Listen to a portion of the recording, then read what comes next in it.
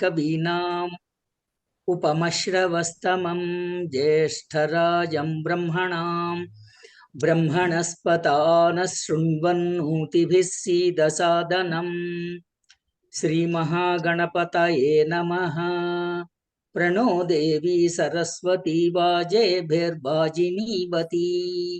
धीनामवित्रियवतु आनो दिवो बृहतः पर्वतादा सरस्वती यजता गन्तु यज्ञम् हवं देवी जुजुषाणा घृताची शग्मान्नो वाचमुशती शृणोतु जुष्टो वाचो भूयासं जुष्टो वाचस्पतये देवी वाक् यद्वाचो मधुमत्तस्मिन्माधा स्वाहा सरस्वत्यै श्रीवाग्देव्यै नमः।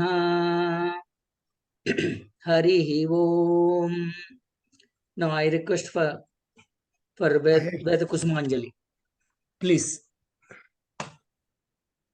श्री गुरुभ्यो नमः। हरिः ओम। ओम भद्रं कर्णेभिः शृणुयाम देवाः भद्रं पश्येमाक्षभिर्यजत्राः स्थिरैरङ्गैः सुष्ठुवागुंसस्तनूभिः व्यशेम देवहितं यदायुः स्वस्ति न इन्द्रो वृद्धश्रवाः स्वस्ति नः पूषा विश्ववेदाः स्वस्ति नस्तार्क्ष्यो अरिष्टनेमिः स्वस्ति नो बृहस्पतिर्दधातु ओम शांति शांति शांतिः। ओम अग्नेनय सुपथाराये अस्मान् विश्वानि देव वयुनानि विद्वान् योद्यस्मज्जुहोराणमेनो भूयिष्ठां तेन मुक्तिं विधेम। ओम शांति शांति शांतिः। ओम ब्रह्मन् ब्राह्मणो ब्रह्मवर्चसी जायताम् राष्ट्रे राजन्यः शूर इषव्यो अतिव्याधि महारथो जायताम् दोग्ध्रीधेनुः मोडानड्वान् आशु सप्तिः पुरन्दिर्योषाः जिष्णोरथिष्ठाः सभेयो युवाः अस्य यजमानस्य वीरोज्जायताम् निकामे निकामेन पर्जन्यो न वर्षतु फलवत्यो न वोषधयः पच्यन्ताम् योगक्षेमो नः कल्पेताम्। ओम शांति शांति शांतिः। ओम आप्यायन्तु ममाङ्गानि वाक्प्राणश्चक्षुः श्रोत्रमतो बलमिन्द्रियाणि च सर्वाणि सर्वं ब्रह्म उपनिषदं माहं ब्रह्म निराकुर्यां मा ब्रह्म निराकरोतु अनिराकरणमस्तु अनिराकरणं मे अस्तु तदात्मनि निरतेय उपनिषत्सु धर्माः ते मयि सन्तु। ओम शांति शांति शांतिः। ओम श्री कृष्णार्पणमस्तु सर्वं श्री वासुदेवार्पणमस्तु। Thank you very much. Hari Om sir. Thank you very much. We will now proceed with the Sangeetanjali by Srimati Preeti and Sri Balaji from Memphis, Tennessee, United States of America.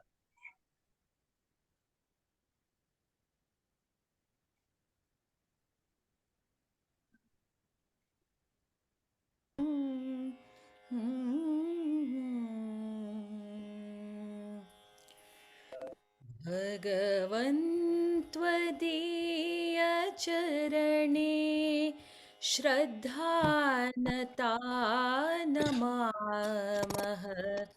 भगवन् त्वदीय चरणे श्रद्धानता नमामः। श्रद्धानता नमामः। श्रद्धानता नमामः। भगवन्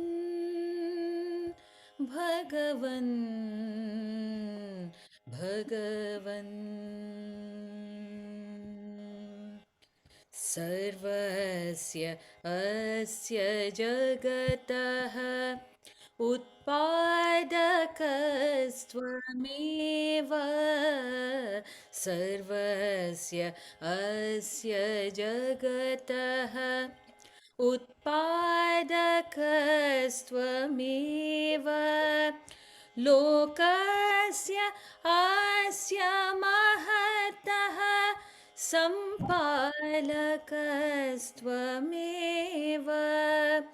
लोकस्य अस्य महतः सम्पालकस्त्वमेव विधिना च केन Isha भगवन्तम् अर्चयामः भगवन्तमर्चयामः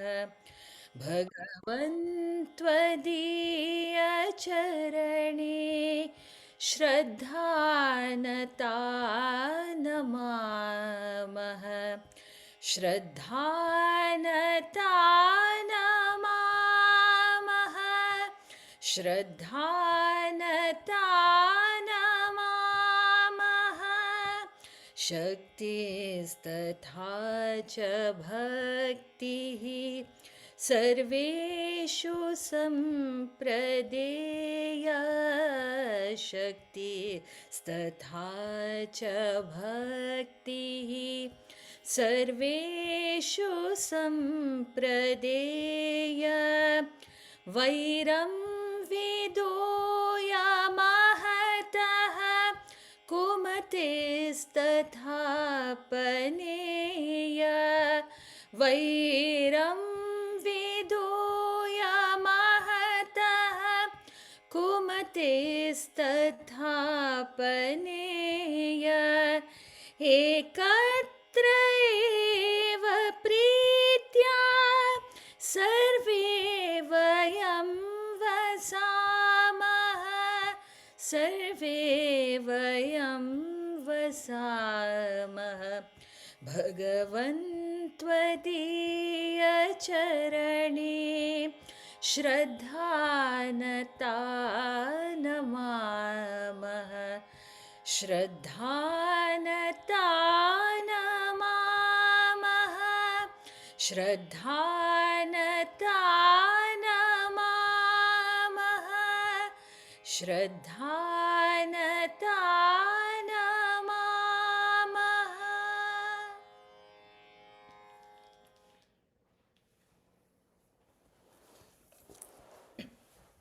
Thank you very much, Srimati Balaji Ramanathan.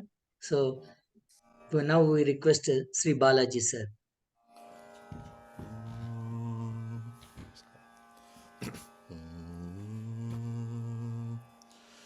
तरदीय करादा तरदीय करादा Loni तरदीय करादा नालोनी तरदीय करादा नालोनी Tirupati वेङ्कटरमणमचरमनुतरदीयक Radha नालोनी Tirupati वेङ्कटरमणमचरमनुतरदीयक Radha परम पुरुष धर्मादिमोक्षमुन परम पुरुष धर्मादिमोक्षमुन पारदोलुचुनदिनालोनी पारदोलुचुनदिनालोनी तरदीयक राधा नालोनी తిరుపతి వెంకటరమణమచరమనుతరదీయకరాదా వాగురమని తెలియగ మృగగణమను వాగురమని తెలియగ మృగగణమను వచిత గులు రీతి నున్నది వచిత గులు రీతి నున్నది వేగమే నీ మదమునరుసరించిన వేగమే నీ మదమునరుసరించిన Tyagarajanuta మదమచరమను Tyagarajanuta మదమచరమను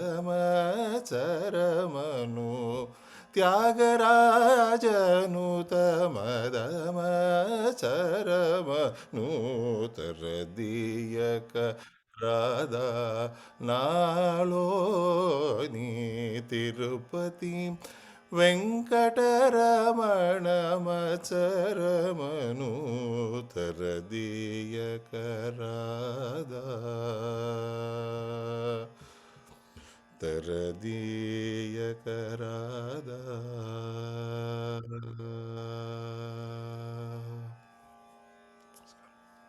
Beautiful. Thank you very much. So I just introduced their names. They are the son and daughter-in-law of famous musician M.D. Ramanathan. We were introduced to him and so happy to listen to, and almost his father is singing here. So thank you very much, sir. Yes. Purushottam.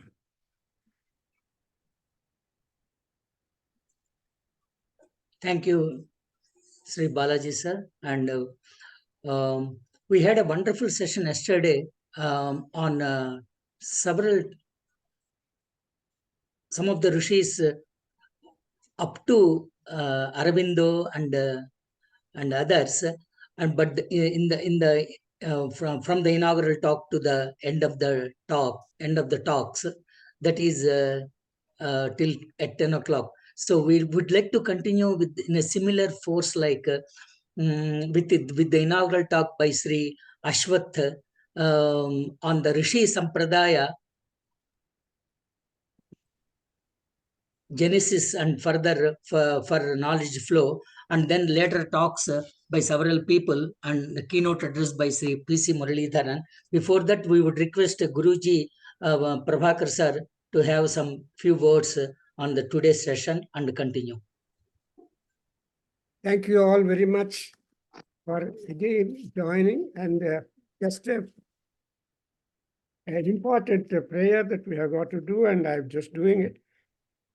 Om Namo Vache Yachodita Yachanudita Tasyai Vache Namo Namo Vache Namo Vachaspataye Namarishibhyo Mantrakrudbhyo Mantrapatibhyo Mamam Rushayo Mantrakruto Mantrapatayaha Paradurmaham Rishin Mantrakruto Mantrapatin Paradam Vaishvadevim Vacham Udhyasagum Shivamadastam Dushtam Devebhya Sharma Medyav Sharma Pruthivi Sharma Vishvamidam Jagatu Sharma Chandrascha Suryascha Sharma Brahma Prajapati Om Shanti Shanti Shanti. So we observe here in this beautiful, powerful message written mantra that we are making namaskara first to the Vagdevi. Because yo antah pravishya mama vachamimam prasuptam sanjeevayati pranaya tasmai namaha. So Vagdevi, and then we have Namaskaram to Vachaspati, the Lord of speech, whoever it be, and that's Brahmadeva or even Vishnu himself. Then we have got Rishis who are in contact with the highest knowledge and they're getting, and moreover, all knowledge is only sound, and those sounds are being translated into meaning and into expressions. So the sound interpretation is Rishis. Therefore, first namaskaram to Rishis. And among Rishis, we have got Mantrakruts and Mantrapatis, and the gods are also the Mantrapatis. And they are all helping us to get rid of the negative thoughts and negativity in us, and we are all being blessed by the rishis. And because of our effort for today program on the 29th annual celebrations of the Veda Adhyayana Kendra, and also jointly with the Waves Bangalore chapter, what we expect is with that kind of effort, Shivamadastam Jushtam. So there should be Shiva, Shanti, prosperity, and ultimately the moksham, or what we say as the emancipation or nirvanam. And because of this kind of puja, yajna that we are all doing with, there should be prosperity, peace to gods, to earth, to heaven, to the entire Jagat. So, and also, especially, these are the jyotis that are outside available: Chandra, Surya, Brahma, and Prajapati. So, with making a namaskara to all of these things and reciting this, I want to inaugurate or give an inaugural talk on this particular session where Rishi's contribution for human welfare and emancipation. Yesterday, we had a beautiful session. Everybody, I think, is happy and very peaceful. So, because it happened in Bharat night time, they would have very peaceful sleep and ready for the next Day-2 program. And to start again the Rishi Sampradaya, because we don't know when Rishi came. And we try to imagine some genesis for the origination of Rishi. And our doctor, your Aswat Garu is here.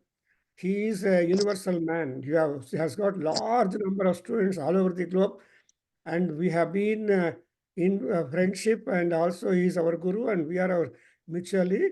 And he is now in Orlando, in the Florida, America, but he has inspired hundreds of students and people of different walks of life, and such an eminent scholar and worker and student, etc., is before us. We are so happy and lucky. And I request Sri Aswath Garu, not many words to speak about him, it runs to pages, but the affection that he has got towards the Veda Adhyayana Kendra and Waves. And he has been accorded also Saundarya Lahari, means Samskrita Sri, on one occasion when he visited India or Kendra, and he gave lectures also in our Kendra. An eminent person. So, sir, Ashwath, welcome. Namaste.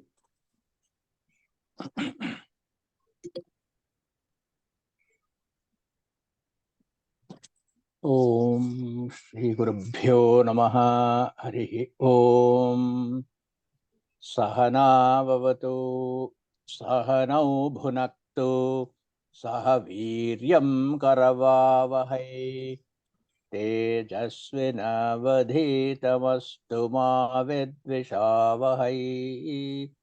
Om Shanti Shanti Shanti. Harihi Om. Thank you very much, Dr. Prabhakar Garu. Namaskaram. Thank you to all in the assembly. I'm very greatly honored to be in front of all of you. I can see a very eminent panel, and I have been greatly honored to be with you.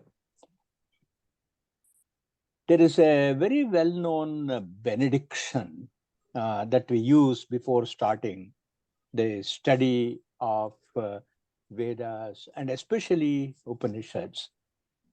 Om Namo Brahmadibhyo Brahma Vidya Sampradaya Kartrabhyo Vamsha Rishibhyo Mahadbhyo Namo Gurubhyaha. So you can see, please excuse me, you can see in this phrase, there are some very interesting words such as Vamsha Rishibhyaha, Mahadbhyaha, Gurubhyaha. That means Brahma Vidya, Sampradaya Kartrabhyaha. You can see each one of these phrases actually indicate that several strands of tradition has been started by these various entities. So one particular word I would like to pick up, because we have just about 15 minutes for me. So obviously the subject is very vast, but I'll try to give a few insights by just picking up one phrase, Vamsha Rishibhyaha. So when you actually have this Visheshana, Vamsha Rishi, Vamsha as a prefix to Rishi, that means there are different kinds of Rishis. There are Kanda Rishis, there are Rishis, and there are also Rishis who have become teachers. But we will take a special set of Rishis called the Vamsha Rishis, and what is their conversation. The transmission of knowledge from one generation to another generation is called the Vidya Parampara. So in this Vidya Parampara, mainly we see two strands of this heritage, the Parampara. One is the Vamsha Parampara and another is the Shishya Parampara. So in the Vamsha Parampara, as the very name indicates, transfer of knowledge from a parent to child. This assumes extraordinary significance because we go in search of knowledge to our Guru. And then after acquiring knowledge from the Guru, you spend a few decades of learning. And then what happens? We somehow fail to inspire our own children in continuing the tradition. So this is something I would like all of us to contemplate upon. Why is it that a guru is able to inspire hundreds of people all over, but fail to impress, fail to inspire, fail to teach their own children? This is something that we have to seriously contemplate, because after all, charity must begin from home. So how are we are going to do this? So we need to look back upon these Vamsha Rishis and what they did. So let us take the most eminent Vamsha Parampara in our history of our land. We see that we first and foremost think of Bhagavan Veda Vyasa. So Bhagavan Veda Vyasa was part of this Vamsha Parampara.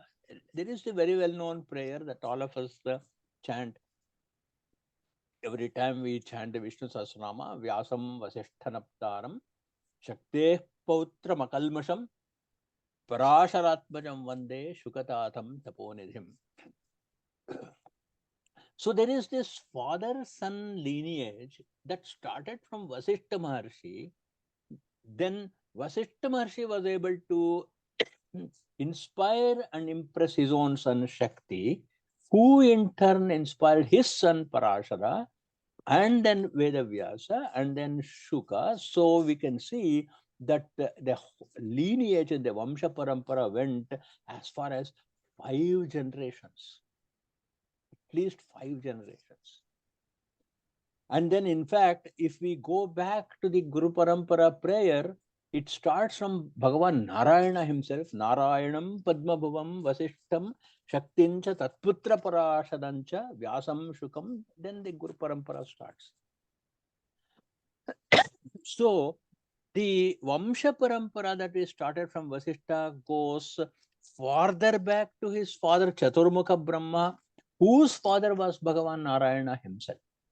So there was something very special about the parent who is able to inspire his child in continuing this learning.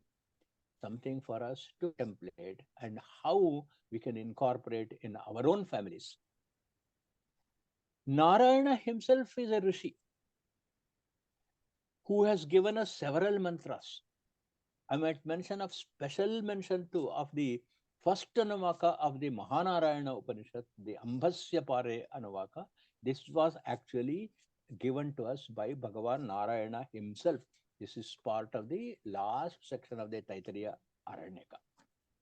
And this Narayana's progeny, how did it start? Through the lotus emanating from his navel, and therefore he is called as Padma Bhava, the Chaturmukha Brahma, and Brahma's Manasaputra was Vasishtha Maharshi. In fact, our Vedanta says in Kramamukti, a person after death, he will actually go and sit in front of Chaturmukha Brahma and he will get Brahma Jnana directly from himself, which means Chaturmukha Brahma is an ever-present teacher, and obviously he starts first with his own Manasaputra Vasishtha. So you can see the quality required for a person to learn and create is given in the name of Chaturmukha Brahma's Manasaputra Vasishtha Maharshi. In fact, the etymology says Vashivatam Vashinam Jitendriyanam Shrestha. That means by his mastery over his sense organs and the mind, he has greatly influenced all to this very day. And therefore, we have to somehow think, how can we make our own child a Vasishtha? So the sage Vasishtha figures in many legends that we know. Of special mention is the encounter between Vasishtha and King Kaushika, who later becomes Brahmarshi Vishwamitra, and then now a rishi not only inspires his own children, but he also creates a Guru Parampara from his own Shishya. So Vasishtha Maharshi's intense effort, which we call in Sanskrit as tapas, to bring the knowledge from out of the hidden depths of the cosmos. You can see in the entire 7th mandala of Rigveda, the whole of the mandala is the darshana of Bhagavan Vasishtha Maharshi. We will take one example of the eminence of Vasishtha Maharshi from the 7th mandala, Sukta number 49, which many of you may be very familiar. Samudrajyeshta salilasya madhyat punana yantyane veshamana indoya vajri vrishabho raradata apo devi rihamavantu. So here he is using a metaphor of the waters. The nature of water or apaha means it is flowing. So it is not just limited to the elemental water, but that which is invisible, yet the flow is perceptible. So in water there is a rasa which is capable of quenching our thirst. That rasa is invisible, but the elemental water is flowing. That means jnana is the invisible kinetic energy in the flowing liquid, which is called apaha. WhatsApp రచన గురించి చెప్పాను, చూసుకోండి ఒకసారి. చూడలేదు మీరు? మీరు ప్రభాకర్ గారు, you are on, please mute your I will be. Thank you. So this apaha also means vyapti, or encompassing, all encompassing. That means that dhvani of this mantra is that the reservoir of knowledge at the highest level, which is Samudrajyeshtha, when invoked, begins to move forward. Yaha, and Indra here means intelligence. He is armed with a thunderbolt. He bursts open the reservoir of knowledge and makes the flow of knowledge go. Ima iha mam avantu, that knowledge come down to me and protect. Ava means avarakshane is the Panini root. So that means let it actually protect me. Now, the cosmic storehouse of knowledge is a metaphor. In the metaphor is the clouds have been opened by the thunderbolt of Indra. The thunderbolt is the power of the incisive buddhi. And that is also, and it brings to the receiving mind the thunderbolt of our buddhi, the vajrayuda of the buddhi, breaks open this cloud of knowledge which holds the apaha, that means the entire wisdom. So you can see in the how Vasishtha Maharshi uses a natural phenomenon to give us a metaphor of how to extract knowledge and wisdom, and by using those metaphors, that means we have to create that intellectual prowess. Now, the knowledge that flows to us is a raw form. So in this raw form, just like the river that is flowing, if that river water has to be actually processed and make it into potable water, then we have to filter it, remove all the impurities. So which means this has to be sifted and sorted into right and wrong. As far as knowledge is concerned, it comes in toto. So what is correct and what is incorrect, what is dharma, what is adharma, all knowledge flows, it has to be sifted. And then it has to be sifted as what is true and what is false. Who does this work? Vasishtha Maharshi is contemplating now. This work is done by Varuna, the Jaladipati. The waves of our chitta vrittis is the waves of Jaladipati. Our own mental modifications is represented by Varuna, the Devata, and that is the vision of Vasishtha. And this Varuna facilitates the choice and brings the goodness of wisdom, which is Saraswati, to the mind. Now, this vision, again, Vasishtha Maharshi codified in this beautiful mantra that we chant in our morning and evening Sandhya Vandana. That is the reason why our sages incorporated the following mantra in the Sandhya Vandana ritual. Yasa an deva yasa gam raja varuno yati madhye satyan rate avapashyan jananam madhushchutashuchayo ya pavakastana apashyagasyo na bhavantu. In Rigveda, it is ta apo devi ihamam avantu. Again, 7th mandala, 49th sukta. So these are just two samples of the trailblazing Rishi Bhagavan Vasishtha. His eminence is such that he is actually considered as one of the 7 great rishis or saptarshis, in not only in the first Swayambhuva Manu, in the 5th Raivata Manvantara, and also in the current Vaivasvata, that is Swayambhuva Manvantara, Raivata Manvantara, and Vaivasvata Manvantara. So what is this metaphor about one rishi being the saptarshi in different manvantaras? What it means is, in the Vamsha Parampara, a father's role does not end in just educating your son or daughter and then sending this son and daughter to a profession and then gets married and he will have his own life, and then we do not participate in the growth of our child. The different manvantaras are the different stages of our own children's lives. So at each stage of our children's lives, the way in which we inspire your child must also be changing. The way in which you have actually led your children in their childhood, the same model cannot apply when they become adults. The same model cannot apply when they get into middle age. So the Vamsha Rishi must be able to continue to inspire his children in this pursuit of knowledge at each stage of their life. Then what happens? The son also becomes the Rishi.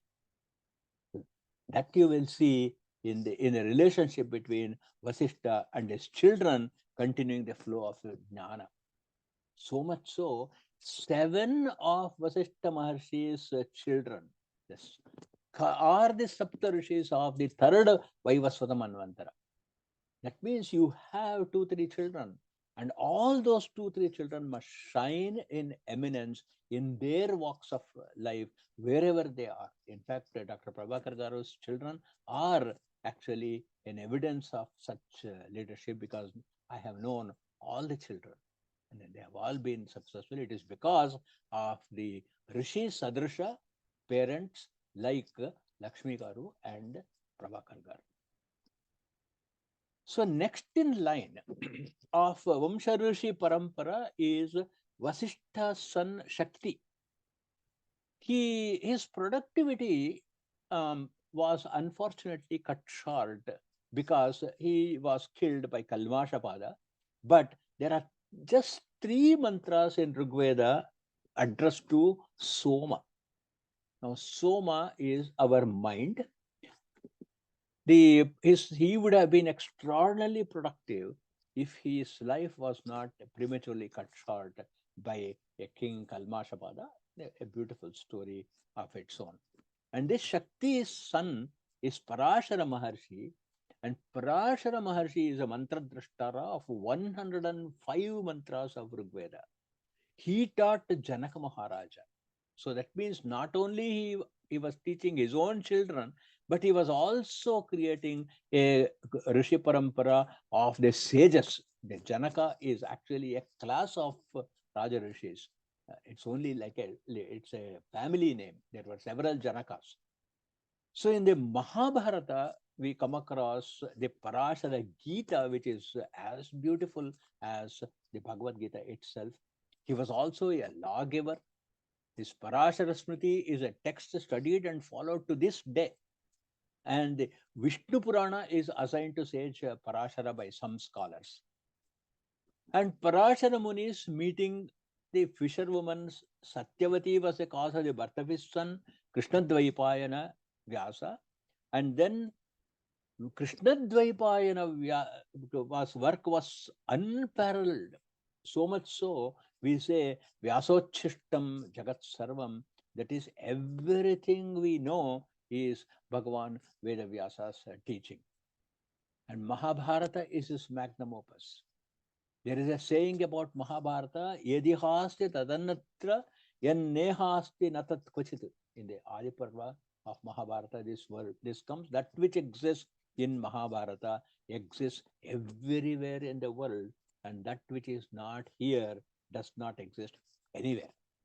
So it was Bhagavan Krishna Dvaipayana that classified the Veda and taught his Shishyas, who continued the Parampara, and the Guru Shishya Parampara exists to this very day.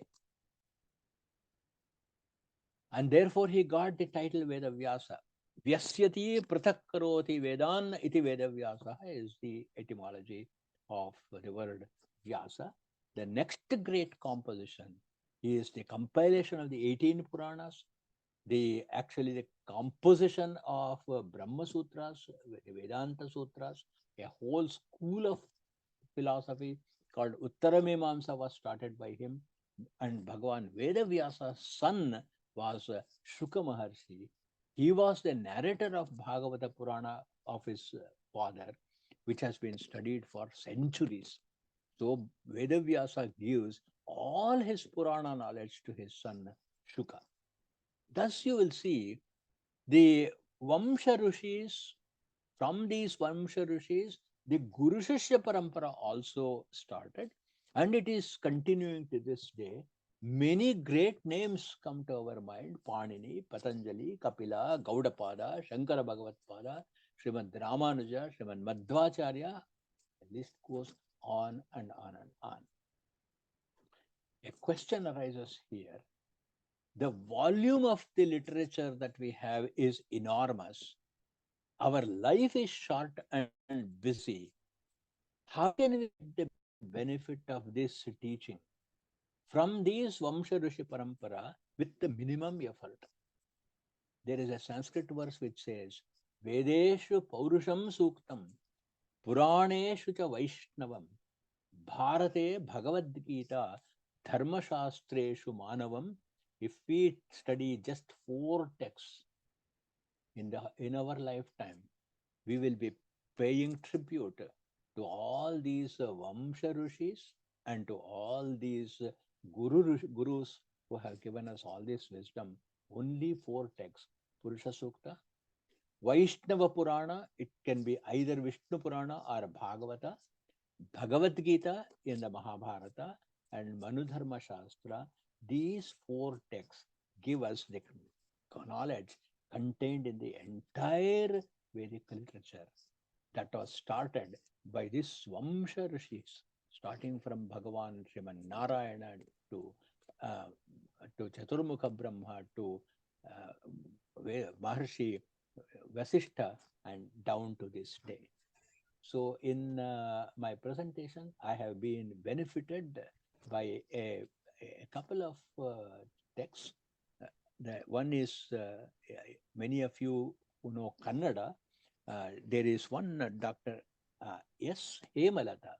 She has written good profiles of all the ancient rishis. Prachina Bharatada Maharshigalu. I think there are 3 volumes in that. So I had read her book sometime back, and then I recalled some of the things I had read in her book, Hemalata's book. And also there is another nice book published by Manoharlal Munshiral of Delhi, which is Rigveda for the layman by Sham Ghosh. So many of the concepts that I spoke for further study, you can actually go to these 2 sources. Thank you very much for having me. Thank you, Sri Ashwath Garu. Tumba chennagide with very, very, very simple words of Rigveda, bringing out in such kind of a presentation and without on oration. It was very nice. And some of those things, the Rishi Sampradaya you brought out, that which we lack. So as a parent, it's a lesson for me. So not that my son is not chanting Rudram, Sri Rudram or anything, but it is fine. But further development and growth in that aspect is absolutely important. And that is really you brought out, which I need to work for certain things, and which you reminded me as a father. Thank you so much, Sri Ashwath sir. So Professor Prabhakar sir, do you? Yeah. You are on mute. Thank you, sir. See, I want to compliment and congratulate. And talking about the Rishi Parampara and taking up the Vamsa Rishis lineage and their grace and anugraha to be upon us. And the Rishi Parampara is there live with Ashwathji. And all such people, because so much of good knowledge is being imparted and inspiringly to all people. And there's wonderful talk that you have made, sir. And you have been very much promoting all through the time, spreading knowledge to any and everybody who is interested to seek knowledge. In fact, you have just highlighted Vasishtha Maharshi and other previous rishis. So the Rishi Parampara. In fact, yesterday we had the modern rishis like Aurobindo and Shankaracharya and Vivekananda and all those people in yesterday's coverage. But today also we are now starting with Vasishtha Maharshi, this Day-2 program. And we will have the entire year going after this topic, after this theme. So we would have number of people to be able to present. And moreover, every year you have been, and our Veda Ganga was released yesterday, and all the speakers, their photos and topics, all that is also included. And when the copy is ready, it will be circulated to all of you through WhatsApp, because that medium is easier, and everybody looks WhatsApp better than earlier than the mails sometimes. So thank you very much, sir, with all namaskarams. And you got up a little early also, and you're a Rishi, and that Rishi Parampara must go. And somebody was telling me in Pacific time, sir, to attend your 6 o'clock, 6:30 program, I have to get up at 3:30, 4 o'clock and be ready. So because of this Zoom, the timings are there, Pacific time, Australia time. My Andrea Prasad should be here, but it's a bit midnight to him. So yesterday he made himself possible and attended at 1:30. He spoke on this topic, and his flight was to Sydney at 8 o'clock. So like that. So anyway, thank you very much, sir. We'll invite you now again and again. All speakers are happy with your talk. Next, we have got Murali Madhavan, another great Maharatha, Athiratha available. Please listen to us. Thank you very much, sir. The second day keynote address by Professor P.C. Muralidharan, on mutual dependence of language and philosophy for knowledge systems. A professor of Sanskrit from Kerala, and he spoke early in the Veda Adhyayana Kendra last year annual celebrations. Also, he spoke, and we request you, sir, to present your presentation, keynote address. Thank you. Professor Muralidharan. You are mute, huh? Where is he? You are mute, sir. Mute. Unmute. Can you hear me? Yes, Yeah. yes, very much. Yes, thank you. Are you on the video, sir? Yes. I am also in video. Yes, it is seen in the top. Yes. Ah, yeah. Thank you, sir. Thank you. Yeah. Shrutismriti Purananam Alayam Karunalayam Namami Bhagavat Pada Shankaram Loga Shankaram. Most respected Professor Prabhakarji, my colleagues and friends in Nada Vedadhyayana Kendra, Bengaluru, my dearest and nearest scholars working in WAVES, the World Organization for Vedic Studies, Bangalore chapter. First of all, I want to correct that my name is Murali Madhavan, not Muralidharan. And extremely sorry, sir. We will correct it. Thank you. No. Okay.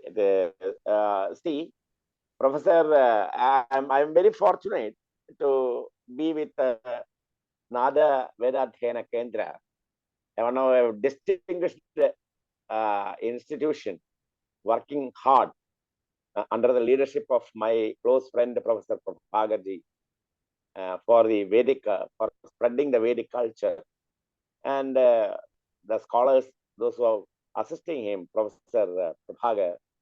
I welcome one and all, and also convey my what we call the best regards for organizing such a big program. 1 minute, I see. Actually, I want to tell you the paper I have sent to you is on language and linguistics. That is for publication. But my friend Professor Prabhakarji has told me that I may try to talk on Shankaracharya or some rishis from Kerala, Bhashakara or Rishi, whoever it may be. And he mentioned about the Shankaracharya. So I thought that in the fitness of things, it will be nice to present a paper on Vedic Mahavakya, Tatomasi, how Shankara gave sufficient scope for interpreting the Vedic Mahavakya with a ethical bearing. So my title of the talk will be Vedic Mahavakya Tatomasi, an ethical exegesis. Now I will straight away, without giving much more introduction, it's not necessary, because the scholars, those who are assembled here, they have the preliminary knowledge of Vedas and Vedangas, and also Vedic philosophy. So straightly, without, I will fully utilize my 20 minutes for presenting my paper as a keynote lecture today. The Vedas constitute the ultimate pramana, the bedrock upon which Hindu concept of Sanatana Dharma is unshakably anchored. These mantras are Abaurushaya, Vedic mantras, not of human origin, revealed as they were to the great sages at the conclusion of their ardent penance. It is an article of faith with the devout Hindu that the Vedas are not only of human origin, but also the very embodiment of divinity itself, in as much as they constitute the life breath of the Almighty. If the Upanishad, forming the crest jewel of the Vedas, reveal the truth in intuitively illuminating passages without a parallel in the history of human thought, the various Upanishads prescribe, so to say, in the Upanishads themselves provide the means of sadhana to pave the way for the ultimate revelation.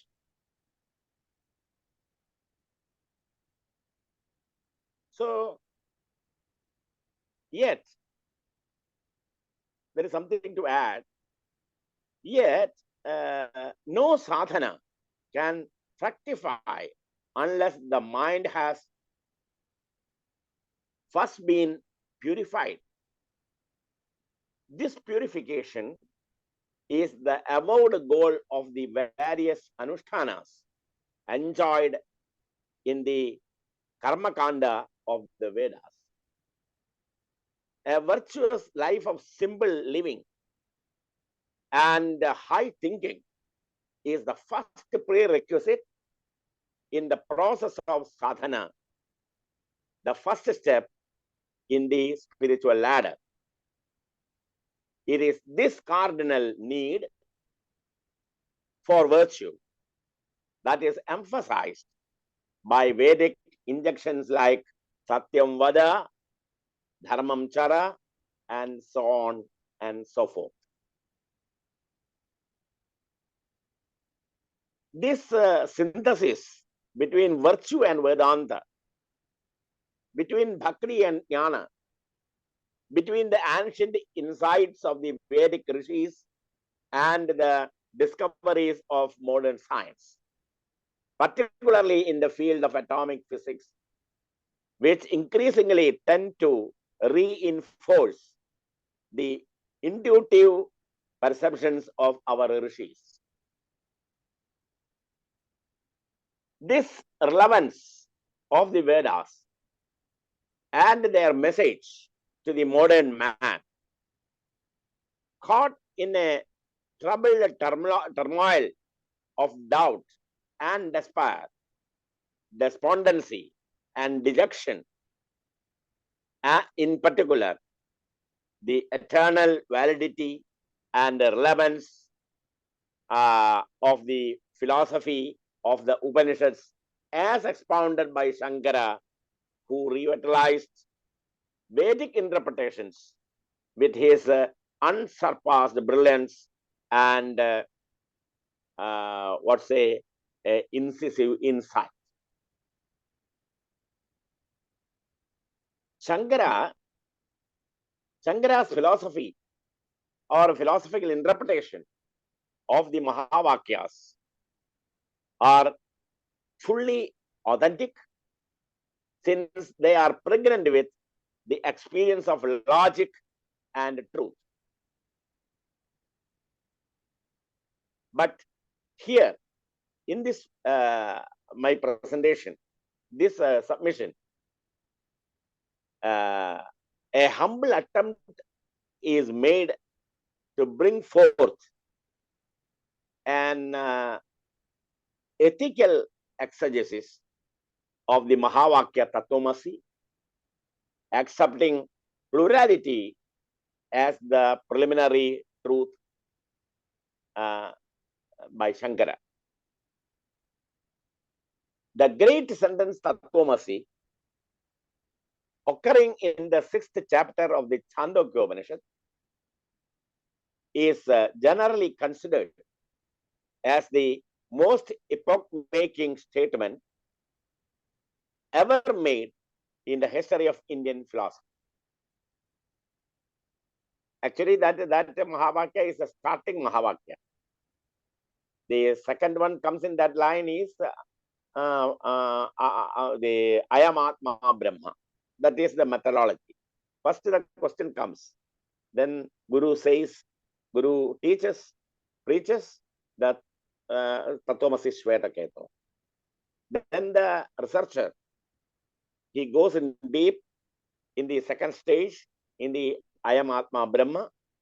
And in the third stage, he realizes the real characteristics of the Tattvajnana, that is Aham Brahmasmi.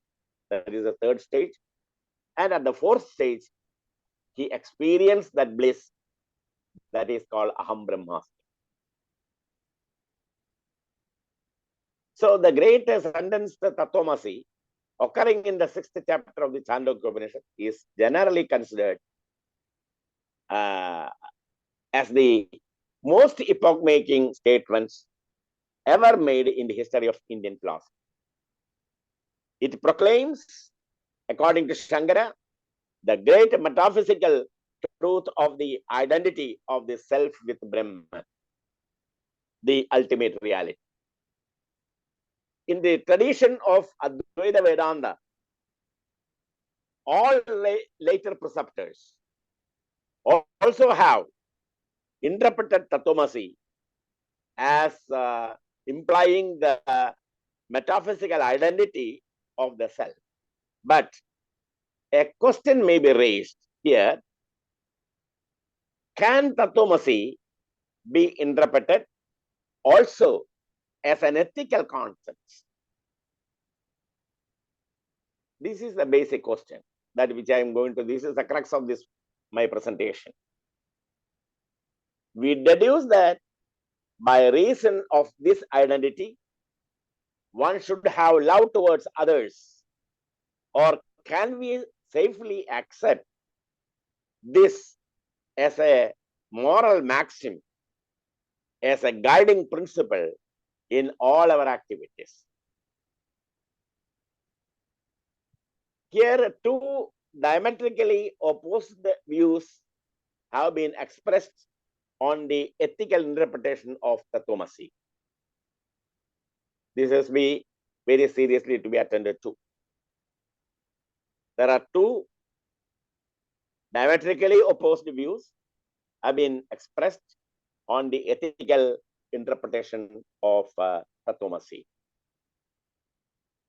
One is to consider the doctrine as a sine qua non of ethics, and the other is to regard it as cutting at the very root of religion and ethics.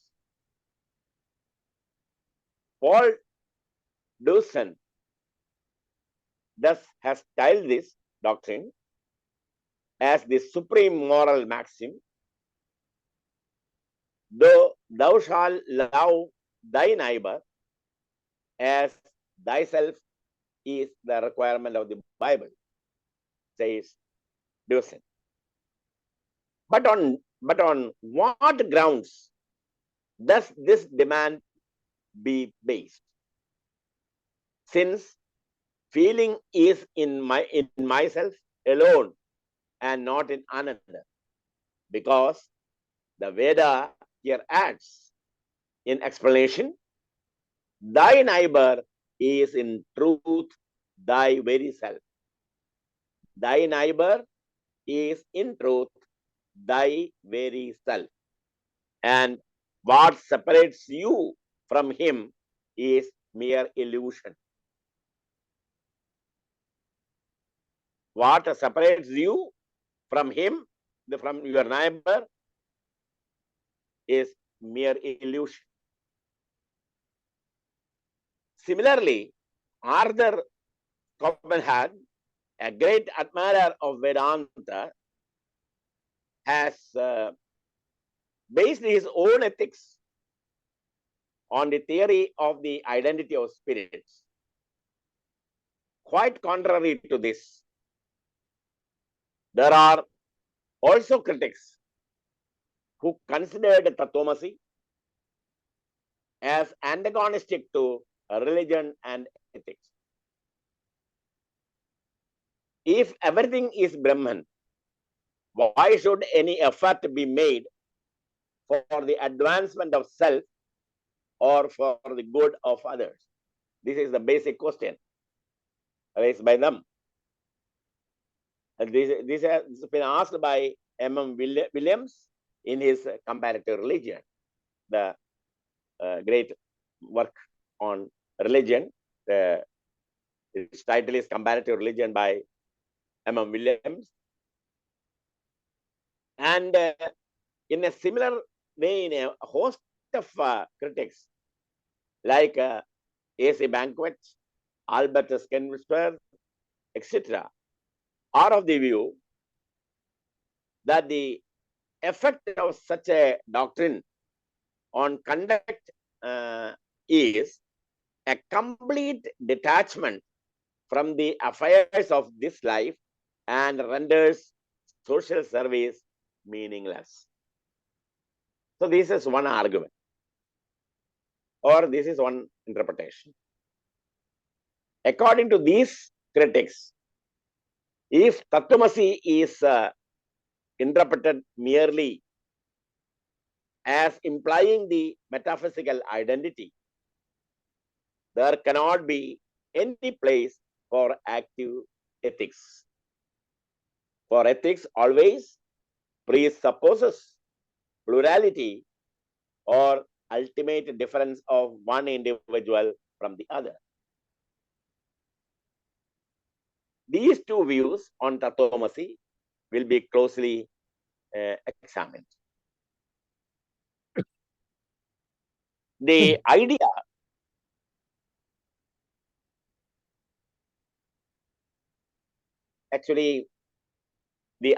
of personality as the eternal concept of dualistic system seems to lie at the root of the view that Tattvamasi is against religion and ethics. The dualistic systems take the personality or ego of the individual and its difference as a basic requisite for ethics. Here, the question may be asked, is it not the negation of individuality at the root of ethics rather than its affirmation? The basic question is it not the negation of the individuality at the root of ethics rather than the affirmation? From experience, it is found that the latter is the basic of active ethics. For example, when a man sacrifices himself for the sake of others, what is involved is the negation of individuality and not its affirmation. The dualist concept of personality as real is in sharp contrast with that of Shankara.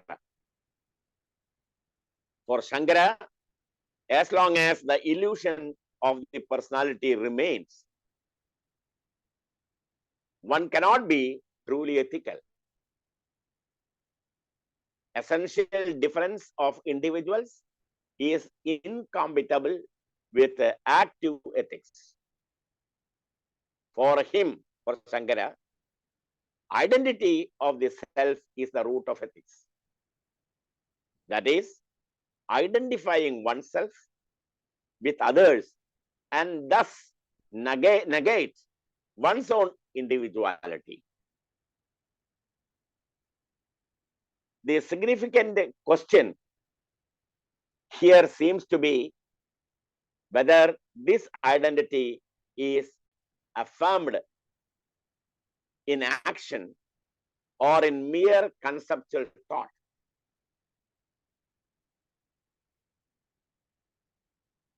The doctrine of Tatvamasi is not something to be confined to the conceptual thought alone.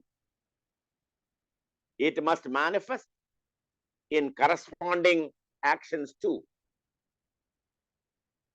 A clue to this idea can be seen in Shankara's own statements scattered in his Bhagavad Gita Bhashya. In the context of the question of performing altruistic deeds, Loka Sangrahartham Karma,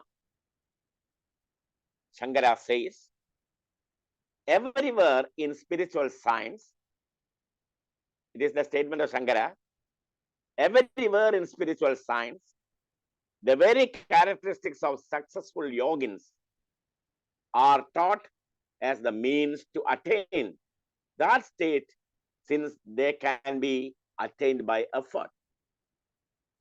The characteristics of a realized soul, a realized man, a man of emancipation, is given in the Bhagavad Gita in the description of the Sthita Prajna and the Gunatita. And here, several qualities like compassion, again, non-violence, interest in the well-being of all living beings, etc., are mentioned as characteristics of realized souls. So Shankara has given ample opportunity to interpret the concept Tatvamasi, the doctrine Tatvamasi, in this fashion. So the man of realization, that is Sthita Prajna, or can be called as Gunatita. Here the several qualities of the qualities like compassion, non-violence, interest in the well-being of all living beings, etc., are mentioned as characteristics of realized souls. The justification for cultivating these virtues is the doctrine of Tatvamasi, which is the alpha and omega of Shankara's ethics. Professor, request you to conclude because it is more than 20 minutes. Sir. Yeah. Thank so, you. Okay. It is more than 20 minutes now? Yeah. So I will come to the last phase. May I?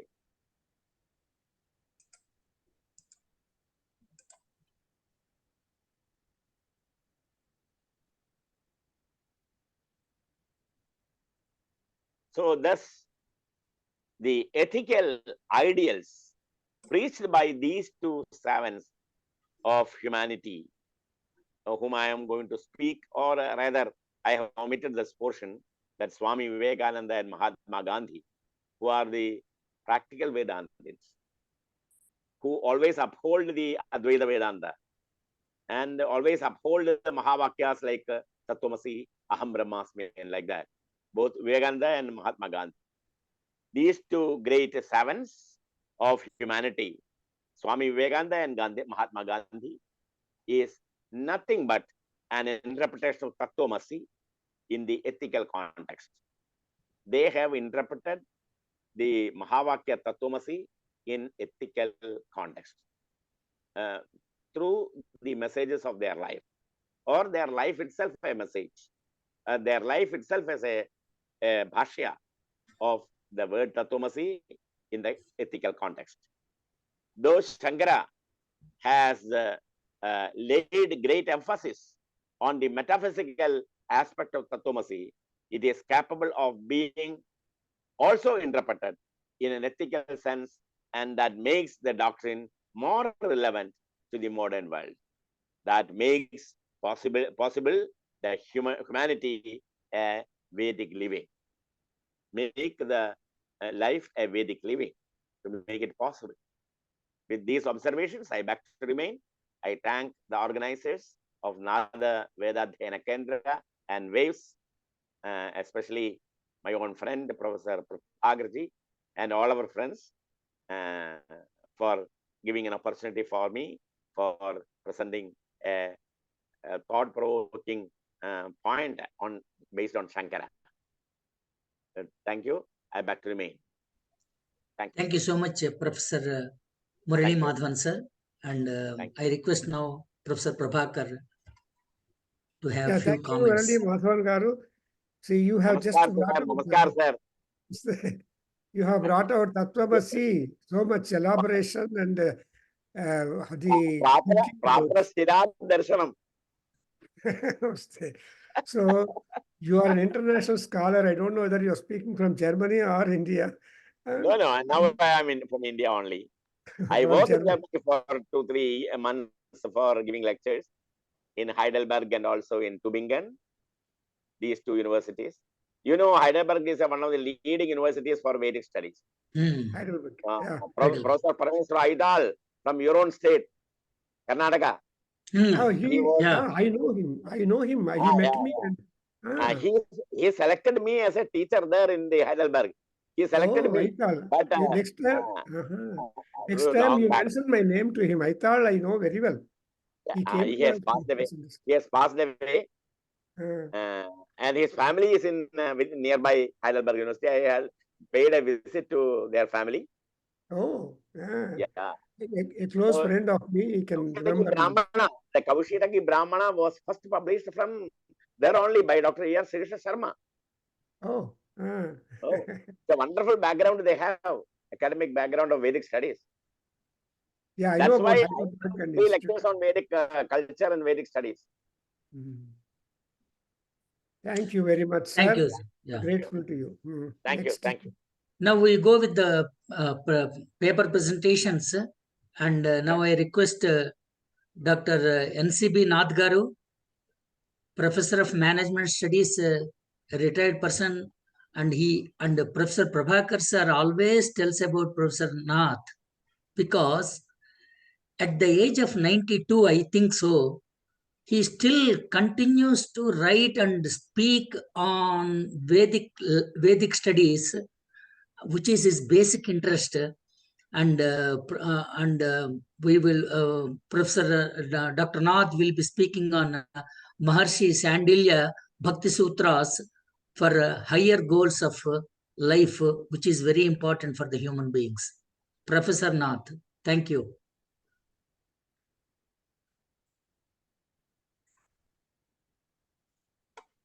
Yeah, namaste. A great Rishi available now in Bangalore, in India. Oh, great, great. He said he started studying Shukla Veda when he turned 80. Till 80, he was a management professor in 12 countries and so on.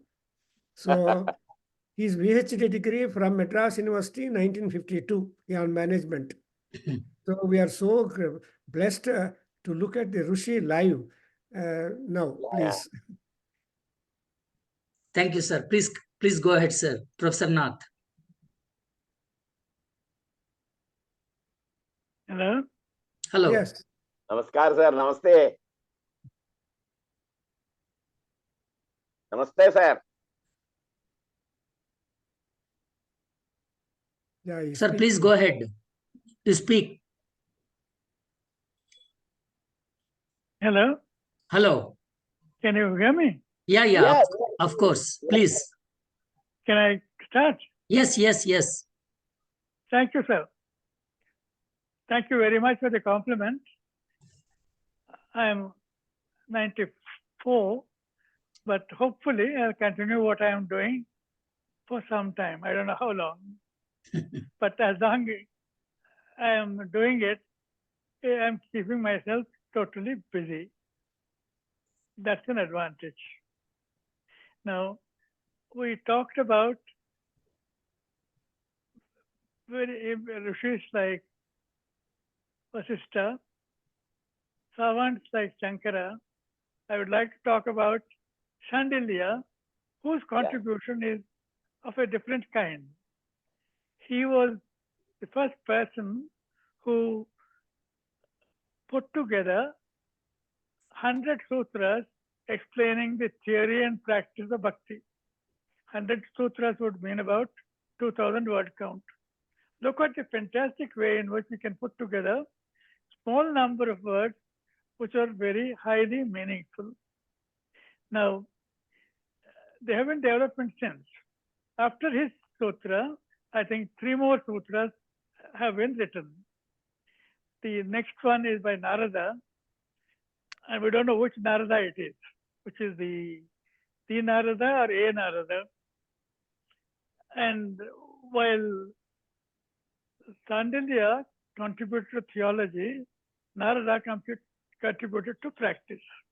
So together, Narada and Sandilya will provide a very deep understanding of the concept of bhakti. That is what I would like to share with you. Now I'll deal with 5 topics about Shandilya, about the sutra method, and why Bhakti Sutras, and Shandilya's contribution, and finally a postscript. In our tradition, names repeat themselves. There are many Naradas, many Shandilyas. For example, there is the Shandilya is a Gotra head. Satapatha Brahmana talks about a Shandilya who is an expert in Agnichayana. Chandogya talks about Shandilya Vidya. We don't know which Shandilya is which, or there are one Shandilya or many Shandilyas. But for our purpose, let us say, a Shandilya has given to us great knowledge on a very highly emotional, highly involved concept like bhakti. And then we say, we'll start with the next one saying, why is it sutra? What is the nature of sutra?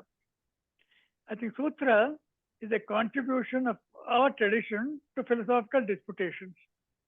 It is the most well-known example is the Brahma Sutras, which are must reading for anybody who is interested in Indian philosophy. A sutra is a collection of small number of words which present very complex thought in a condensed form. This ellipsis helps memory, but also adds to complexity. A sutra has usually one or more than one bhashyas, that is explaining what the Sutrakara really meant. So that's why we have got before us many Sutrakas, bhashyas for each Sutrakara. It's true of Brahma Sutras, it's true of Shandilya. Now, one can say, is the method useful? Is the method not useful? But over a period of time, the Indian philosophical tradition has managed to live with the contradictions and try to do a samanvaya. For example, the three acharyas have done bhashyas on the Brahma Sutras, all of them, disagreeing with among each other and agreeing with each other. So that is the method of knowledge, method of sharing knowledge. Now let's look to the next one, saying why Bhakti theology? Why Bhakti Sutras? If you look at Bhakti theology, it starts from the what's called Samhita time, goes through the Puranas, Itihasas, and all the Upanishads. And you find that each one of them follows a different method of presentation. Some are descriptive, some are metaphysical, argumentative. Now, Chandelier must have felt that this, what's called welter of thinking, should all be put together in a very condensed, easily understandable form. That seems to be his purpose of writing a very terse Bhakti Sutras. Now, it has got two commentaries. There are four commentaries. Two are well known. One is Sapneshwara, which is about the 18th century, and Narayana Tirthulu, whose commentary is less known, less discussed, but very interesting. Unfortunately, a scholarly samanvaya of all these bhashyas of what's called Chandelier Sutras, unfortunately, has not happened. Maybe it will someday. Now, given this, what's called different ways of interpreting what Chandelier said, you would understand it's very difficult to summarize what he really said. Now, we will attempt a very simple way of putting out what I understand by what I have read. May not be scholarly, may not be all. Chandelier has divided his 100 sutras into 3 chapters. Each chapter has 2 subsections. 60 of the chapters are in 160 of the sutras and in the second chapter. That is, 2/3 of the book is contained in a small portion of the second chapter. And the second chapter discusses with practice of bhakti and the types of bhakti. He seems to be a Veda Vadin, not an Advaitin. He accepts only 3 pramanas, the Pratyaksha, Anumana, and Shabda. If we come to what he says in a very brief way, I think he says, the Sutrakara describes Parabhakti as bhakti. Parabhakti is the ultimate form of bhakti. The secondary forms of bhakti are Gauni and Para. It is the highest form of love for God. It is a rasa. It is not action. Knowledge is action. This is not action. Apara and Gauni are secondary. They will lead you to Parabhakti. Now, he gives a very interesting example in his sutras. He says, like de-husking grain, you need to pound the grain till such time you get the rice out of it. He says that the lesser part of Gnana and Karma should be followed till the de-husking continues. It's a very interesting example. Now, Bhakti as sadhana, it is the sole means of liberation, according to him. It's available to all. Parabhakti arises in the final stage. With Adhikari Veda, the attaining of liberation may take many births, or it could happen in the same birth. He adopts a fourfold classification of bhaksas, which are common in Bhagavad Gita. Now, mukti is lack of devotion. Sorry, lack of devotion is the cause of bondage. Liberation is through devotion to God. It is the eternal, unbreakable relation between the jiva and the Godhead. I summarized in very short number of words, what Chandilya summarized, the larger knowledge was, which is available on Bhakti. Now, he provides, unlike any other document, a intellectual justification about the conviction that Bhakti as a sadhana. That is his contribution. Now, I would add a postscript. After you got two Samanvayas, two Bhakti Sutras, which are fairly well known and known all about. Narada's is much simpler. There are no bhashyas. It is practice. It does give the basic definitions, but I think it's what's called, it's more a manual. Do it. Whereas Chandilya covers a much larger area of intellectual thought. If it is, mind you, both Narada and Chandilya do not differ with each other. There are nuances. There is no difference. One of the ideas which was suggested by Harshananda, Swami Harshananda in his book was, why don't you integrate them together? We have tried it and published it in our compendium, in a collage on Bhakti Jignasa. It's a 50-page compendium which you forgot out. Those interested can see the integration. The integration is threefold. What is common? What is specific to what's called Chandilya? What is specific to Narada? Taking all that together, you got a very intellectually satisfying understanding of Bhakti, which is not an intellectual effort, which is a feeling, which is love. Love and Bhakti are synonymous. It is the highest form of love to the highest person in the universe. That is Bhagavan. Thank you, sir. I think I try to do it well within my time so that other people can get their work. Those who are interested, there are 3 papers available, which are about 100 pages together. You can have a look at it. Thank you, sir. Thank you, Prabhakar. You are just phenomenal, Professor Nath. Your 5 minutes you have saved Professor Prabhakar's time. So I really appreciate for your kind gesture here. So for the next speaker to go on and speak.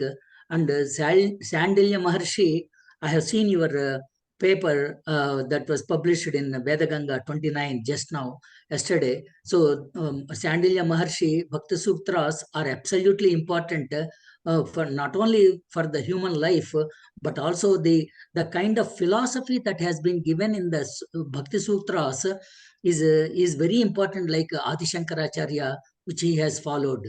So I request Professor Prabhakar for any comments. Namaste. You sent me 36 pages on Sandilya Maharshi. And I felt it is not possible just now because already a good amount of work of you has been covering in the Veda Ganga volume 28 and now in 29. So I requested you to summarize that Sandilya Maharshi, make him very much minimum. So you sent it on 6 to 7 pages and it is included in the Veda Ganga volume 29, sir. And moreover, further concised Sandilya into 15 minutes talk. So to say that these Maharshis are expandable, can be contractable, are very flexible in their knowledge and in their contribution, that you have pointed out. Because Narada, Sandilya, they themselves occupy our whole lifetime because Bhakti. And moreover, you said The Sandilya Sutras go more than 2,000 Bhakti Sutras. Sutras are something like a Pitta Konchamu Kuta Ganu, PKKG type. When you expand it, they go on. Because the memory power of human beings is so great that they came to the Sutra period where they can concise the whole thing. So look at that Sutra and start working with all the elaboration. So that kind of work of Sandilya Maharshi or Narada or all these people. And so thank you very much that you're a management professor. Nothing to talk about it. So management is there right from long years, and so happy. And God is very great that He is giving you yet energy to be able to do voluminous work in this manner. So we all make prayer to Paramatma to give you full Satamanam Bhavatu Satayuk Purusha. So if Thank you you, sir. just go on, Thank you. Very grateful. touch the 100 goal and beyond is a great mark of contribution and life to all people who are in this academic scholarly world also. Because that kind of alertness of the brain and patience to work is important. You are a phenomenal example and ideal for all of us. And my wife also is here, Sita Ramalakshmi. I don't know whether she will also make a namaskar to you. And because to see you on the screen now. With this, I think we can ask, Aparna to present her paper. Next, I'll present at the end of the whole talk. Yeah. So next, or you can take it out. Something. No, let Aparna. So the next paper will be on Vyakhyakas of scriptures for benefit of life and emancipation. So I don't think that I need to introduce Dr. Aparna ji. She's a well-known person from Vedic Association Waves of Delhi and working as secretary for the Waves in both India and also in international. And she is an assistant professor, works with Professor Balram Singh ji. And now we request Aparna ji to continue her talk. सर्वेभ्यो नमः नमः ओम ईशावास्यमिदं सर्वं यत् किंचित् जगत्यां जगत् तेन त्यक्तेन भुञ्जितः मा गृधः कस्यचित् धनम्.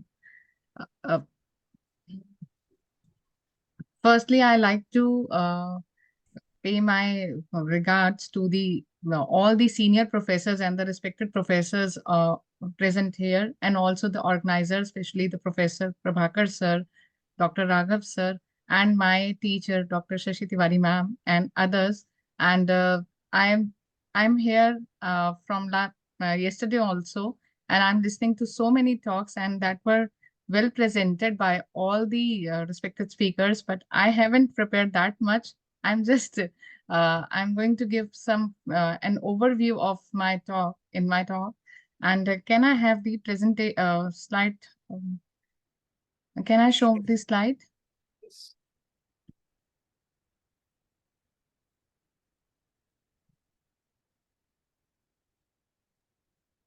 Yes, please start sharing. Please start sharing, madam. Yes.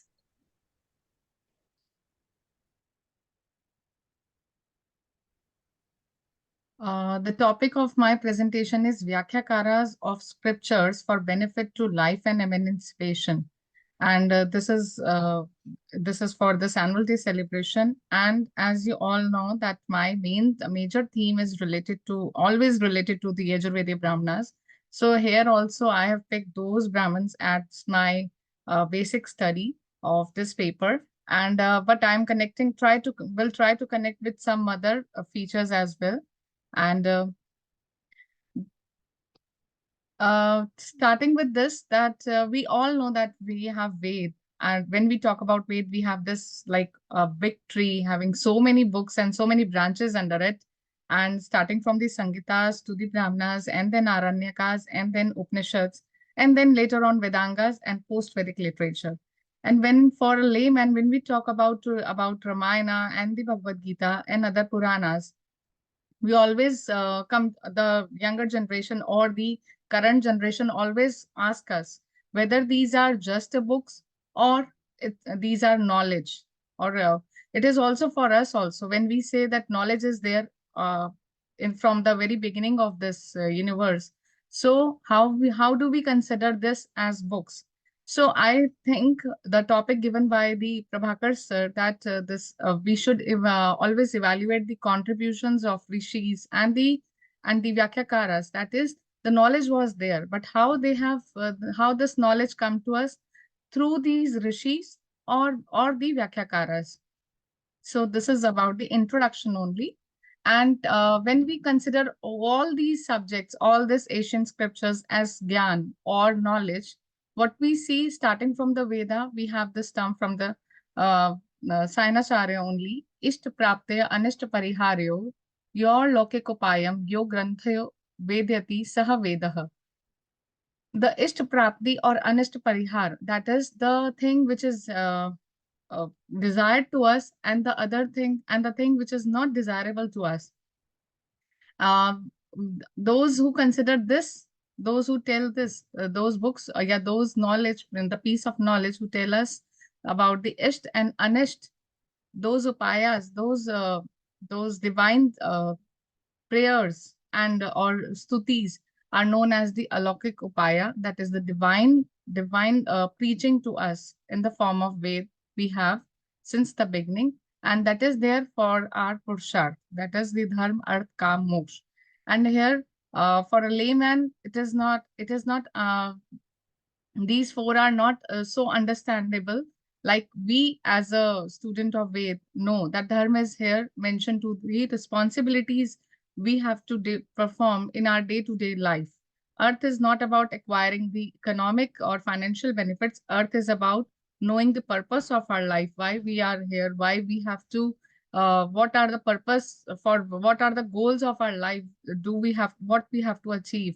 And the karma is again what is being desired, what is the righteous path for us. And moksha is the emancipation, as they mentioned in the topic itself, that the final bliss, the final happiness, it is related to that. So this whole these four virtues of our life is can be gained only through the knowledge, and the knowledge is in the form of Ved and the other post-Vedic literature, which we can interpret it or understand through the contributions of Rishi only. Talking about the Vedic Gyan or the Vedic knowledge, its presentation tells us what it tells. It tells us about the Vedic mythology, Vedic dharma, Vedic ecology, Vedic cosmology, Vedic morals, Vedic spirituality, Vedic science, Vedic culture, and so on. If we want to know anything about the environment or the science or the virtues, ethics, or the adhyatmic or spirituality, or the any scientific area we want to know, at least the starting phase of it is known in the Vedas. And going deep down to the studies, we can very well connect present science with the science present in the Vedas, because it gives us everything in the hinted form. So this is again what is there in the Vedas. This reference is given by the Tetri Sangita only, and here Rishi has given us this statement that this mantra, that is Brahmanam Nam Karmanah Tan Mantranam Cha Vyakhya Grantah. When we talk about the interpretations, so we don't have to rush here and there. We just start from the very beginning, that is the Brahman Granthas. And Brahman Granthas is nothing but the explanations of the mantras only.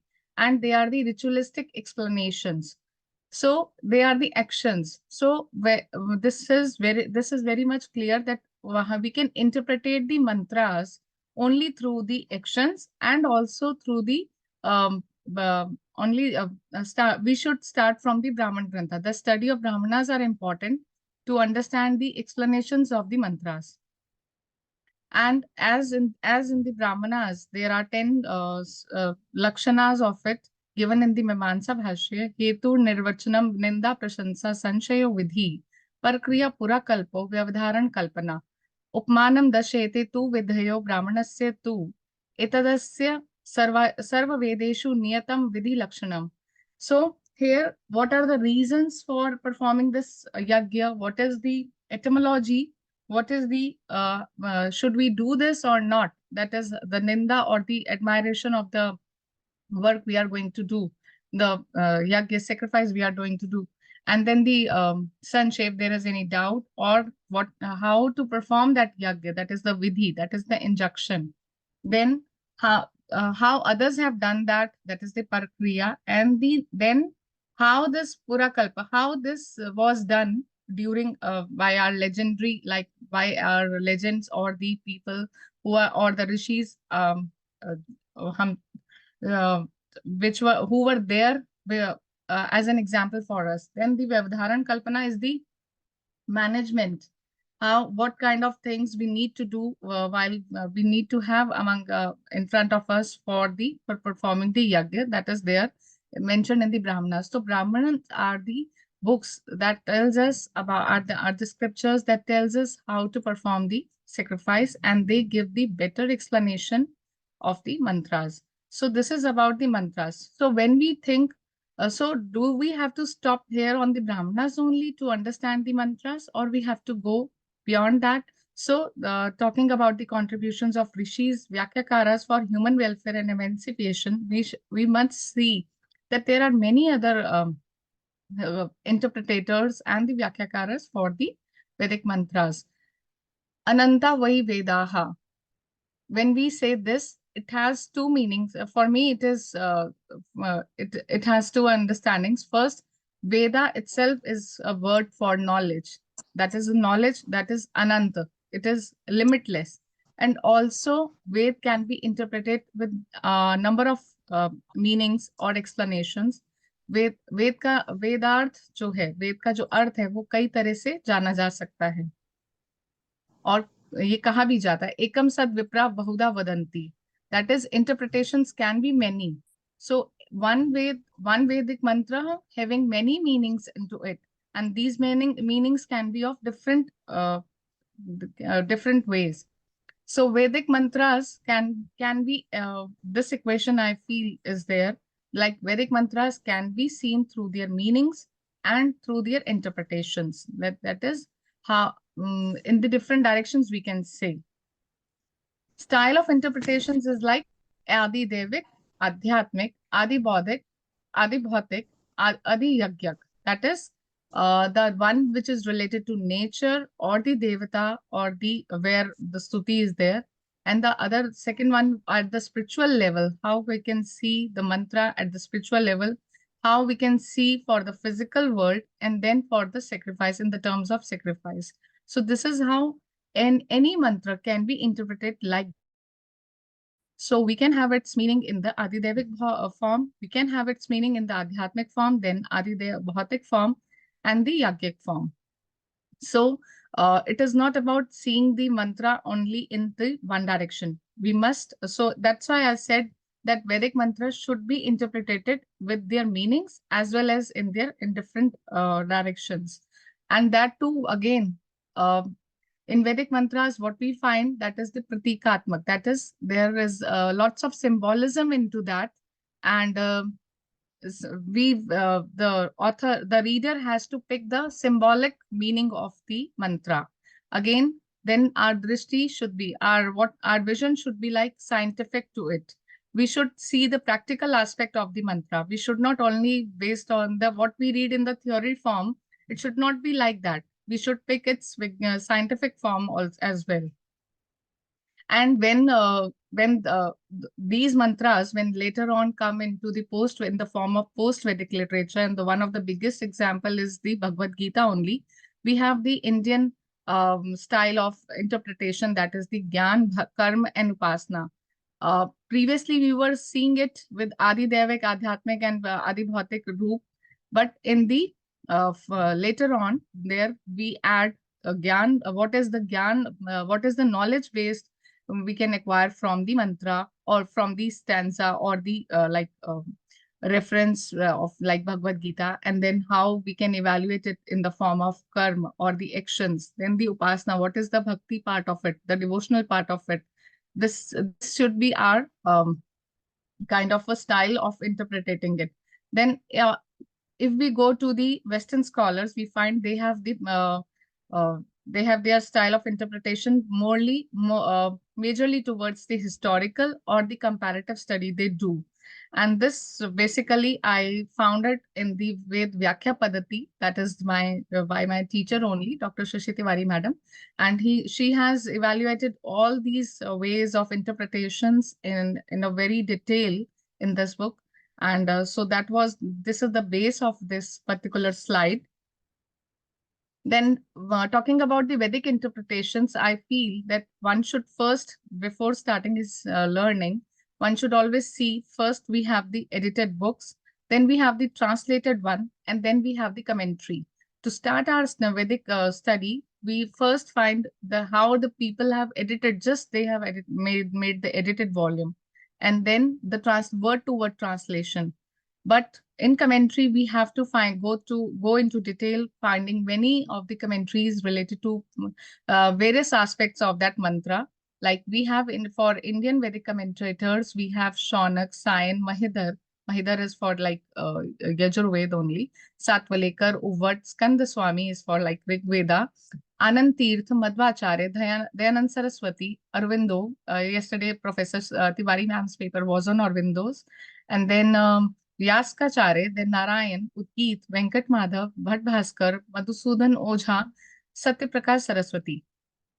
And in the case of Western Vedic commentators, we have H.H. Wilson, H. Grassman, H. Oldenburg, R.T.H. Griffith, then Ludwig.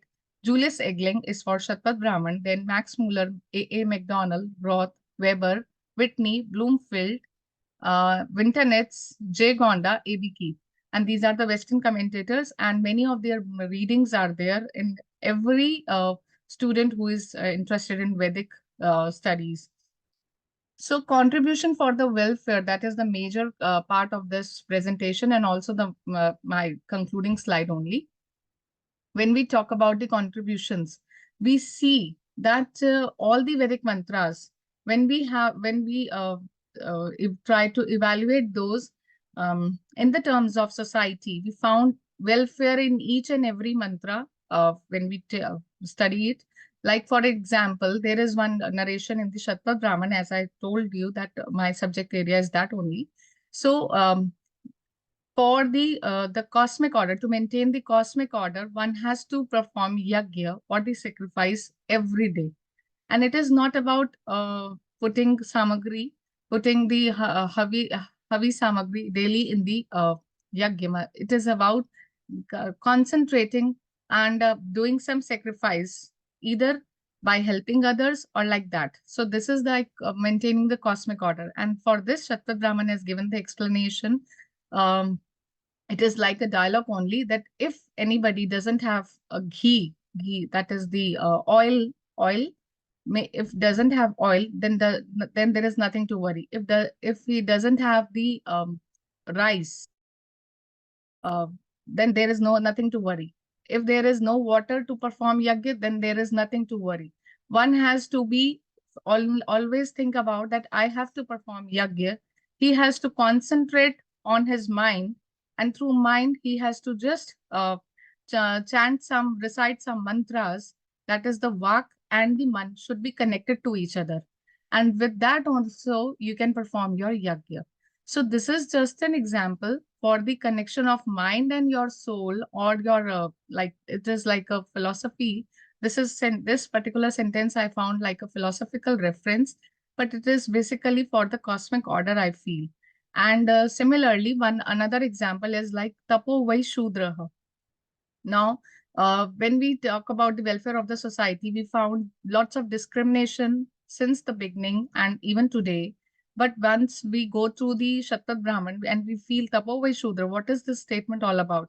Shudra, the one who is the foundation of the society, who is the feet of the society, as considered by the Rig Veda only, is like a tap. Tap means tapasya. Tapasya means the one who performs, who is skillful, and who works day and night, and then lays the foundation of the society. So this is how they have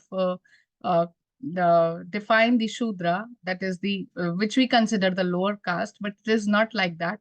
In terms of Vedic Rishi, this is the best contribution I feel by the Vedic Rishi, that the one who is skillful, the one who is who has lots of knowledge and lots one who can perform his duty, and he has to do it day and night. He has to be hard working. So that is why he can do welfare in the society. Then other example is from the Kshatriya Brahman, in which it is said like we have the Nasadiya Suk in the Rig Veda, but its best explanation given by Sainacharya in the Kshatriya Brahman second Kand, and where you will feel that the words which were not well explained in the Rig Veda were basically in Sainacharya. Sainacharya has given their explanation in the Kshatriya Brahmana, because Kshatriya Brahmana is itself is the explanation, is the Vyakya of the the black school of Yajurveda, that is the Kshatriya Samhita only. So this is how these are this contribution I found of the rishis. And another few more siddhantas are like that. Like in Shatad Brahman, it is said Swadhyaya Aditavya. Swadhyaya is the main point which reflected by the Shatad Brahman. The Swadhyaya is not about learning and reciting your Vedic literature or everything. It is like understanding yourself, understanding the study, like putting all the effort on understanding how who am I, and like the paper given by, I think, Professor Dr. Jayanti Sahu Madam will going to speak on this, that who am I? Analyzing this is very important. So this is actually realized by Vedic Rishi, and then later on by the other philosophical text. Then Yagyo Vai Shreshtatam Karma. This is also given by Shatpad Brahman and the Yajuru and the Kshatriya Brahman. And this is very much important, again, which is I already said, that to maintain the cosmic order, there should be a sacrifice. It is not about only saving the environment. It is about having a harmony in the society. That is the biggest example. And these are the actually contributions by the Vedic Rishi only. So here, that's why I'm giving, narrating all these. Then again, there is Tasmat Satyamev Vadet. And also there is one statement by Shatad Brahman which says Satya Vai Chakshu. The one who will speak truth will look into your eyes only. The one who will lie will never look into your eyes. So this statement is given by Shatad Brahman, and again for the welfare of the society. We don't need any thief or anything like that. We need all truthful people, and thus such contributions to make the society are very well admirable by us, the contributions made by the Rishi. And then last example is of Shraddha Pratishtha Lokasya Devi. Shraddha is the one, that is the dedication or the devotion is the one which is like a Devi, and it is the one on whom whole universe is we can say is stable. If we don't have such devotion, such we can say vinamrata for each other, how we can acquire one's trust, one's faith. So such elements is needed to have the welfare in the society, and further for the happiness, the final emancipation for a living being. So this is how I feel that Vedic contributions by Vedic rishis is praiseworthy, and we should follow all of them, all the sayings, all the preachings by Vedic Rishi. Thank you very much. Thank you, Aparna ji. That was a great presentation from you, with a lot of importance of the Veda Rishis, which really told in the Vedas with the mantras from Shatavata Brahmanam, Taittiriya Brahmanam, Taittiriya Samhita, Rigveda, all those mantras that and one of the best one is that Ananta Vai Vedaha. So that was told in the Taittiriya Brahmanam, and which is very important, that as you said, rightly said, that you can take ocean it is bigger than ocean probably. The entire Vedic language, Vedic literature, right from Vedas, Samhitas, and to up to the Vagyakaras, what they have given. So it is entire, that is any ocean also cannot stand before that. So I thank for your wonderful presentation, and any comments from Professor Prabhakar sir. Sir, You are you're mute, sir. Thank you very much. You were just not deciding what to talk. Kastvam, kutayataha. And like that, you had also doubt what could be the subject. And now you have come out, because you are just making good studies on Satabada Brahmanam. That is also one of the important texts which will give you the interpretational technique. And in fact, there was one seminar conducted by Center for Sanskrit Studies, Pune University, long years back, just on the interpretation of Veda mantras, supplied by the various Vedic texts. So Satvada Brahmana, when I was working on Sukladhar Veda, Satvada Brahmana was a very important subject, and I used to work out separately the various clues or methods through which a mantra could be understood. And so only Sattva Brahmana itself is a big subject where we can get a lot of information and techniques to interpret the Veda. So in other texts are also there, but you have just summarized the whole thing, and we should have a separate paper on only Sattva Brahmana, how beautifully it is able to give us the ways of interpretation of our Veda mantras. Because Veda Prakasha is not easy, is not complete. Nobody can say that I have discovered the true meaning of the Veda. Because something like telling that, just now you quoted Adhyayana, I mean Brahmana, that Chakshuhu Satyam. See, you cannot see your eye, but truth is, the eye is there. So like that, we have got very beautiful things, and again Mahidara and Uvata. Even between them, they are the two commentators on Sukladhar Veda, well known. But between them also, there is a lot of difference. But Mahidara is a little more elaborate and helping than Uvata. So, but still, both are very important. So, they always books are printed together with Uvata and Mahidara. And Mahidara is more helpful for understanding and other ritualistic applications of the mantras. When you read the mantra, you don't know what is that mantra for, who is addressed, and all the details you don't know. But for the Brahmanas and other texts, we are able to note the application, the meaning, and the reason also for that, and all that. For example, I think this Dadhikrano Akarisham. See, there are 4 times in Rigveda it occurs, and it has got wide application. So many people pitch upon the word Dadhi. So that Dadhi is the keynote to interpret and employ employ that word, that mantra in various occasions. So like that, beautiful. Thank you very much. I wish that you complete your full paper and see that Veda Ganga will have its appearance will have its appearance in its flow, or even otherwise our Vedana Sarit. Congratulations. Thank you very much. You should work out. You have got plenty of time and hope and health. Go ahead. Thank you. Thank you, Professor Prabhakar sir. And now we go ahead with another paper on Rishi's contribution to the Aruna Prashna of Taittiriya Upanishad, Taittiriya Aranyaka. So, which is one of the very important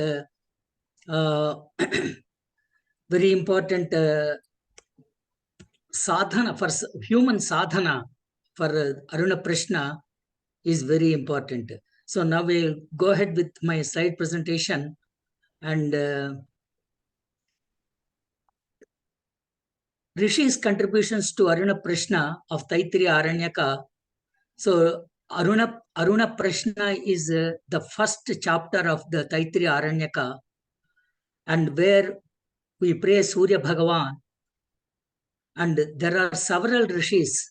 Examples are given here, and we'll go with not all these rishis, but at least a few of them because of paucity of time. So I would go with the etymology of Muni, Rishi, Maharshi, Devarshi, and all these things. They are. Yesterday, somebody was in one of the presentations. It was there. So I would go ahead again with the Muni. Manyute janati, meaning he knows. He observes a vow of silence. A holy man, a devotee, fixed-minded, sthirachittudu, and saptarshi, Panini. And in fact, the rishi term itself, rish, rishati, gachati, prapnoti, mantratan, rishir Veda, meaning Veda.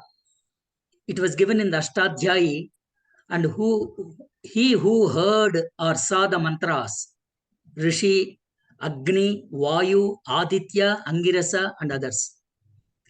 There is another definition also for this Rishi, Richati, Janati, Jnapayati, Mantrartham. A sage who knew the meaning of the mantra and revealed the meaning of the mantra, and he is the mantra drashta. So like this, Maharshi, like a great rishi or sage, and Devarshi, Devanam Rishihi, meaning rishi for Devas, and he is none other than Narada Maharshi. And the other titles such as Brahmarshi, Paramarshi, Rajarshi, just now Professor N.C. Binad also told about Rajarshi, are described in the discussed in the article published in the Veda Ganga of 29 that is just now released. So in the entire Veda Vangmayam, for Surya Upasana, there are two important aspects that Rishis has given to us. That is the Rigveda Mahasauram, which contains a total of 65 ruks from 16 suktas, and 13 rishis heard these below mantras which you will be seeing. And the entire Rigvedantargata Mahasauram with 65 mantras, meanings and its benefits are provided in the Veda Ganga of 29 just now released. And there is another one which is the subject of this my presentation, is that Yajurveda Taittiriya Aranyakam, the first prashna is called Aruna Prashna, which comprises of 32 anuvakas containing 132 panchatis, and several rishis heard these mantras.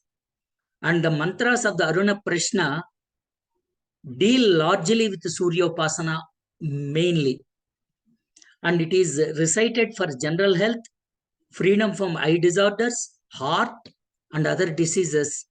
And in general, during the sadhana, it is not one or two people, it is some thousands of people. They were benefited from Parayana of Aruna Prashna. So the recitation of these mantras, along with the performance of Surya Namaskarams at sunrise, yields long life, perfect health, and other desired goals of life. So who are the Vedic gods and rishis in the Aruna Prashna? That is the main topic. So as you know, several people will chant Aruna Prashna.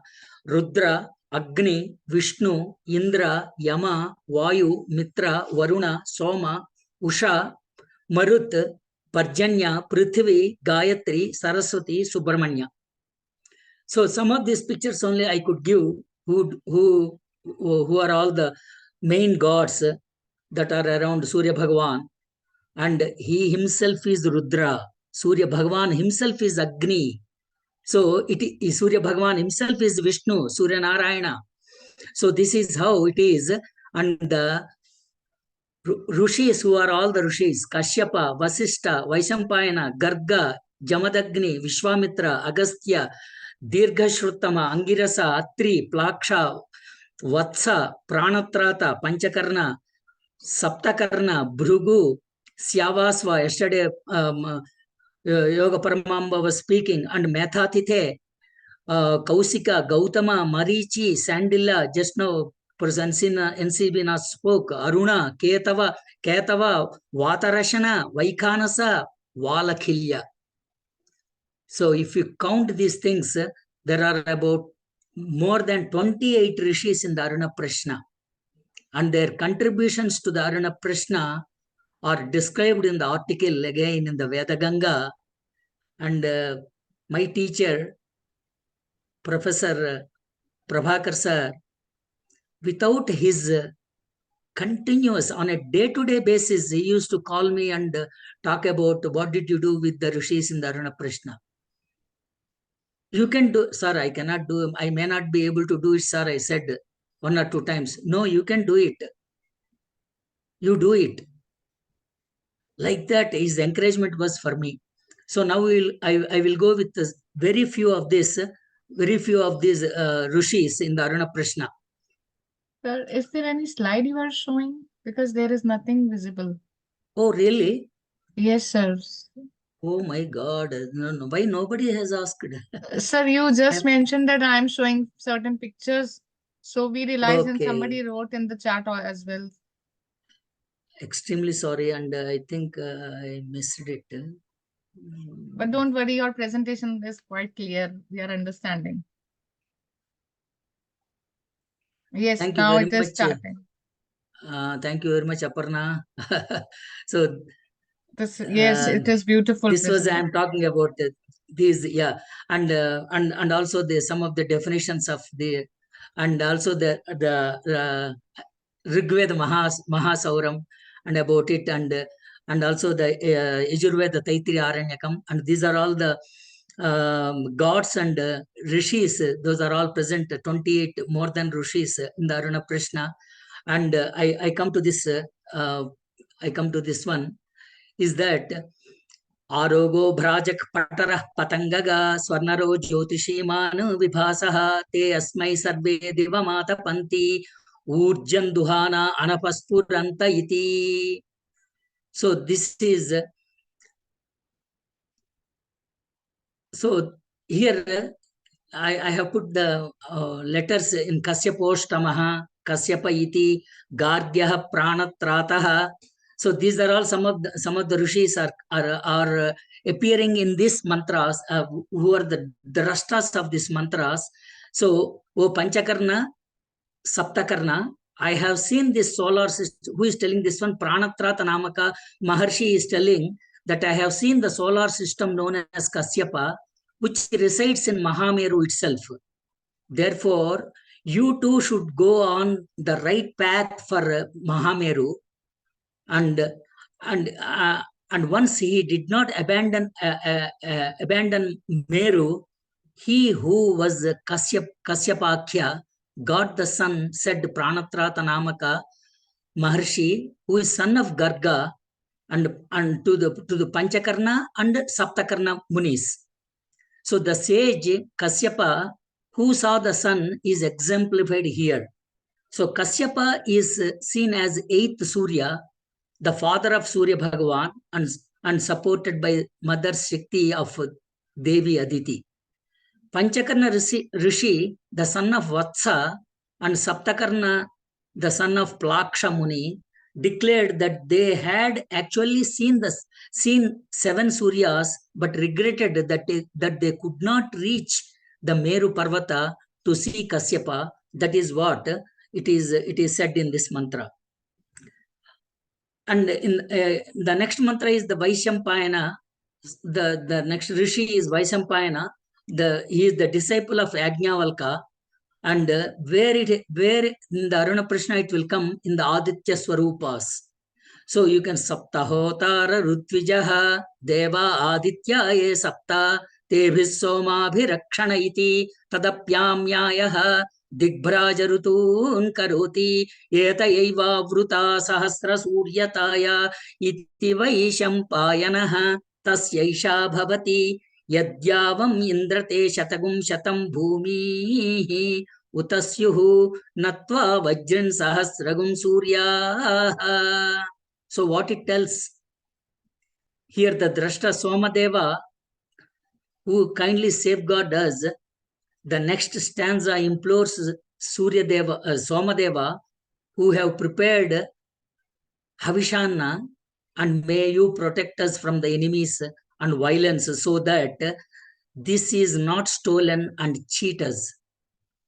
That is not stolen and cheat us. Vaishampayana, the disciple of Ajnavalka, declares there ought to be thousands of Suryas protecting, and Vajran Indra by 100 earths and 100 heavens, your strength is unmatched. And there is a mantra also in the Chandogya Upanishad, and that which is here, and which it tells juices flowing from the top head of Surya display the dark appearance of the sun god. In other words, Atman is superior to all. Yesterday also several people said this, and as the Shadrutis, that is 6 seasons, possess very varying features, Suryas too have diverse characteristics, and indeed Suryas so too. Yet it is sure and established that there are 8 Suryas and 8 Surya Mandalas or solar regions. And indeed, Paramadeva is now near the perfection as the eyes and vision of Mitra, Varuna, Agni, and Swarga, Antariksha, and Bhumi are all dominated by Surya Deva. So when he comes into real picture, so you can all the Swarga, Antariksha, Bhumi will be dominated by him. So in the next Rishi, Vatsa Maharshi, where he saw he is the Drashta for the Kalamana, Vishnu, death and beyond, and Suryas. In the Aruna Prashna, Abhranyapah prapadyante vidyut surye samahita anavarne me bhumi yancha saucharodasi kiggasvidatrantara bhutam yene me vidrute ubhe Vishnuna vidrute bhumi iti vatsasya vedana. Here the Vatsa Maharshi has come. So Vatsa Maharshi Vatsa opines that Lord Vishnu should be the answer, and he also ably divides these entities as separate units, as is told in the Rigveda. Iravati dhenumati bhutam suyavasini manushe dasasye vyashtabhnadrodasi vishnavete dadardha prudhivi mabhito mayukai kintad vishnod balamahu. So all these mantras will come in from Rigveda. So from Rigveda, this Ruk has been taken into the Aruna Prashna. So with the sole objective of, according to auspicious, we provide cows and food to human beings. Hey Vishnudeva, you have bestowed stability to both lokas, and thus placed huge mountains and blessed all the entities. So by what object these Java lands are clothed with 2 distinct worlds? This is the question what Vatsa Maharshi asserts, that these Java lands are clothed by the all-pervading Lord, that is none other than Vishnu. So Maharshi Vatsa is famous as a memory writer. He remembers Vishnu as the bearer of the Dominic realms. This is the answer to the question. So I go to the next Rishi. So several people know about this Rishi, the Amadagni Maharshi. So where he comes in the recycling energies, Pajanya Swarupas, that is Agni, Vayu, Marut, and others. Uchchaitya vachahabihi Bhumim Parjanya Jinvanti Divan Janvantyagnaja iti Yadaksharam Bhuta Kritam Vishve Deva Upasate Maharshi Masya Goptaram Jamadagni Makurvata Jamadagni Rapyayate Chandobhischaturuttaraihi Rajnya Somasya Truptasaha Brahmana Viryavata Sivanah Pradisho Dishaha Tachayora Vrunimahe Gatum Yajnaya Gatum Yajnapataye Daivi Swastirastunaha Swastir Manushebhyaha Urdhvam Jigatu Bheshajam Shanno Astu Dvipade Sham Chatushpade. The great mantra of Shanti mantra, the Tachayora Vrunimahe, is first time revealed in the Taitriya Aranyakam in the Aruna Prashna. So, what it tells, Gatum Yajnaya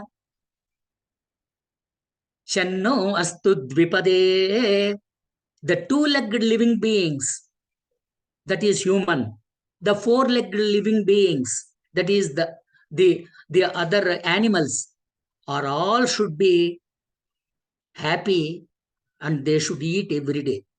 That is what the Vedam said. All the deities worshipped the Parabrahman for their own self-realization, and in order to bless the people, Jamadagni Maharshi made the Parabrahman to teach the people. Paramatma created the Panchabhutas, the great five elements, and the totality of them are understandably worshipped by all the devas. Sage Jamadagni, making the living beings better either by chants of Gayatriyadi Chandas or by the mantras taught by him. Those beings are performed Soma Samarpana in Yajnas by a powerful mantra and calm the main directions of east and southeast. Two important dicks. And that is, they are satisfied with the sense of gratitude that they are the reason for happiness of people in all directions. What it tells, may we and our sons be and do well. May the best cure be found hereafter. May the human beings and the cattle be happy all the time. So this is how the rishis helped in various ways the human beings. So yesterday she spoke about Paramam, she spoke about Syavasva, Rishi only, and here Angirasa and Syavasva are the main people, main rishis. Rishaya Saptatrischayat Sarve Trayo Agastyascha. So even Agastya Maharshi is coming here. Nakshatrai Shankruto Vasan Atasavitusya Vartikamasya Amiya Ruksha Nihitasha Ucha Naktam Dadurse Kuhachitti Veyu Adabdhani Varunasya Vratani Vichakas Chandrama Nakshatrameti. Then the great Gayatri Mahamantra comes in the Aruna Prashna also. So, Tatsaviturvarenyam. It is said that Atha Pavitrangir Angirasaha Ishtaka mantras, Ishtaka means the bricks related to sage Angiro. After those mantras of Ishtakopadhana, mantras related to the sage named Syavasva, are said Rishi Syavasva in his creative spells was influenced by Savita Devata, that is Surya Bhagavan, to propagate Vairagya or renunciation. So this is how the Vairagya, so it has come. So the despair is marked by that property. So it is the avartikamasya. So this is how the Angirasa and the drashtas here. So if you see Gayatri mantra, everybody knows that there are 24 letters in the Gayatri. I am sorry, this is in Telugu, but I thought of making it in Devanagari, but could not make it. So, Fratta sa vitur varenyam bhargo devasya dhimahi dhiyo yonah prachodayat. So, these are all the rishis. So, Gayatri mantra appears in all the Veda Samhitas, Brahmanas, Aranyakas, Upanishads, Shrauta, and Gruhya Sutras. So, as you all know, it is 24 Aksharamala, and there are 24 Rishis here, you can see, and the Chandas is 24. And what is that usefulness of this is given at the end of this one. This is published in one of the Gayatri books that was published in Telugu. So the importance of Gayatri Mantra is made here. So that is the Atri Maharshi, those are all there in this. So the concluding one is that in here for this presentation, Methatite, Vrushanasva, Kausika, Gautama, they are offerings, they are in the offerings Indra, Rudra, Subramanya, Agni Swarupas. So this Subramanyogum, Subramanyom, Indra Gacha, Harivaha Gacha, Methatite, Mesha Vushaswasya Mene, Gauravat Skandinahalya Jara, Kausika Brahmana Gautama Bruvana. You can see in brown letters, these are all the rishis, the names that has come here. So here Subramanya is worshipped in the form of Indra Deva, as Subramanya is the repository of outstanding and effective mantras. Kindly visit our place of yajnas by horses named Hari. So you are ever commended and worshipped by Rishi Methatite. You are ever ready for the action and awake. Mena, the illustrious daughter of Rishi Vrushanasva, adores you, and you are the lover of unplowed land. That is Akrishta Panchame, it comes in Sri Rudram, but no other hobbies interest you except Devi Ahalya. O Indradeva, do recall that once you desired to assume the form of a deer, of drink soma juice in one of the yajnas, you also arrived in the form of Kausika Brahmana and were once praised and worshipped by Maharshi Gautama. So Agni Deva, you are the most purified and sacred form of meditation between devatas and human beings through yajna karyas. That is the ultimate. Yajnana kalpantam. Always Prabhakar sir tells about this.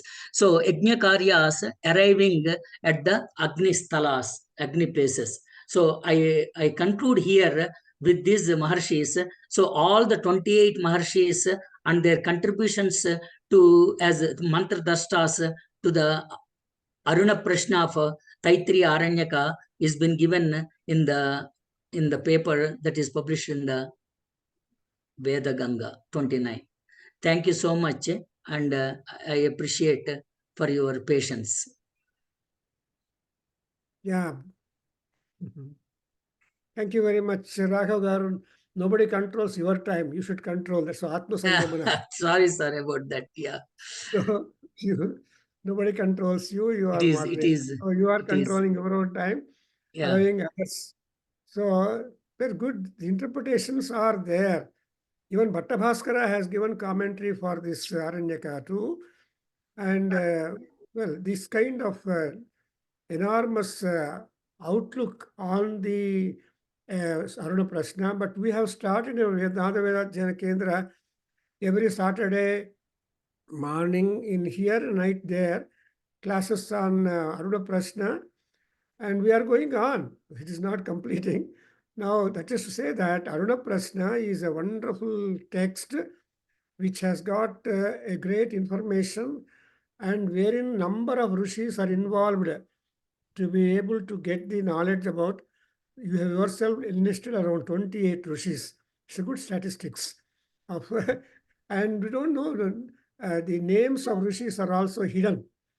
See, they're all Gauna, but still, but for the rishis' great contribution, we are nobody. And Aruna Prashna is, whenever you read Aruna Prashna, it looks new only. That's the only thing. It's never you remember you read it already. So that's why Prashna Parayanam and Namaskaras, actually 32 passages are there in that, and people perform on Rath Saptami day with the 32 passages Namaskar to Lord Surya Bhagavan, which will be fetching number of benefits to them. So thank you very much that you are able to bring out the aspect of Rishis, their pointful contribution, and that's a kind of commentary for the Aruna Prashna, a very important textbook, with which the Saitriya Aranyaka begins. There are 6 and more Prashnas there in that Aranyaka, but this is really important one to begin with. Thank you very much for your presentation, and God bless Sri Ram. So now it is, shall I announce yours or No, next, next you say Aparna. This Jayanti is there. Please ask her. Okay, yeah. Who am I? A philosophical journey through the teachings of Rishi Ajnavalka, Udalak, and Ashtavakra for elevation of life and goals. Professor Jayanti P. Sahu, Philosophy Department, JDM College, University of Delhi. So may I request her to present.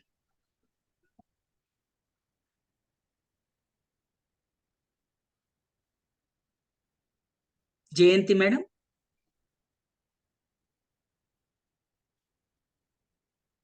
Yeah, we just she was there, and she will come back probably. We can ask Surya Narayana to do it. Okay, sir. So is it Jayanti ma'am is 1 here. minute. Oh, okay, you are there. Oh, yeah. So I thought my turn will come after some time. So, sir, can Are I you ready, share madam? my PPT? Namaste. Are Yes, you ready, sir. madam? Yes, sir. Sir, am I Please. audible? Yeah, very much. Please continue, madam. So can I share my PPT? Yes, yes.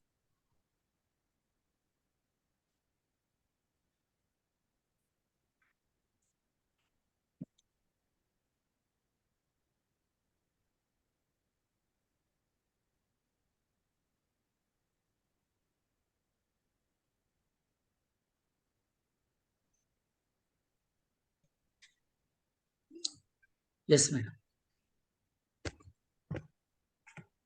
Yes. I'm little scared after listening to you.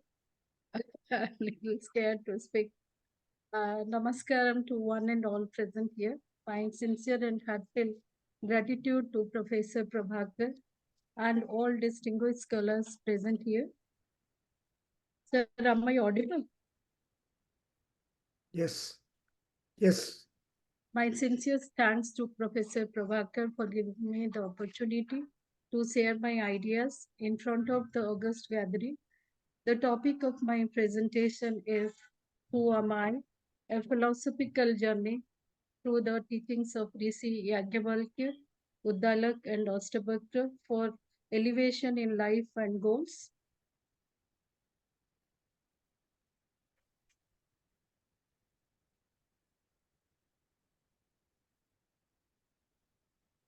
I'll begin my presentation with the invocation of Guru Mantra. Om Gurur Brahma, Gurur Vishnu, Gurur Deva, Maheshwara, Guru Sakshat Parabrahma, Tasmai Sri Gurave Namah. Akhanda Mandalakaram Vyaptam Yana Characharam, Tad Padam Darsitam Yana Tasmai Sri Gurave Namah. Om Sri Gurave Namaha Abhyayami Stapayami Pujayami Dhyayami Tatho Namaskaram Karome.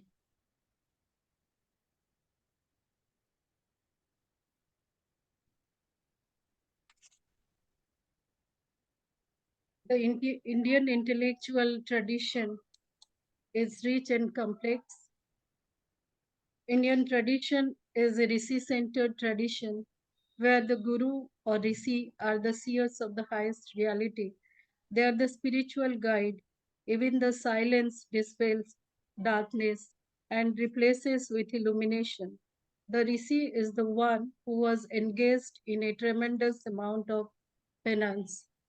These are the references from which I have developed my paper.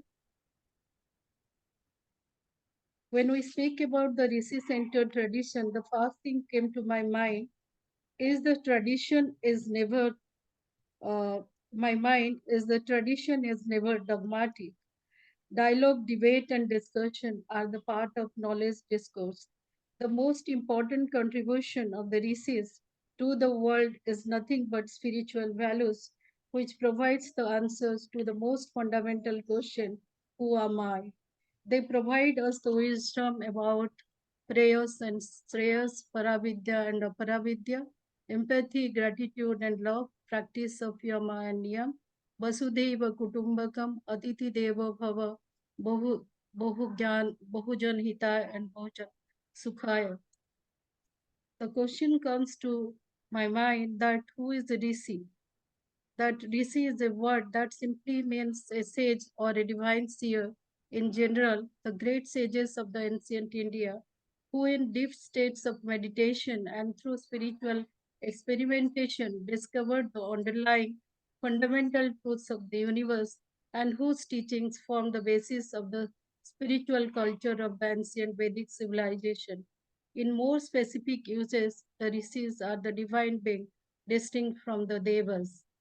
So here you can see the three brilliant, the excellent mind, starting with Rishi Yagyavalkya, Rishi Astavakra, and Rishi Udalak. I must admit, I'm not a Sanskrit scholar. I'm a student in philosophy. My training in philosophy, so I must be excused if there is any interpretation, something wrong. I must be excused. Then coming to that, the topic is a very difficult thing and the most fundamental question raised within all Upanishad, who am I? Who am I is the most fundamental and profound question that has echoed through the corridors of philosophy for centuries, prompting seers to embark on a journey of self-discovery and enlightenment. In the rich tapestry of ancient Indian philosophy, the teachings of the Rishi Yagyavalkya, Uddalak, and Ashtavakra stand as a beacon guiding individuals on a philosophical expedition toward a deeper understanding of the self and the universe. Rishi Yagyavalkya, a revered sage from the Upanishadic tradition, invites us to explore the nature of the self through the lens of Vedic scriptures. He imparts wisdom about the eternal and unchanging essence within every being, known as the Atman. Yagyavalkya emphasizes the distinction between the physical body and the true self, asserting that the self is beyond the realm of material existence. By transcending the identification with the transient aspects of life, individuals can begin to grasp their inherent divinity and interconnectedness with the cosmos. Ashtavakra, known for his fearlessness and direct approach to spiritual discourse, offers a radical perspective on self-realization. His teachings, encapsulated in the Ashtavakra Gita, challenge the conventional notions and social conditioning. Ashtavakra urges individuals to transcend dualities and embrace the impermanence of life by recognizing the illusory nature of the ego and shedding attachments. One can attain a state of liberation and peace. Ashtavakra's teaching emphasizes that the true self-realization lies in understanding one's essential nature as untouched by the changing phenomenon of the world. Uddalak, another luminary of Vedic philosophy, contributes to this philosophical expedition by delving into the concept of Brahman, the ultimate reality that underlies and permeates the entire universe. Uddalak's teaching encourages seekers to recognize the oneness of all existence and to realize that their self is inseparable part of the cosmic whole.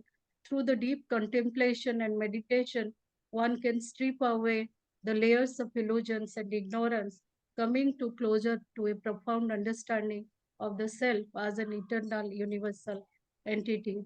So these are the sum of the major texts written by Rishi Yagyavalkya. Mention a few: Sukla Yajurveda, Satpat Brahman, Vedaranyaka Upanishad, Dharma Shastra named Yagyavalkya Smriti, etc.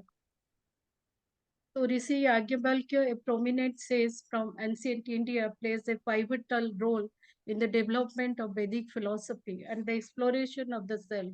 His teachings are primarily found in Vedaranyaka Upanishad, a key text in the Upanishadic tradition that delves into the metaphysical and spiritual dimensions of existence.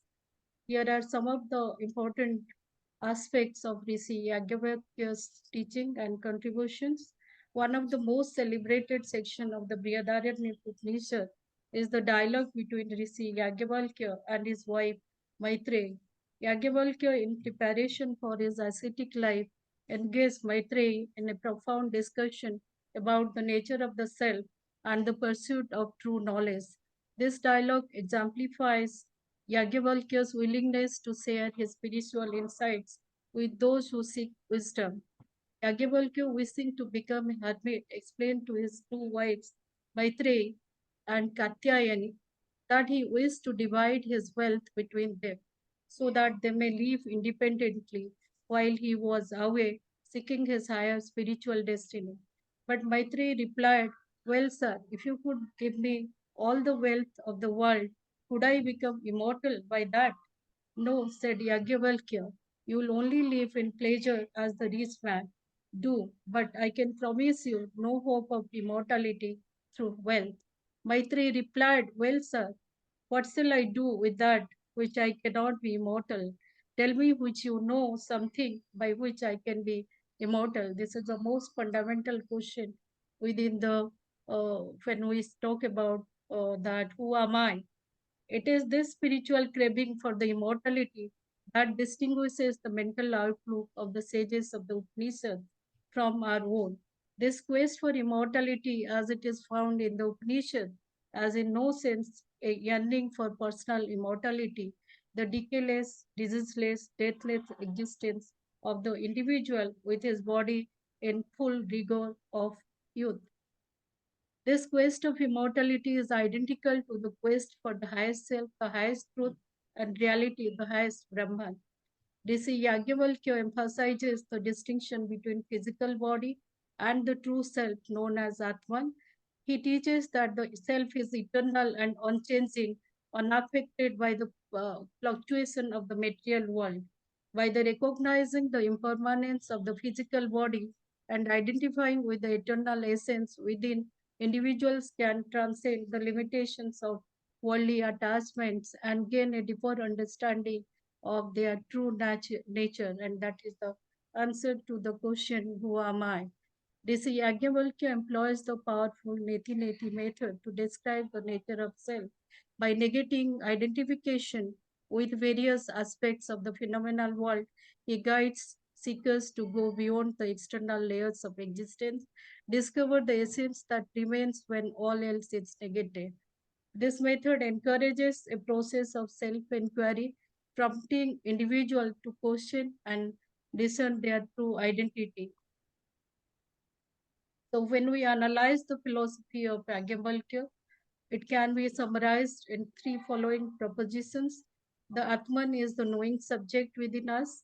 The Atman as the knowing subject can never become an object for us and is therefore itself unknowable.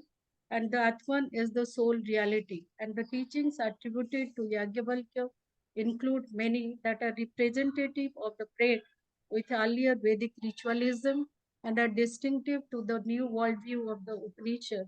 So you find that when we uh, come from earlier Vedas to later Vedas, especially with the Upanishad, there is a philosophical shift.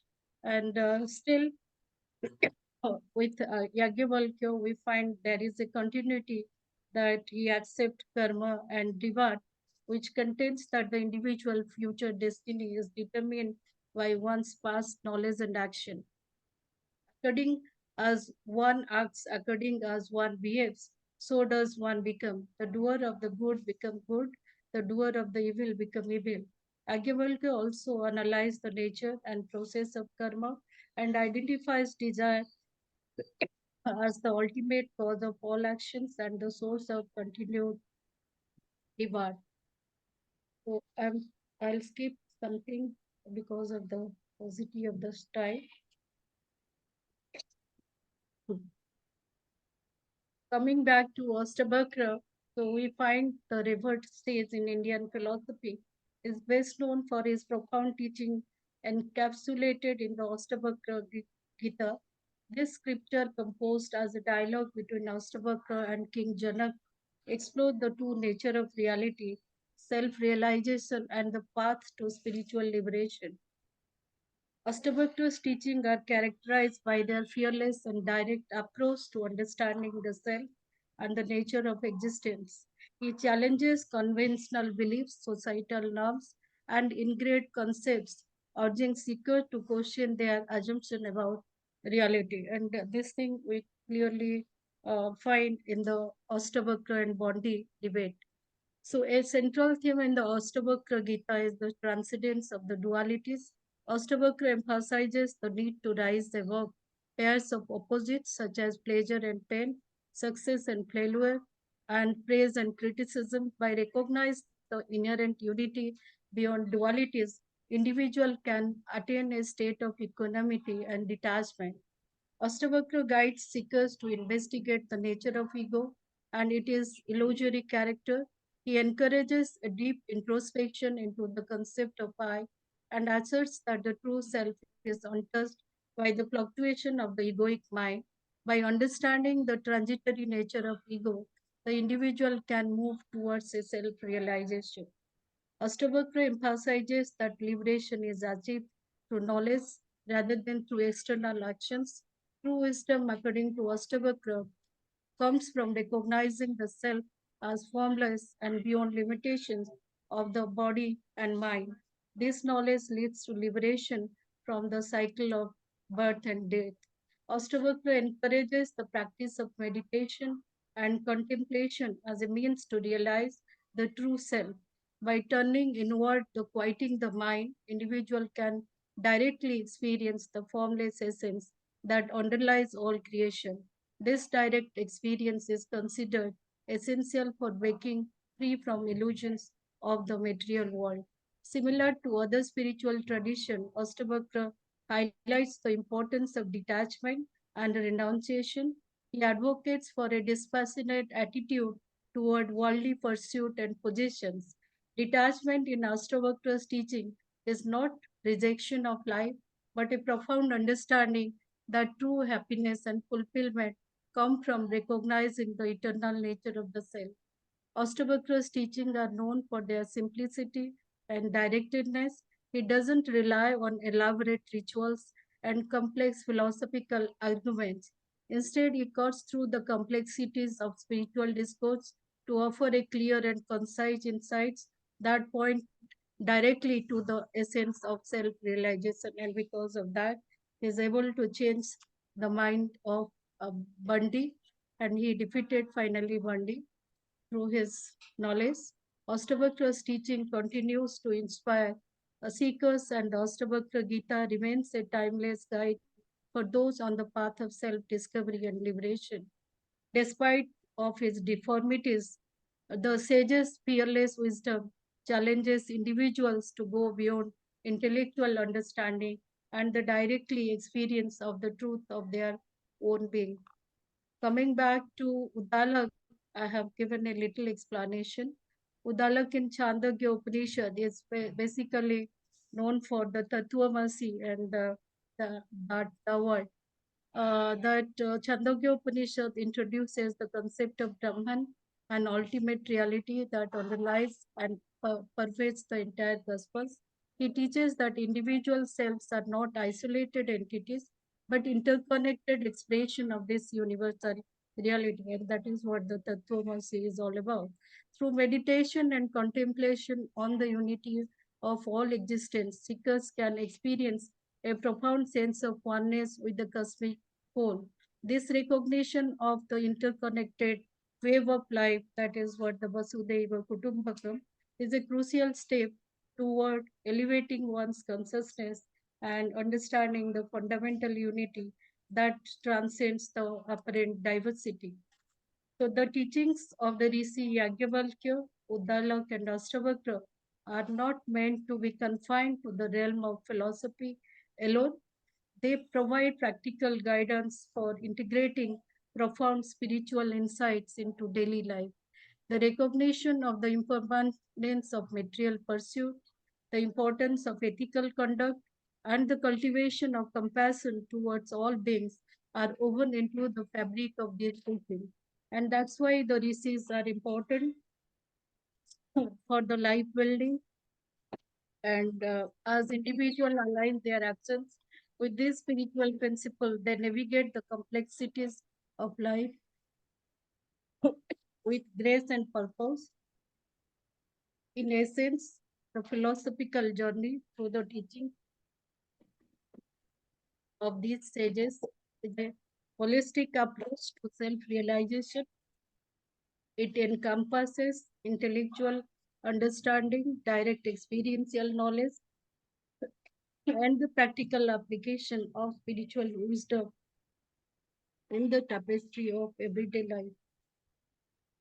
The elevation in life and goals, as envisioned by these ancient years, is not a distant ideal, but a living reality that unfolds as individuals embark on the transformative journey of self-discovery and enlightenment.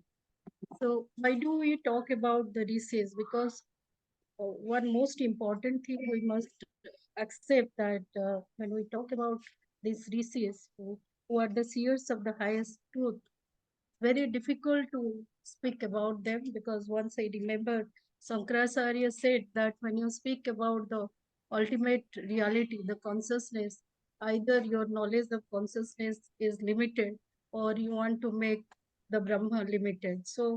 Uh, so what I understand, when we are going through so many problems in the contemporary society, especially the problem of ego and the problem of ideological battle is going on, and here the rishis and their teachings are very important, and especially the teachings of the Upanishad and the Vedant, and which Sopenar also says that these are the solace of my life and death. So contemporary, when it comes to the contemporary relevance, lies in the application of these teachings to address the challenges of the human experience, stress and anxiety, existential dilemma, and a sense of disconnection. So there is no more respect, there is no more empathy, and gratitude is no more there. By engaging in self-inquiry and recognizing the impermanence of external achievements, individuals can cultivate a deeper understanding of their true nature. This in turn paves the way for an authentic and meaningful life, one driven by inner wisdom rather than external expectations. Moreover, the emphasis on interconnectedness, which is missing today, and the recognition of the universal self in these teachings can foster a sense of compassion, empathy, and environmental consciousness in the face of contemporary global challenges.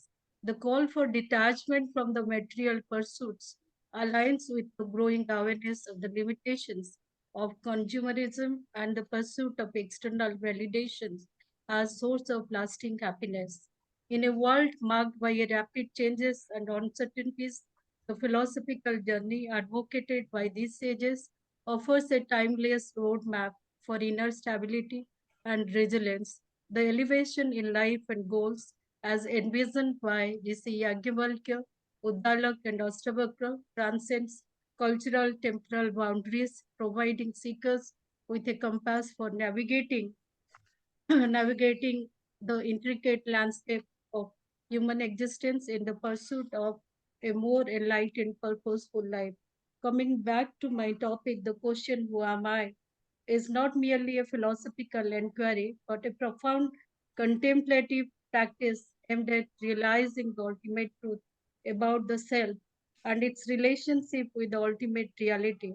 This perspective is grounded in the teachings of the rishis like Yagyavalkya, Uddalak, and Ashtavakra. Also by prominent Advaita Vedanta philosopher like Adi Sankaracharya and Raman Maharshi. When we talk about who am I, so basically we take into account that self is the ultimate reality, and we differentiate self from the mind and body.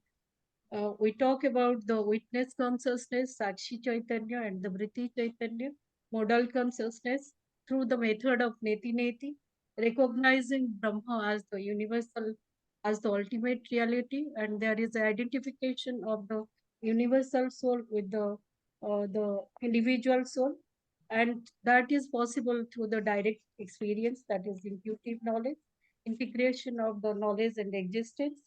The Who Am I inquiry in the Upanishadic perspective is a transformative practice that guides individual to the realization of their true nature as the eternal, unchanging, and non-dual Atman,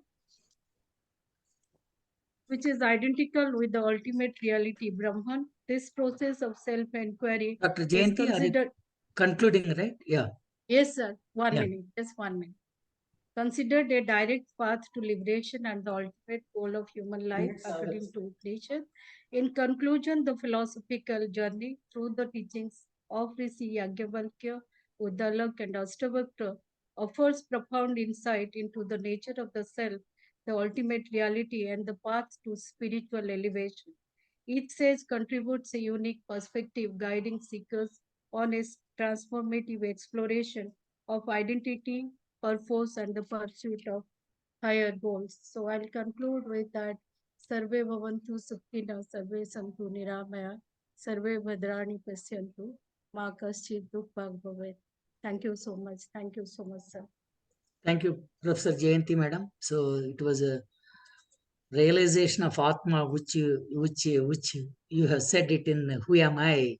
So that is absolutely a very useful one. And in the philosophical journey of Rishi is Yajnavalkya and others and their teachings, which is always very useful for us. So, Professor Prabhakar sir, would you like to have any comment? So only one point that Kastvam Koham, etc. Shankaracharya says, Brataha Padiha Chintaya. So that's what we are doing through the paper of Jayanti. Beautiful paper. Thank you very much, madam. So Thank now you, we sir. will invite Dr. Shanta Shaivalini, Vedic and Sanskrit scholar, researcher from Bangalore. So she will be speaking on female seers, Rishikas, and Brahmavadins of Veda. 15 minutes. 15 minutes, yes. Hari Om Om पूर्णमद पूर्णमिदं पूर्णात् पूर्णमुदच्यते पूर्णस्य पूर्णमादाय पूर्णमेवावशिष्यते ओम शांति शांति शांति. So today I got a very good opportunity of speaking a few words about Rishikas of Vedas. Bharat Desha is the land of the rishis. Therefore, the Samskriti of Bharat is often called the Rishi Samskriti. So in Bharata, the rishis are revered as supreme personalities. Living a true life was to be learned from the rishis. A rishi is a drashta as well as a shrota, a seer and a hearer who has the inner power of vision and audition to see the truth and hear the voice of the truth directly. They can see through the past, present, and future, see what is inside, what is outside, what is below, and what is above. So it is possible for the rishis to experience the inner truth. The rishis are completely devoted to a life of the spirit. They follow a certain line of development by means of their strength of self-discipline and achieve a many-sided inner progress. The word rishi comes from the root rishi, which in Sanskrit means to go, to move, or to flow. Thus, a rishi is one who flows or moves or is in tune with the rhythmic movement of the universe. Ru means to go, and Sha means excellent. Artha, this is an excellent move, we can say. In Vaijayanti Kosha, it gives a beautiful meaning. Rishis Trikala Darshi Syan Mauni Vachan Yamo Munihi Rishistu Vede Bhrugvado Gnanavruddhe Digambare. In a deeper sense, rishis are beyond genders and must not be seen as male or female. In the Vedas and in Vedic texts, we find several women seers apart from the male rishis called rishikas. These rishikas were mostly the family members of the rishis, either the wives or daughters. In the Rig Veda, we find many rishikas. During the Vedic period, the women were free to live the life of a brahmacharinis or sannyasinis. Shrutavati, a daughter of Rishi Bharadwaja, who remained a brahmacharini all her life and entered into a deep study of the Vedas. Srimati, a daughter of a Shandilya, who led a similar life. Sulabha, who was an authority on the Vedas and entered into Vedic arguments with King Janaka. So here, many other women who devoted their lives entirely to the study of the Vedas. The wives and daughters of the rishis were not just Veda learners, but many of them were seers of the mantras also. The kings and the princes of the Vedic age preferred to marry the daughters of the rishis in order to bring home the most illumined persons as their spouses. At the same time, we see that many princesses deeply interested in leading a spiritual life married the rishis and lived in the ashramas.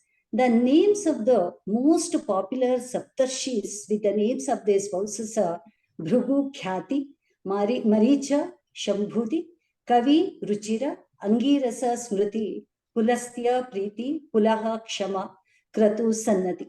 Though it has been possible to collect the sufficient details about the Rishi and their performance in each one of the yugas, but this has not been the case with the Rishikas or the female ascetics. Though the Rigveda accounts for over 400 rishis, but the female ascetics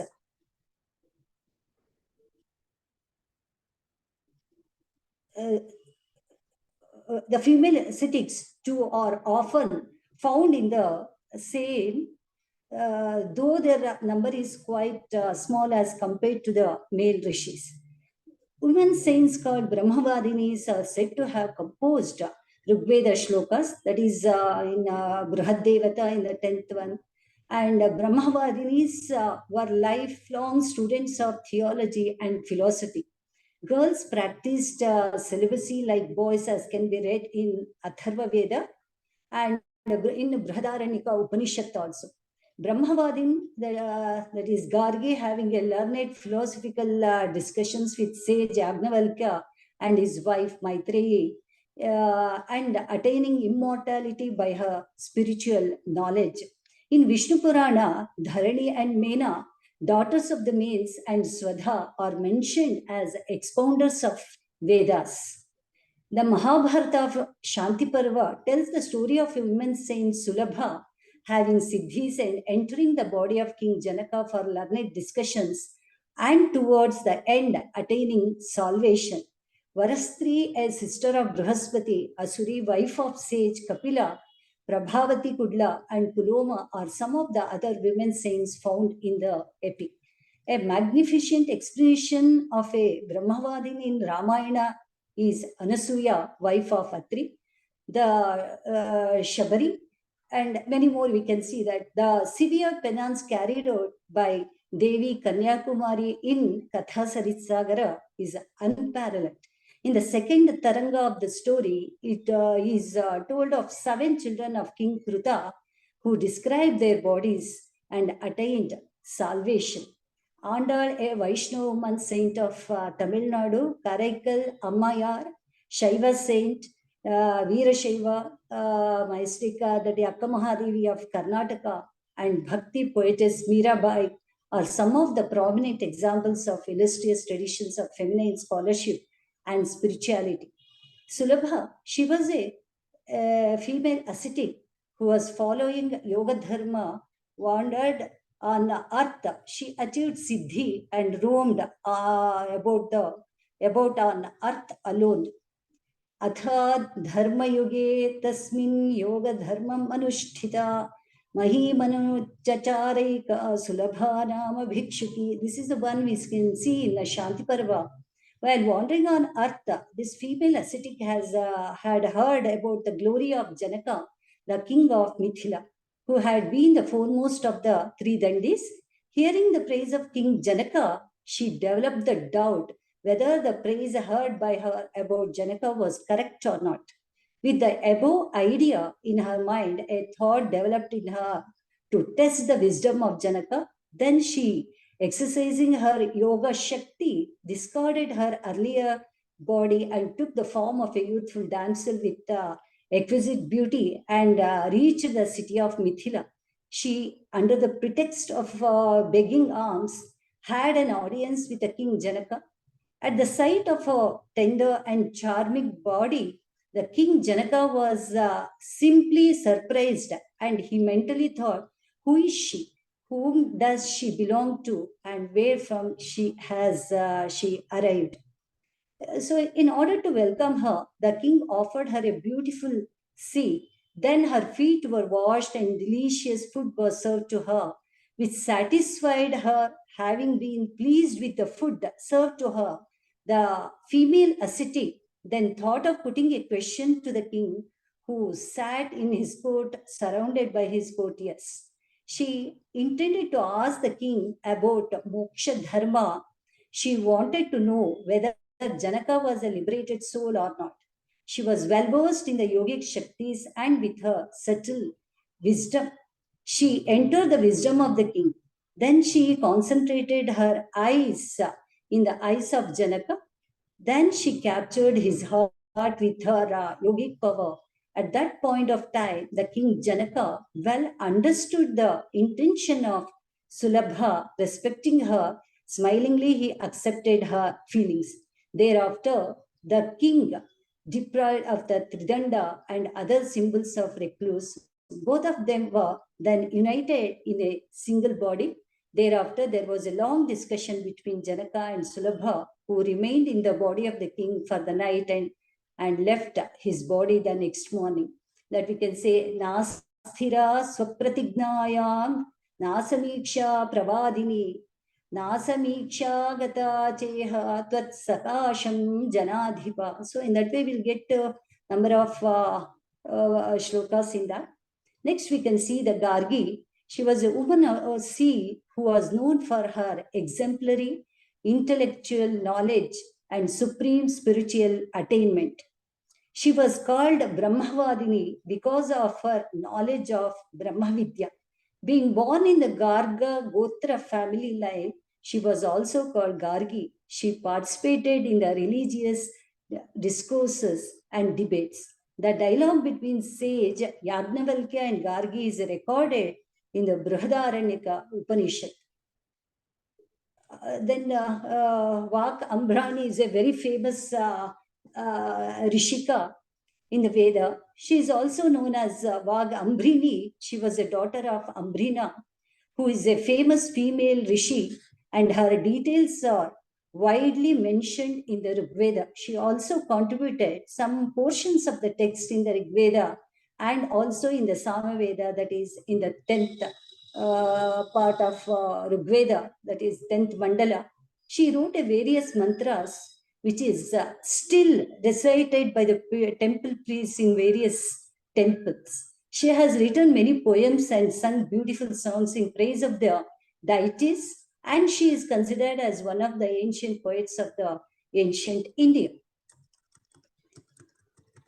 And there are so many, almost we'll get in Veda around 8 mantras about her. And Vishwavara, and she is a seed of Rigveda, that we can find it in the 5th mandala, in which dedicated to Agni. The name Vishwavara, according to Sayanacharya, belongs to the family of sage Atri and sister Apala. It is said that she used to conduct Vedic ceremonies, which we could think today would have been the domain of the male seers. She is invoked with the ladle in hand, transporting the Somarasa. She specifically prays for the concordance of relations between men and women through their complementary roles to perform assigned tasks. Her greatest message to humanity is invoke Agni, adore him with all sincerity and keep the flame shining. So one more is Ghosha, who was a granddaughter of Dirgha Tamas and a daughter of Kakshivat. Therefore, Ghosha is also known as Ghosha Kakshivat. And she has two entire hymns of the 10th book of Rig Veda, each containing 14 verses assigned to her name. And next to Maitreyi, and she was a philosopher and an intellectual in Mithila. She was a Rishika and prominent figure in Upanishadic literature.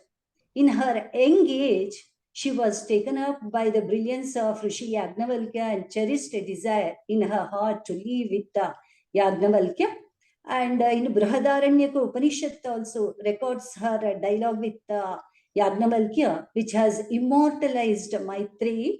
The story behind is that Yagnavalkya, who desired to renounce worldly life, called up his wives and told them to divide property and enjoy the rest of their lives. While his wife Katyayani accepted the decision, and Maitreyi asked him for the sake of what he is renouncing the world.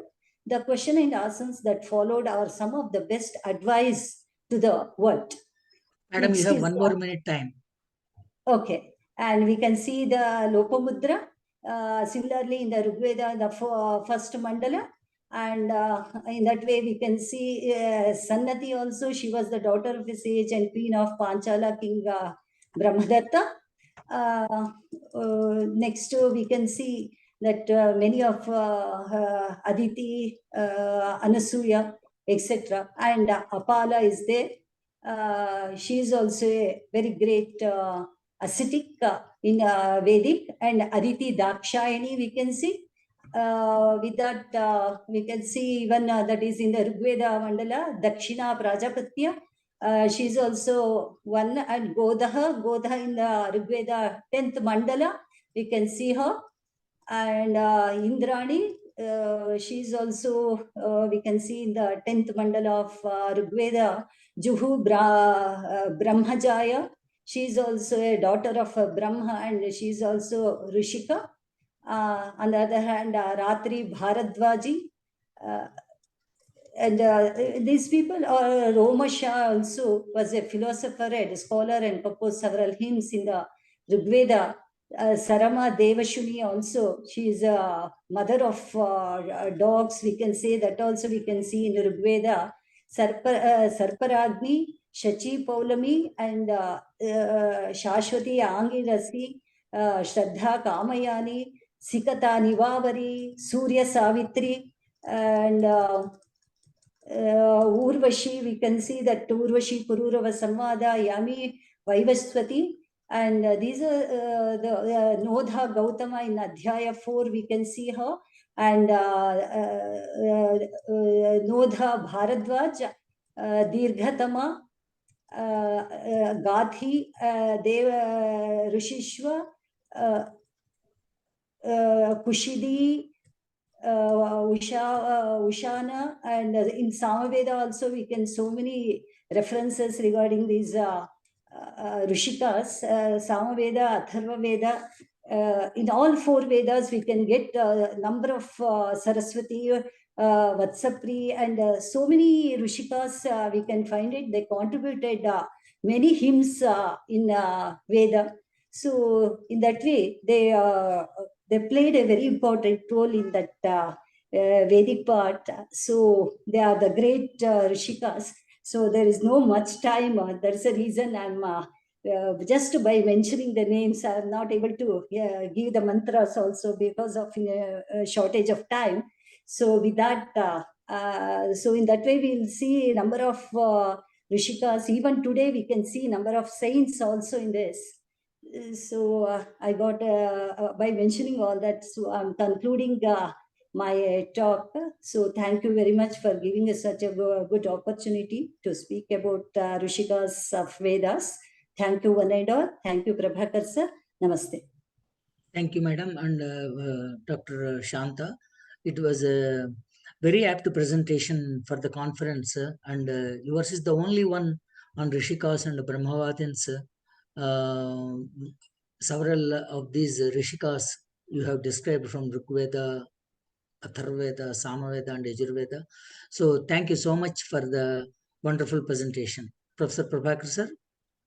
Yes, her article in full, about 18-20 pages, is printed in our Veda Ganga volume 29. So when it reaches your desk, you can go through the Rishikas, because we always talk about the Rishis, male. And female must be also remembered. And there are several of them. And that topic, I just requested Shalini. She has done very wonderfully, making good search and all that. In fact, we miss their names and their contributions, but their contributions are also enlisted in the Veda Ganga article. So you can see that article there. Thank you very much for brief presentation. Rishikesh itself is a big subject, and it takes a long time. Thank you very much. Thank you, sir. Namaste. Thank you, sir. We now request Sri Vasan Mangeri, Nada Veda Adhyayana Veda faculty from Bengaluru, on Agastya Maharshi, his final initiation to Rama in battle with his chief enemy in Ramayana.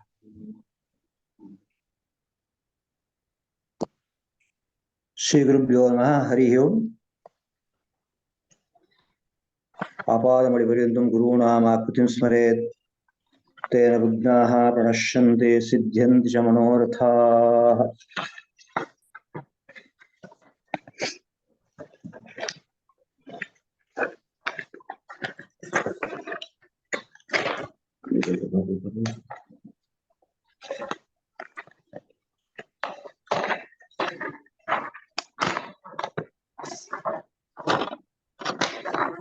Just a minute, I'll just work with it.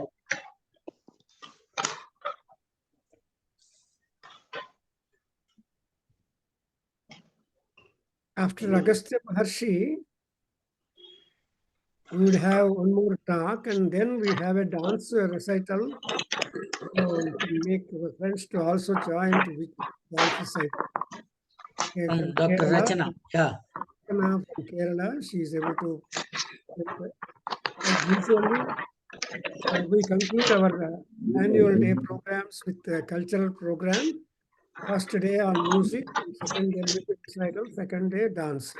So somehow this time we are going to have the performance an artist from Kerala, introduced by the student there.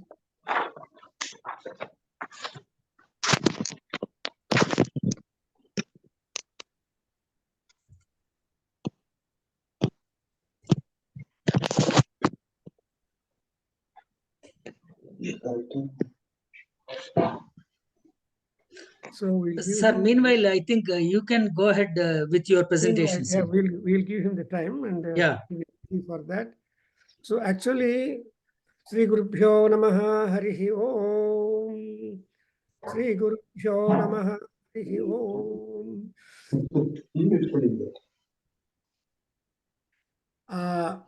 See, my topic was there yesterday. Because of the time constraint, we have postponed my talk to second day. And so my topic was on the rishis responsible for Vedic anthology, ritualistic conveniences for practice. This is what is the topic I created myself, so I'm able to mute it. Sir, mute. I'm unable to mute his. Then you start talking about it. Yeah, no. Now you go ahead, sir. No, he's ready. Okay. No, you go ahead, sir. We'll give him time.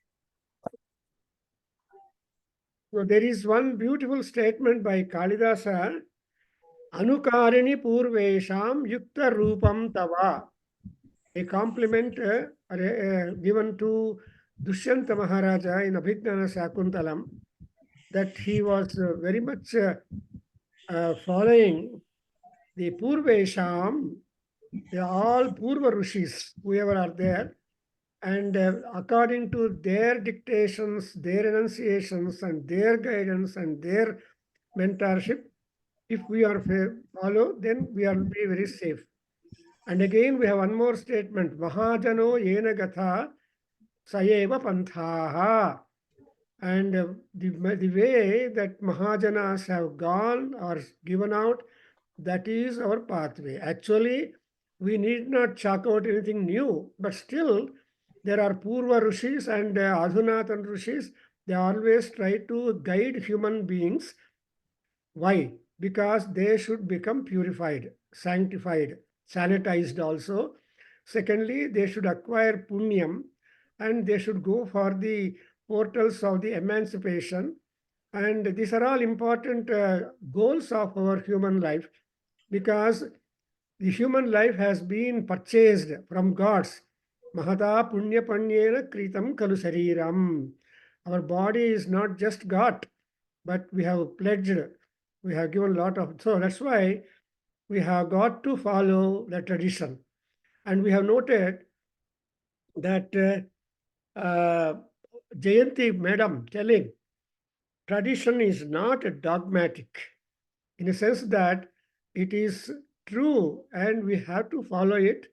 And it is not like dog, but it is independently also with discretion, understanding, reasoning out, and all that. Because if the son is asked, the boy will ask the father after Upanayanam, why should I do Sandhya Vandanam? And the father sometimes skips. He says, you don't do it, why should I do it? It is not like that. Fathers, everybody is independent in that. Therefore, the Anukarana, promotion of the tradition, is very important. And that is the Yukta Rupa, in the sense that that is the appropriate pathway that one has got to chisel out for himself. So in order to support this kind of statement, we have these Vedic anthologies and also the ritualistic conveniences, namely Sandhya Vandanam, Devatarchanam, and Japam, Parayanam, Bhajana. Well, these are all the practices which one has got to do it. And again, a question comes up. When you are busy in so many activities, can we give them up and give preference to the other things? Krishna has given a beautiful caution to all people in Bhagavad Gita. See, karma na tyajyam. Because if you give up the karma, it will become a dosha, and dosha will simply disengage us to connect ourselves to the higher life. Therefore, Snanam, Sandhya, Japa, Homa, everything has got to be followed. And that is one important thing, Natyajyam. Now, just to talk about the Vedic anthologies, the anthologies are collection of the mantras. It is impossible for anybody to master, to study all the four Vedas. Shankaracharya said, Vedo Nityam Adhiyatam. Good. But he did not stop there, said Tadiditam karma swanushtriyatam. So whatever that has been told, choose, pick for convenience and practice in your own daily life or dinachari and all that.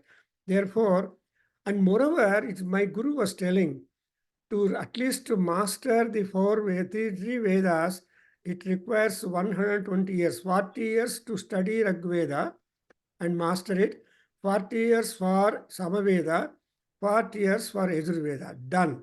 Our 120 years life, all the 9 grahas periods will be complete. But it is impossible. We cannot spare.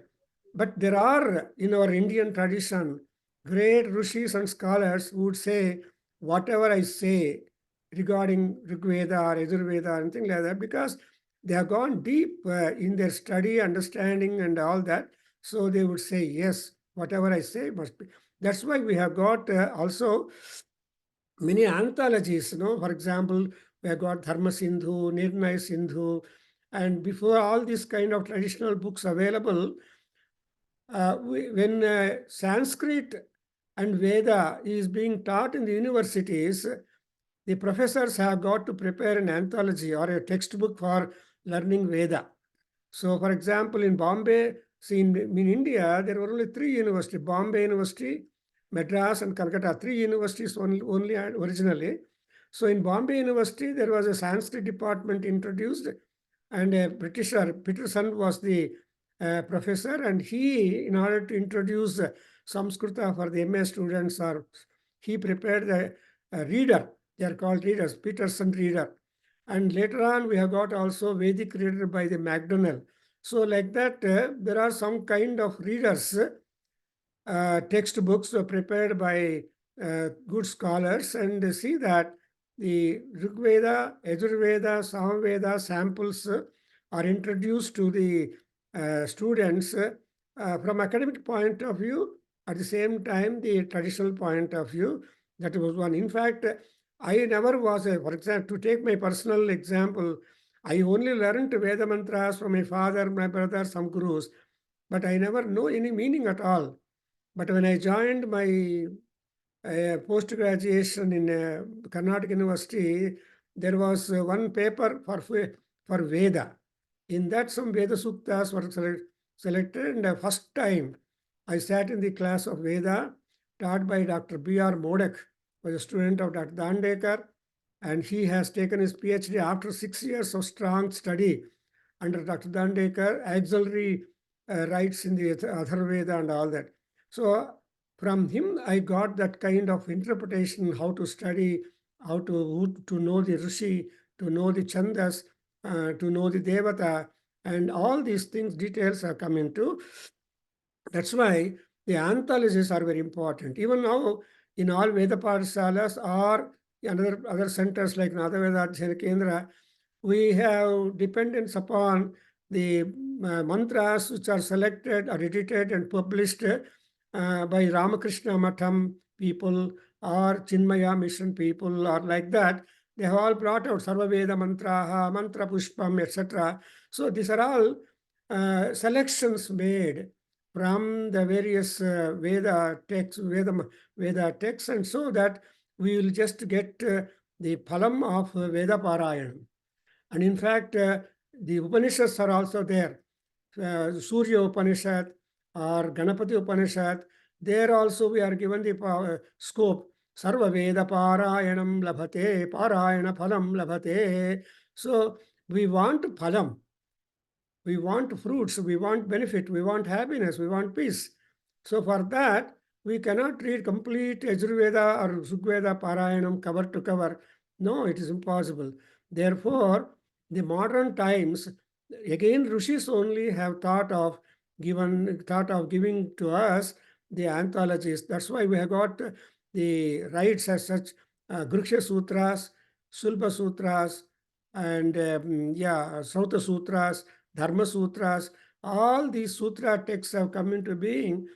They're all, and they have taken the mantras and they showed the viniyoga of each mantra, how it should be employed, and what are the benefits that you are going to get.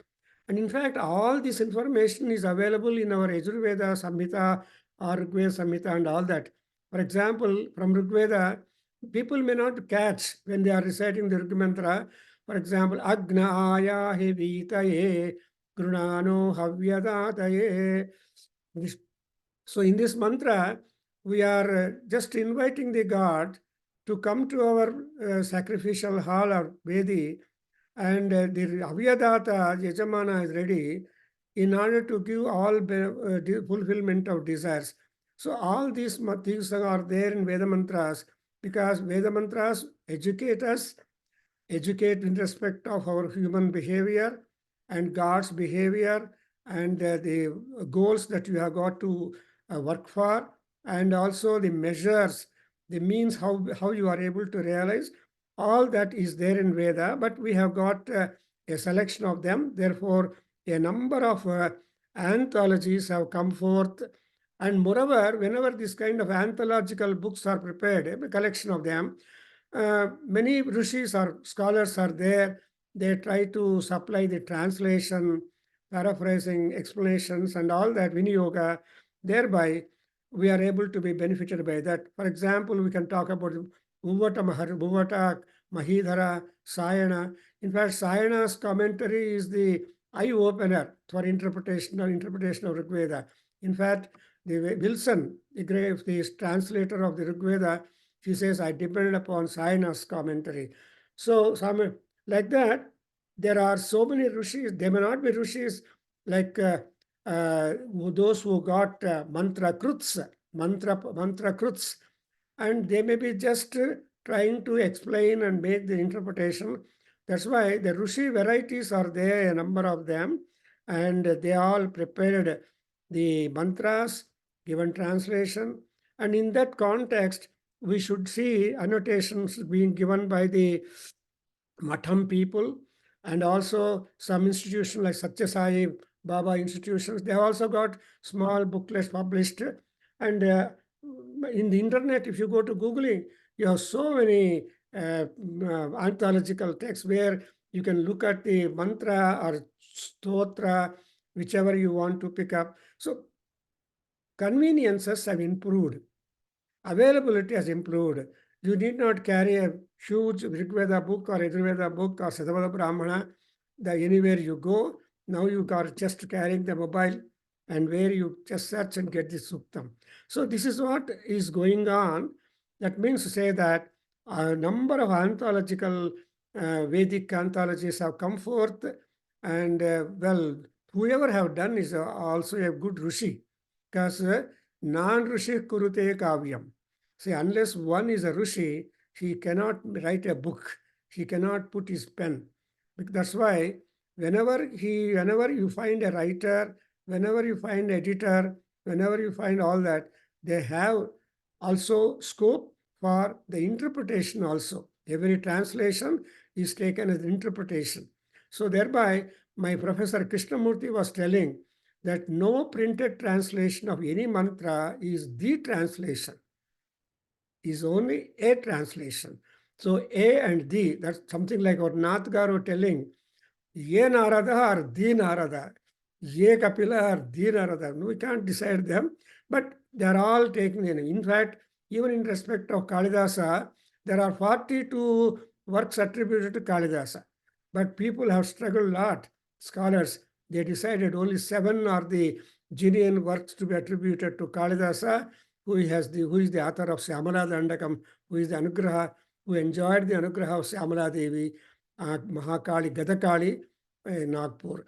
Anyway, so that way, the Vedic anthologies are very much helpful for us in order to get availability of the Vedic texts easily and also employ them. And some people, and apart from that, there are gurus who are able to give us the Vinyoga of each mantra. For example, latest I'll tell you the Narayaniyam, which is very popular in Kerala. Many Kerala people are here. In Narayaniyam, Paramanacharya of Kanchi long back said, of all the mantras of Ramayana, Narayaniyam, 8th Dashaka, 13th mantra, Rogarasim Nirundhi, Asmin Paratman Anuvatmakalpe, Tumitha Mitha Pitapadmayonihi, Ananta Bhuma Mamarogarasim Nirundhi Vatalaya Vasa Vishnu. So Vishnu is the healer. Like that, we have, though people have written anthologies, Kavya Stotras, they have purpose to help mankind for purity and also emancipation. And apart from that, we have also ritualistic manuals prepared by various organizations also. And we have small ishtis are also there.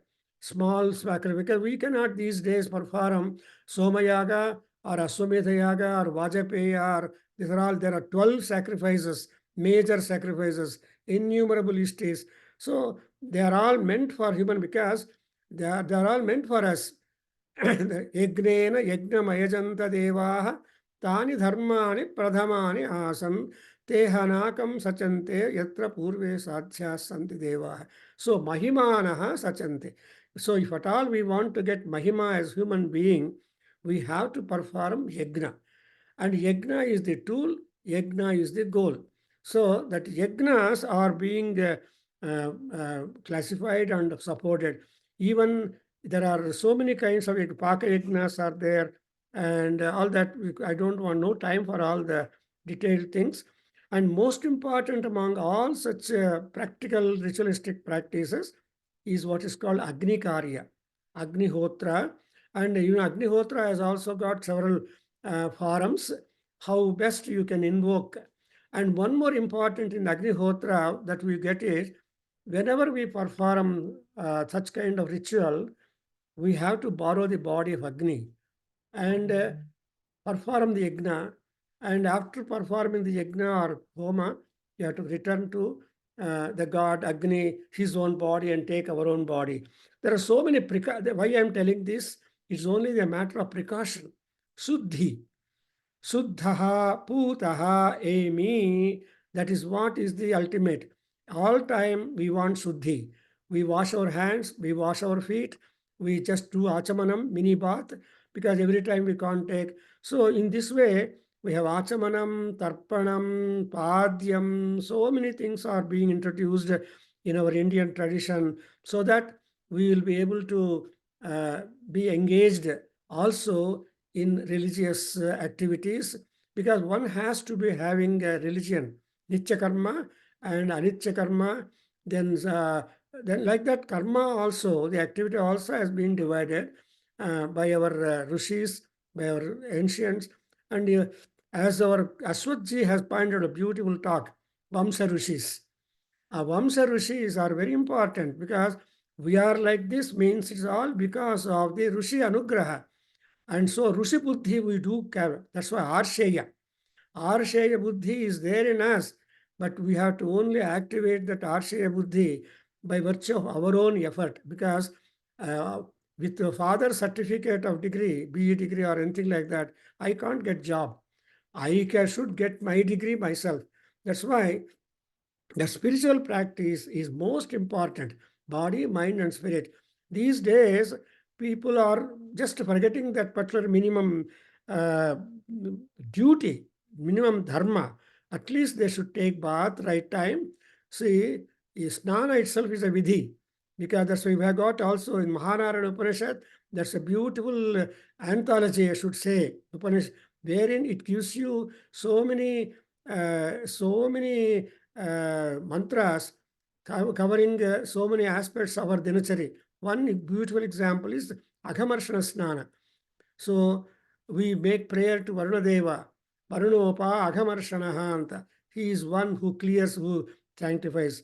Like that. And we have got also the ritualistic materials also. That grass is there. And also this utensils also are Indian. So everywhere we have got a lot of vision for all these things. Therefore, and moreover, we have got to have faith, belief, and goals in our ritualistic practices. If you don't believe in God, no matter, at least you believe in your cleanliness, Suddhatvam. That's why the first mantra we say is Apavitra Pavitro va Sarvavastangatopi va Yasmaret Pundarikaksham Saha Bahihi Abhyantarataha Suchihi. So Bahisuchi, Abhyantara Suchi is attained because of this. In normal things we get Suchi by just sipping the water 3 times. But in Aparakarmas, not like that. You should go and take bath and come back and continue. So there is a lot of difference between Parakarma and Aparakarmas. But so that's how mainly they have divided our ritualistic practices into 2 divisions. One, by living, whatever we do it, and whatever we get after when we don't have our body, because our body is burnt, stomach is burnt, etc. So This is a big subject by itself, but anyway, I just want to say that whoever does this kind of helping composition or compilation or published publications, they are all rishis. Now, and those rishis we talk about, they are not available, but still their work is available. And for the other day, our Aswat was telling Parasara Maharshi. And Parasara Maharshi, Parasara, and we have got so much of work done by them, not one to Shankaracharya's work, impossible to imagine. So like that, rishis are there and we are there. Rishis Parana itself, a great thing, and we can follow their things. So, for example, every year we are performing the annual day celebrations, Varshikotsavam. Today is the 29th. It is also a kind of dharma.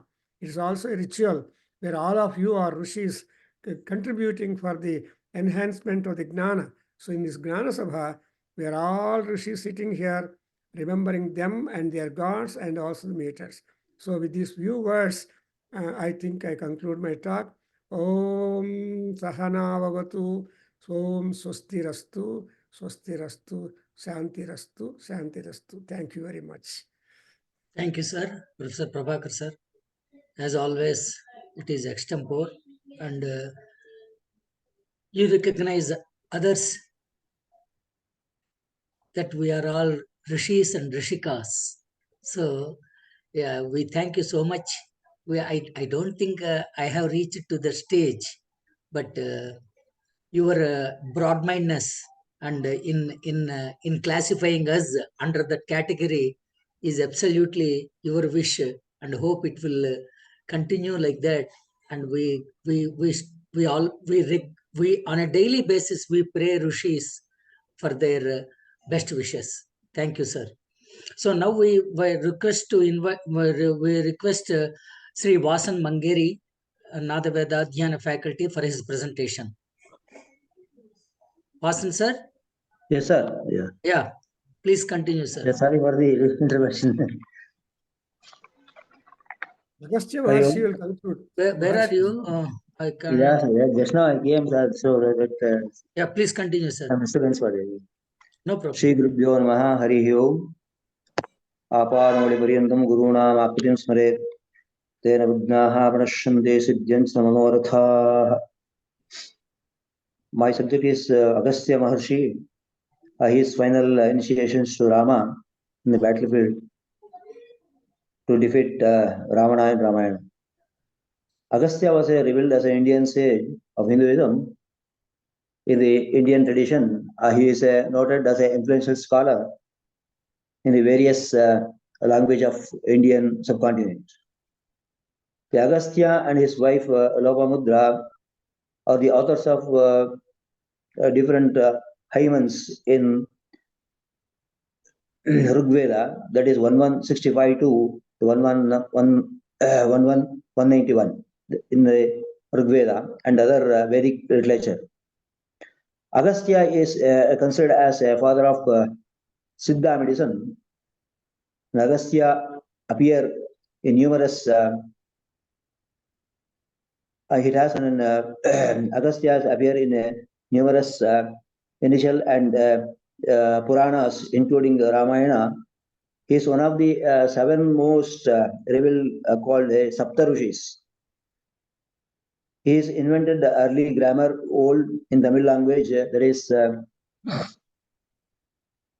Agastyam. The Agastya was traditionally attituded as an author of many Sanskrit texts, such as Agastya Geetam, found in Varaha Purana, and Agastya Samhita, found in Skanda Purana, and Advaita, Nirvana Tantra text. Agastya Rishi was a powerful sage who is known for his wisdom and knowledge. He has an ability to transform his body into any form as he desires, and he has a power of controlling all the natural elements, that is Panchabhutas. Agastya teaches Rama the procedure of worshipping the Aditya in Aditya Hridayam for his strength and to defeat his enemy Ravana. It is called Aditya Hridayam. The etymology of Aditya Hridayam is the Aditya is the son of Aditi, refers to the sun, and the Hridayam is the heart of sun, the eternal truth. The Aditya Hridayam, slokas 1 to 2, in which Agastya Rishi approached Rama in the battlefield. In Stotra 3 to 5, he explained the greatness of Aditya Hridayam and the advantages of reciting it. As in Sloka 6 to 15, the Agastya explained the embodiment of all the gods as well as the nourishes and the sustainer and the heat and light, the product of the sun. In Sloka the 16 to 20 is a mantra japa, the facing the sun, they're sitting in the east direction. And the Sloka 21 to 24, it is a solution, it is a salutation to the Aditya. And in 25 to 30 slokas is a descriptions, the result of this prayer and the method of reciting and procedure to be followed to successfully invoke Aditya to bless Rama with a result strength for the victory against his enemy Ravana in the battlefield. The glorious Rama have heard this mantra from Agastya. He feel free from the sorrows, and his senses were under his control. Being pleased, committed the Hyman's memory recitated facing the sun, obtained a great delightment. The brave Rama sipped water thrice, that is, he did Achamana, became pure, took his bow, meditated the sun, shoot his arrow, aiming the Ravana's heart.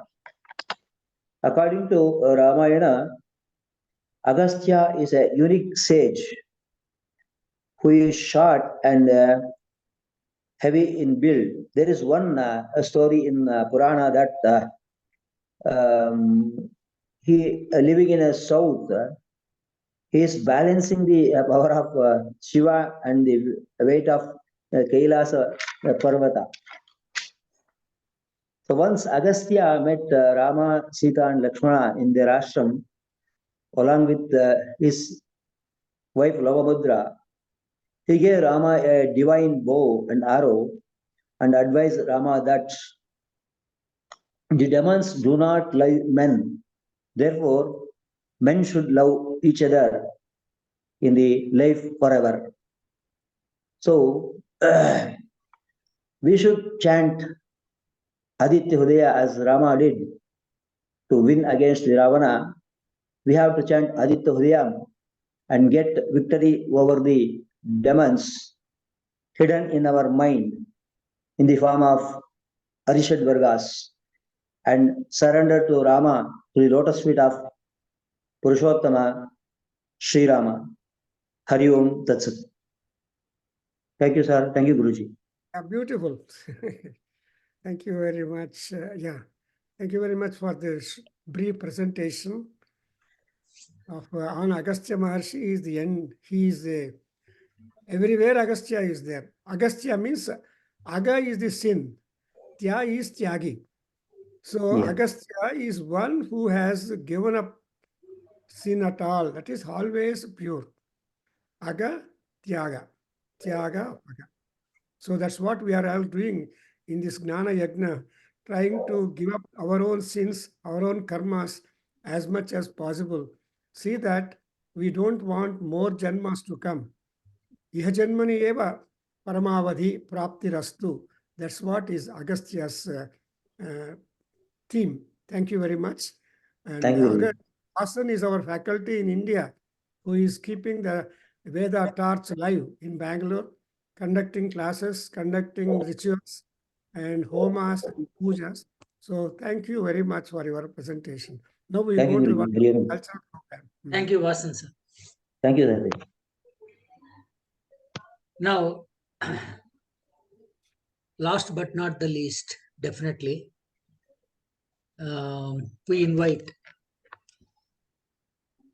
Srimati Rachana Narayanakutty, Kuchipudi dancer from Kerala, for her dance program. Madam. Namaskaram everyone. Sadgurubhyo Namaha. Guru Brahma, Guru Vishnu, Guru Devo Maheshwara, Guru Sakshat Parabrahma, Tasmai Shri Gurave Namah. Myself Rachana Narayanakutty, a Kuchipudi performer from Kerala. First of all, let me take this opportunity to thank Shri Dr. C.L. Prabhakar sir for the beautiful platform that you have presented to me to exhibit my artwork in front of this scholarly sabha in connection with Adhyayana Kendra's annual day. My humble thanks to Dr. C.M. Neelakandan sir as well, because he's the one who introduced me to Dr. Prabhakar sir. And when I joined this meeting, I was really, really privileged to be a part of this great sabha. And this came to my mind suddenly. This is what we do as dancers, we do this as a prayer. Sabha kalpatarudbadi Veda Shastropashobitaha Shastra Pushpa Samakirna Vidyud Brahmara Samyutaha. So Sabha is compared with Kalpa Vriksha, a tree which fulfills every desire. Vedas are its branches, Shastras are flowers, and the scholars are the bees. Thus, the Sabha shines like the Kalpa Vriksha. And I'm really happy to be a part of this great Sabha, where I can see a lot of gurus and gurusthaniyas here. I was actually about to present a paper, but unfortunately, due to some health issues, I couldn't. But I'm happy that I could at least present a dance composition for all the distinguished delegates here. And I request all of you to consider this as my presentation, because my paper was on the subject, Spiritual Experiences of Kuchipudi, a dance to play or to pray. I'm much happy and proud to tell that the subtitle of my paper was borrowed from a book called Dancing to Play or to Pray by Dr. M.S. Shivaraju sir. After reading his book, which is more like a comparative study of Bhagavata Mela Nataka tradition in Melatur and of Kuchipudi, I found it very interesting to analyze more about my art form and its real aim and result. I'm so lucky in one way that even if I'm not able to present my paper today, Goddess Sharada has blessed me to bring out the real essence of what I wanted to share with you all through my paper and through my dance presentation.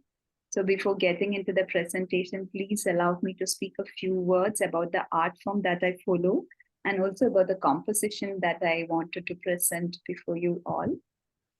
So Kuchipudi is a dance drama tradition and derives its name from the village Kuchipudi, which is situated in the Krishna district of Andhra Pradesh. In recent years, it has evolved as a solo dance as well for the concert platform and is performed by women, though it was formerly the preserve of men. The female roles were enacted by men then, and even today, the tradition boasts of gifted male dancers enacting female roles with such consummate artistry that hardly anyone would notice them as male dancers. The movements in Kuchipudi are quicksilver and scintillating, exciting and intelligent, rounded and fleet-footed. It is now performed to classical Carnatic music. The main source of the Chaturveda Abhinaya, the fourfold expressions of Kuchipudi, is the treatise on dramaturgy, Natya Shastra, written by sage Bharat. In the 16th, 17th century, Kuchipudi style of Yakshagana was conceived by Siddhendra Yogi, a visionary who had the capacity to give concrete shape to some of his visions. He was steeped in the literary Yakshagana tradition, being guided by his guru, Tirtha Narayana, who composed the Sri Krishna Leela Tarangini in Sanskrit. It was Guru Vedandam Lakshmi Narayana Shastri Garu who introduced many new elements, including solo dancing and training of female dancers in this dance style. Kuchipudi carries sensuousness and fluidity along with the geometric lined movements. Like all other classical dance forms of India, Kuchipudi is both interpretative and lyrical, making use of abstract dance sequences as well. Stress on dramatic outlook is one of the salient features of Kuchipudi. Because of all these qualities and features, Kuchipudi dance enjoys great popularity and is recognized as one of the leading classical dance styles of India. And today I will be presenting a Durga Tarangam from Narayana Tirtha Sri Krishna Leela Tarangini. So basically in Sri Krishna Leela Tarangini, each of these songs are called Tarangams and are integral to Kuchipudi dance repertoire as well. So many songs are on Lord Krishna, but a few are on other gods and devis as well. The Durga Tarangam is on Mother Goddess. In this Durga Tarangam, the scene opens with the arrogant Kamsa's entry, who wanted to kill the 8th child, which is a girl child of Devaki and Vasudeva. As he tries to do the same, the just born baby girl went higher and showed her Yoga Maya Swarupam. She, who is called as Durga, who was in her rage, warned Kamsa about the one who has gone to kill him. Devas, Devis, sages, Yakshas, Kinnaras, Gandharvas, and all others started praising Devi Durga for protecting them from this difficult situation. Hearing their praises, Devi Durga becomes calm and enjoys along with them in the celebration. God Indra offers an offering of dance ensemble for Goddess Durga, with a collaboration of Gandharvas and Apsaras. Devi becomes happy and blesses everyone.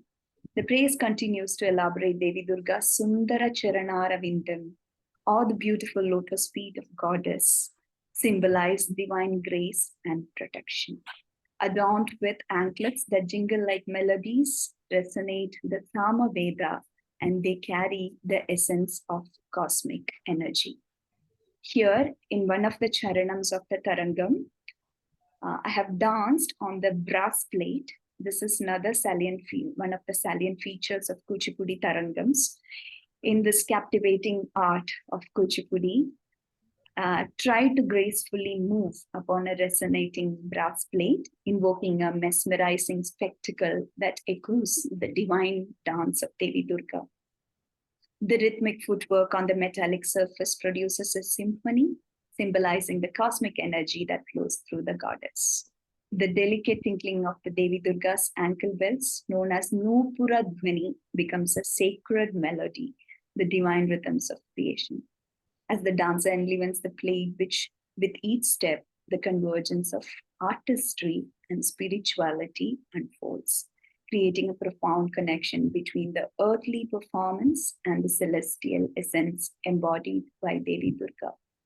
A humble request to kindly ignore the introduction in the video presentation, as it was recorded for another dance festival earlier. So under the theme, contributions of rishis and vyakyakaras for human welfare and emancipation, I would like to present this Natya Veda created by Brahma and propagated by sage Bharata through Kuchipudi Tarangam. Here is Durga Tarangam, written by Sri Narayana Tirtha, Raga Malika, Tala Malika. Thank you. Before we start the dance presentation program, I would request Dr. Shashi Tiwari Madam to she wanted to just conclude because some things she want to say. So please, Madam, Dr. Shashi Tiwari Madam, is she there? Yeah, she's there. Yes, I know. Yes, Madam. Here it is just 10 o'clock. It's out the night. Yeah. So it is a great conference going on. Yes, from for 2 days, and all presentations are very serious.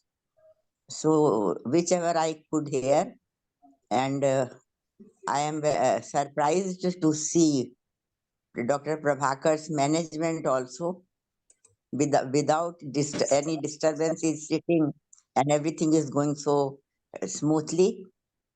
But I am more surprised to hear his presentation.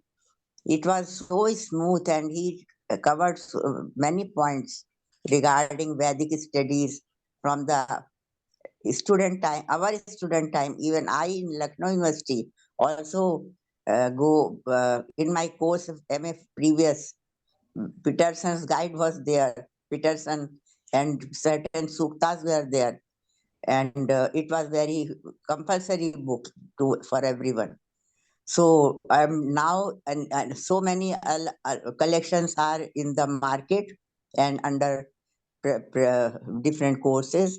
So all these things he knows is also surprising for me, because he has traveled, as he telling that only 3 universities he know. If I understood correctly, Calcutta and Bombay and one other university, Bangalore University. So it was a great conference, no doubt. And presently Rachna was speaking, and it was also very clear. And but I am more happy to listen Rishis for the persons who are working in the Vedic study field. So as he's saying all the time, Rishi, because Rishi is one who thinks, who want to catch the meaning of the mantras. And Yask has said that Param Rishi, who has revealed the knowledge, and Upper Rishi, who are trying to understand the knowledge, and who had done the commentaries, and so many Vyakhyas are there. But I actually worked, as Aparna has told, Ved Vyakya Padhatya. 2-3 years back it was released, and it is a very important work. The whole lifetime my work is there, and it covers almost all commentators. It is of 300 pages, written in Sanskrit, as it can be helpful to all the persons who are in Sanskrit universities. So all the commentators, more than 100 may be covered there. Western scholars, modern scholars, ancient scholars, Mahidhar, Uvat, Mahim Bhatt, Iskandan Swami, Udit, Mudgal, etc. All are covered there. And from original, I have tried, from original books of their bhashyas, I tried to explain their Vyakya Padhati. And I found that in the books which are in the market or in the classroom, many times it is wrongly written. Then few Vyakyakaras are explained in the whole chapter, as Satvalikar and as Dayanand Saraswati, as Shri Aurobindo, Kapali Shastri, such like modern Bhashakaras. So I wish to only say that I try to understood which one persons used to ask me, to whom you think is the best commentator. So I said I can only conclude that no one is there who can be ignored, but all are not giving the whole. They are only working on the partial basis of the text. They are catching some meaning, and that is correct, no doubt, that is correct, but they are leaving other.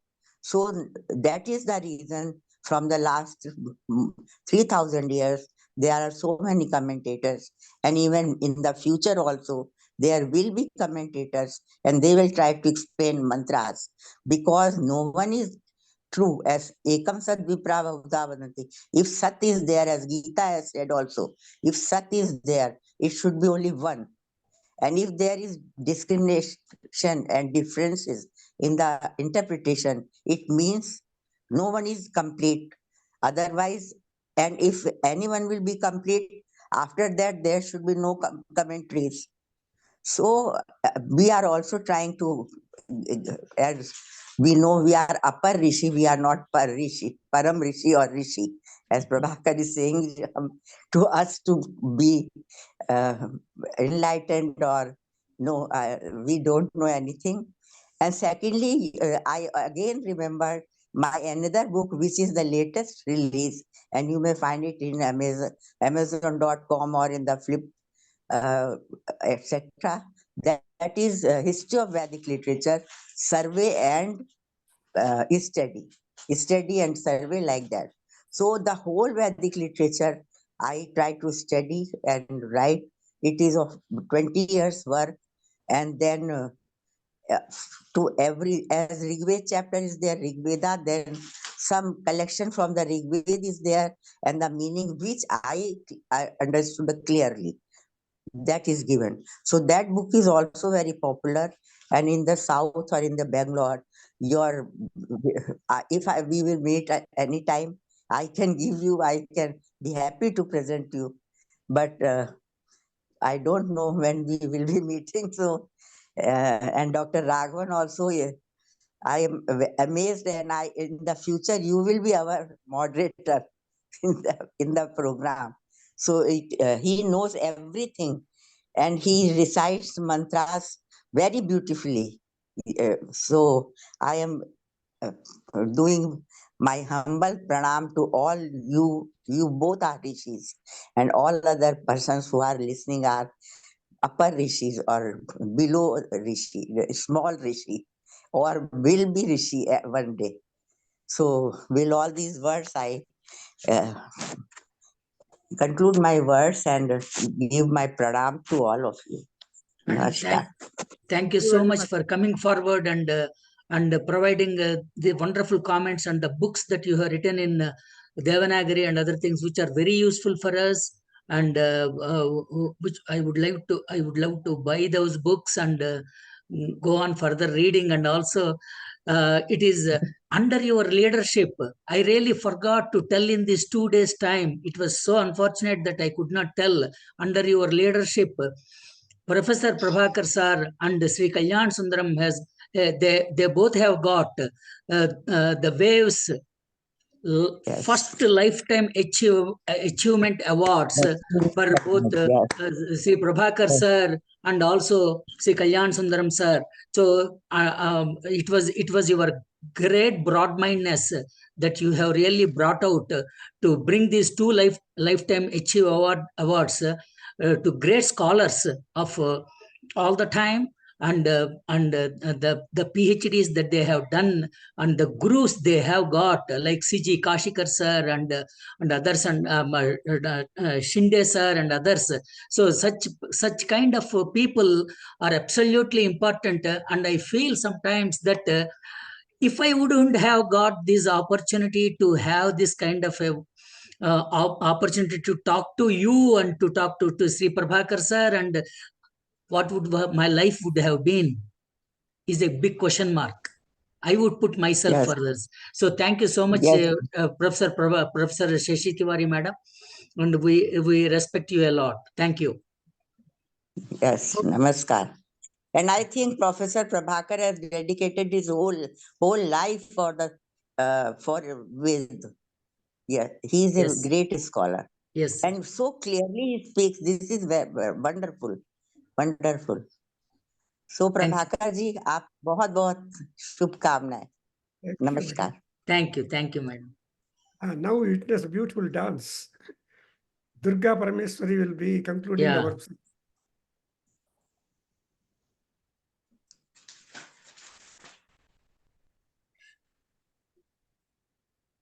तो तुम्हें brush बंद करने जा रहे हैं.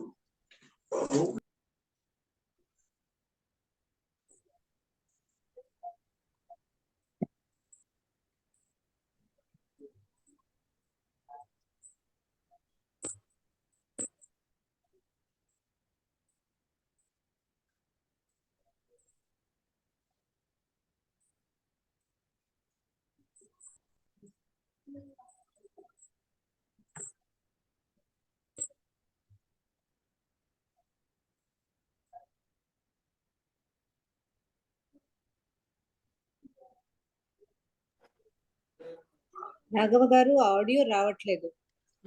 అదేనండి. Now yeah చూస్తాం.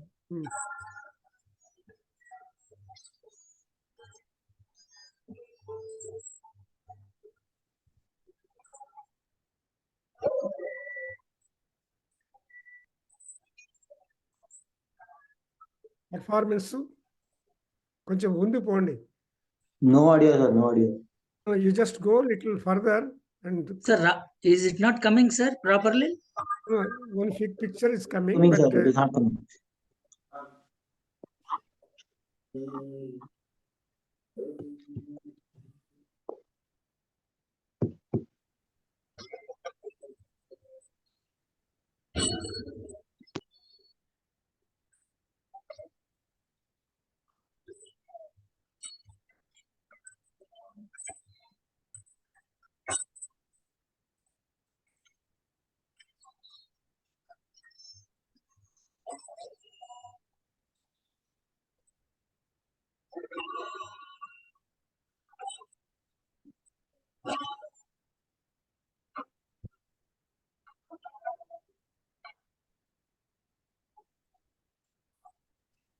Volume పెంచి చూడండి రాఘవ గారు.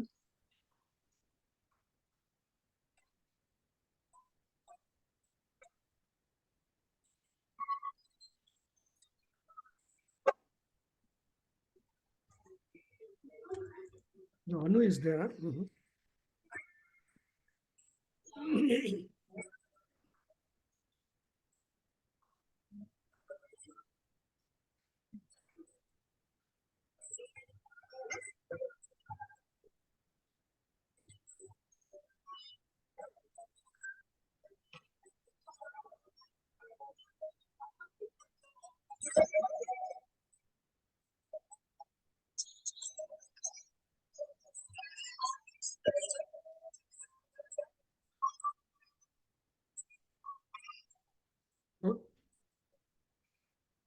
మళ్ళీ ఆపేసి మళ్ళీ ఆన్ చేస్తే వస్తుందేమో చూస్తారా?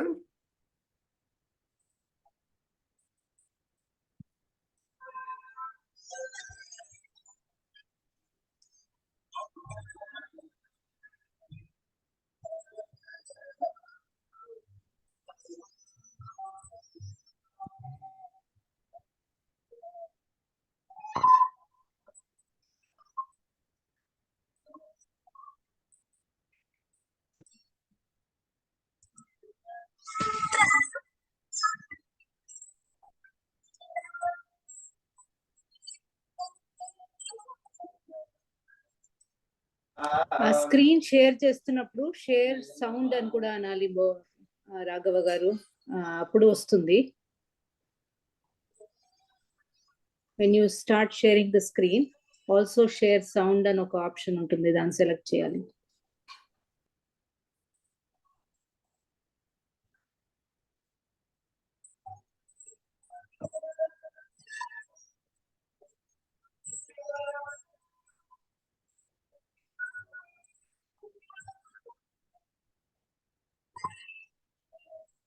Video is running.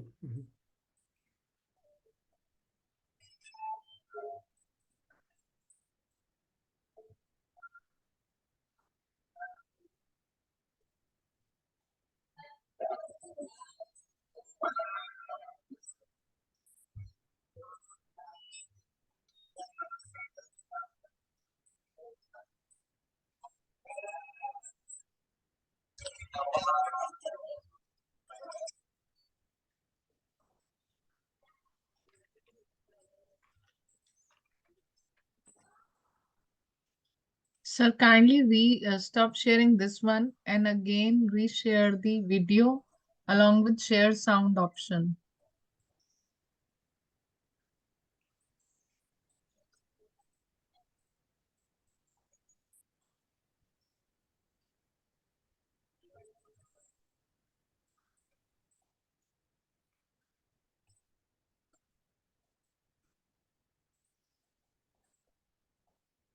I will be concluding my Kuchipudi concert with blessing before the concluding performance. Let me once again gratitude towards team.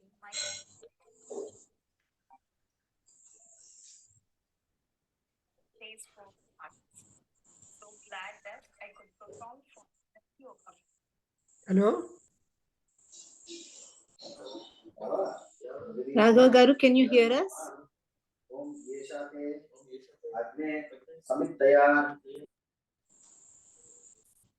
See, the picture is not visible, na?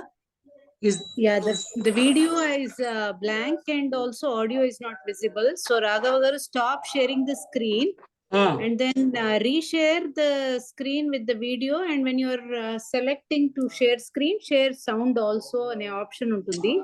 Okay, okay. But I did that, I think so. One second, I will do it again. Yeah, thank you. No, I was calling Professor Prabhakar sir for that reason. 1 second, I am.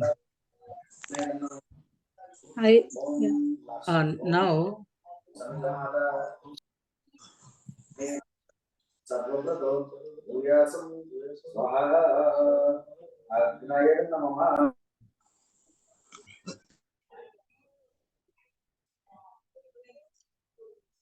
Share.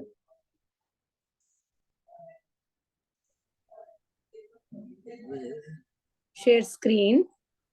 Share screen, it is there. And then share select sound, that video. optimize video clip. Correct. Now please check whether it is coming. I would be concluding my Kuchipudi concert. It's not coming yet. The video is not coming, audio is coming now. Video is not coming. Yeah. I have to again check and stop share. Maybe forward chest chudandi if there is more.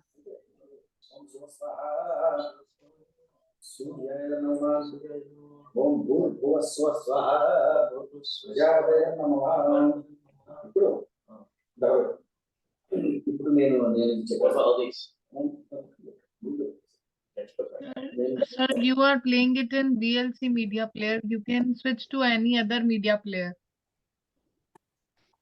I am doing my Kuchipudi concert with a Durga Tarangam praising Goddess Durga. Audio is available. Audio is heard.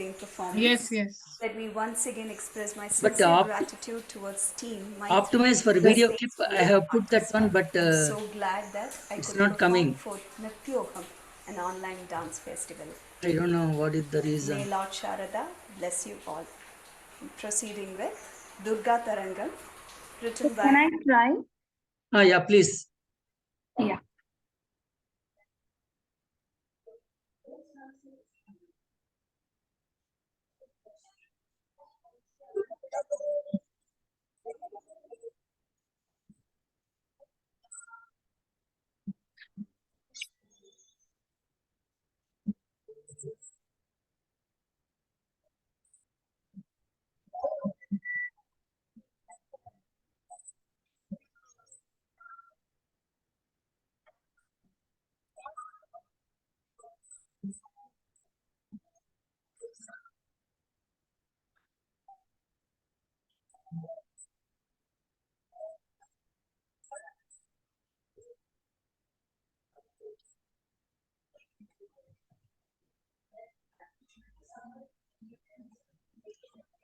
Rachana, can you share?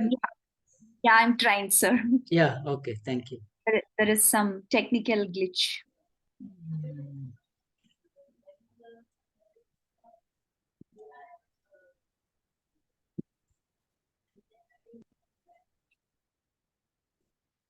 Yeah, even I'm not able to share it. Because it's a very large file. Yeah, but normally we do that. I don't know what. One request, can you please play the audio at least so that we can all listen to the literature? And you can share your link later. We will Sure. it.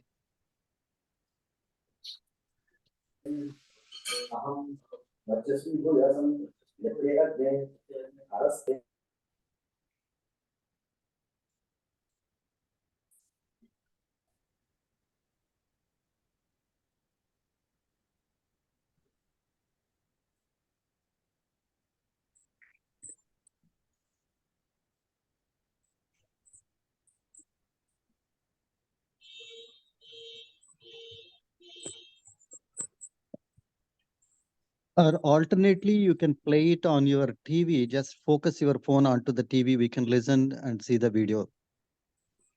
No, I am trying to do from the opening it from through email, but it is not getting done. Oh, did you download it, sir? Yeah, I have downloaded and shared it. Okay.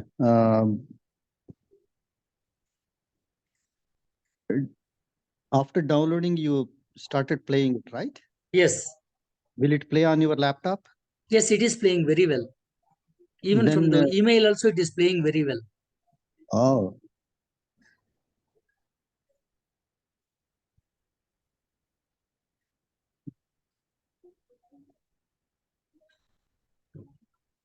Is it available on YouTube? There we can from there we can directly play the link. No, I'm sorry, it's not available. It's not available. Okay. Yeah. There is some actually technical issue. Even I can't even switch on my camera. I'm trying for long. To do the same. Yeah, I'm not able to do it either. So I'm going to give try to see. If Yeah, he is able to do. Professor Prabhakar is able to do on her on his on his mobile. But from there we have to share. Dr. Opanna, if you can share with me, I can try.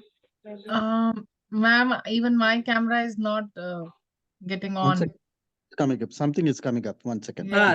It is my this one. Can you? Yeah, we see it. Let it go. Let it start. Yes. Start. Yeah. Yes, it is fine. This is fine. Yeah. Right. With a Durga Tarangam praising Goddess Durga. Before the concluding performance, let me once again express my sincere gratitude towards Team Maitri, a space-4 artist.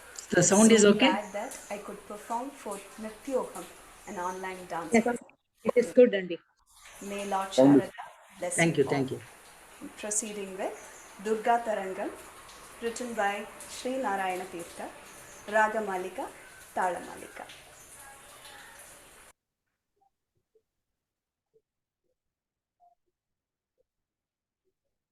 ततः देवकी वसुदेव दम्पत्याः अष्टमः पुत्रत्वेन कृष्णो अजायत। स्वस्य पुत्रमादाय वसुदेवः गोकुलं गत्वा तत्र यशोदासमीपे सुप्ता बालिकाम् आदाय कारागृहं प्रत्यागच्छत् च। कंसः बालिकावधे अतत्परः इति चिन्तया देवकी सन्तुष्टा अभवत्। परन्तु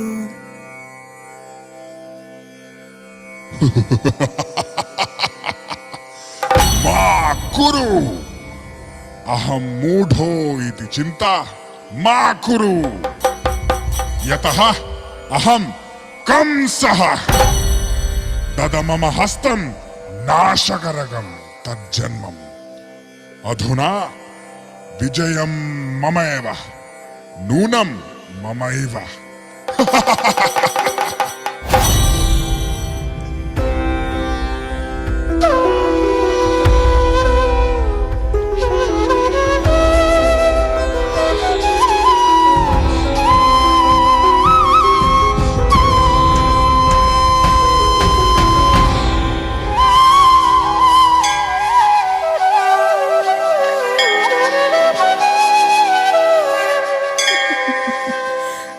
अरे मूढ कंस, तव अन्त्यम् अत्र आसन्नं।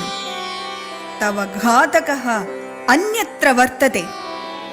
सः निश्चयेन तव समीपम् आगमिष्यति। तद्दिनाय प्रतिपालय। जय जय दुर्गे, जय जय दुर्गे, जय दुर्गे, जय दुर्गे, जय माहेश्वरी, जय माहेश्वरी, जय चंद्रखंडा, जय चंद्रखंडा, जय महागौरी, जय महागौरी, जय सिद्धिदात्री, जय सिद्धिदात्री, जय भवानी, जय भवानी, जय जय दुर्गे, जय जय दुर्गे, जय जय दुर्गे, दुर्गे दुर्गदहारिणि त्रिजगदां सर्गाधिसिद्धार्थके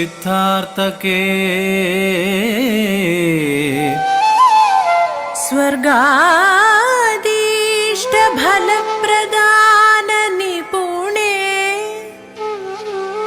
त्रायस्व न शङ्करी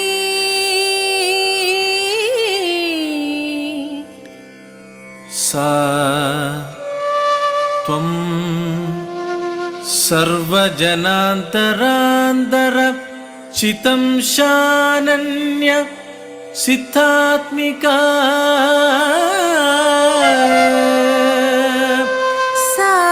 सारासार विवेक दृष्टिविदित सर्वैक साक्ष्यात्मना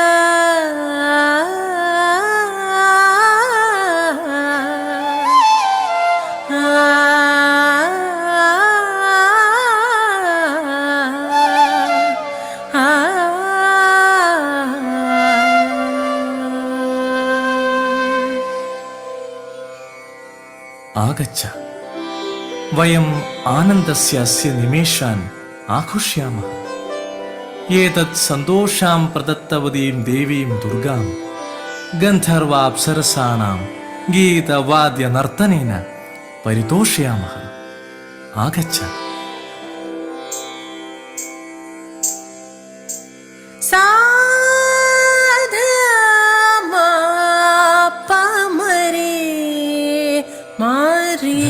सरिरि मम पप दद साधमा पमरे मरिसा मारि मारि ससरिरि मम पप दद मा पाद पाद ससरिरि मम रिरि सरिसा मारि मारि ससरिरि मम पप दद मा पाद पाद ससरिरि मम रिरि सरिसा सरि रि मा मपा दस रि मा मपा मरि मसा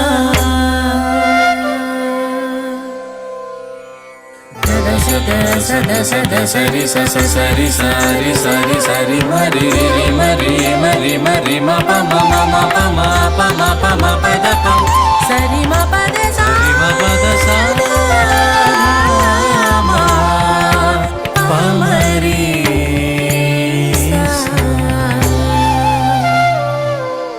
जय जय दुर्गे जय जय दुर्गे जय दुर्गे जय दुर्गे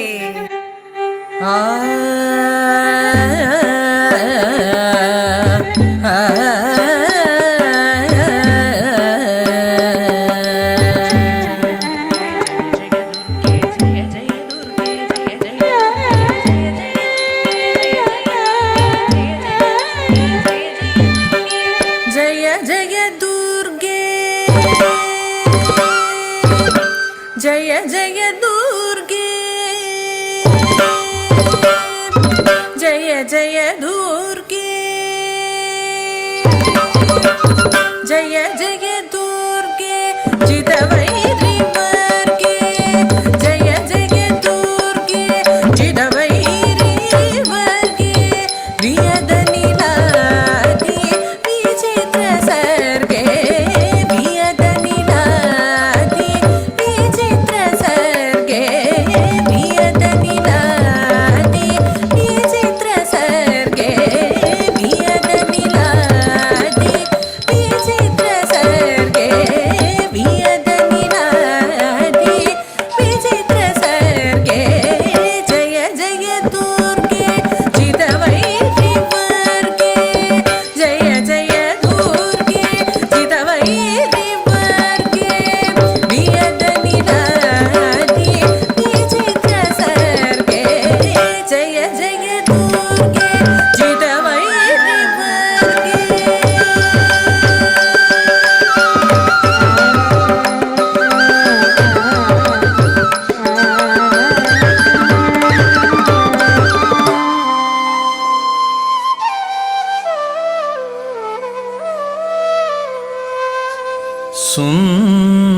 सुन्दरतर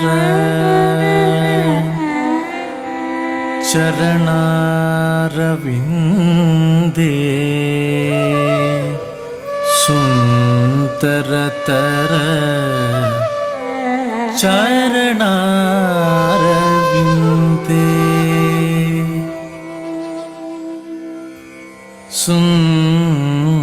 सुन्दरतर चरणारविन्दे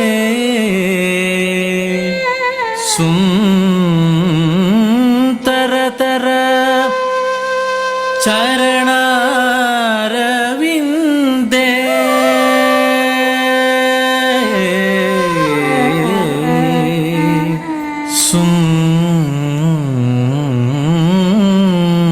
सुन्दरतर चरणारविन्दे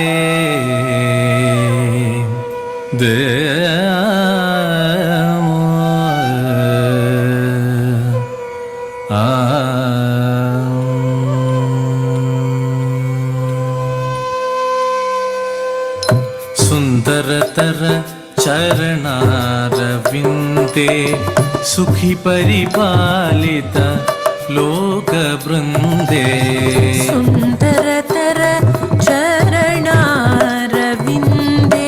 सुखी परिपालित लोकवृन्दे नन्द सुनन्दादि योगी वन्द्ये नन्द सुनन्दादि योगी वन्द्ये नारायण सोदरी परानन्दे नन्द सुनन्दादि योगी वन्द्ये नारायण सोदरी परानन्दे जय जय दुर्गे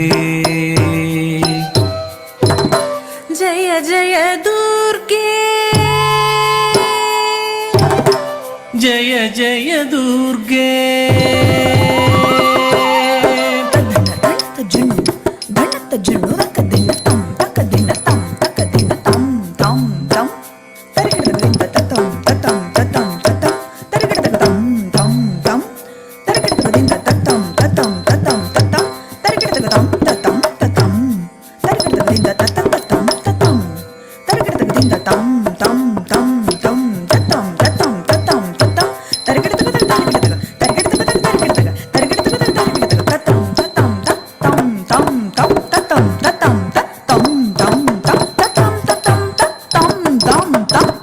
सरसमणि नूपुर संगत पादे समधिकताखिल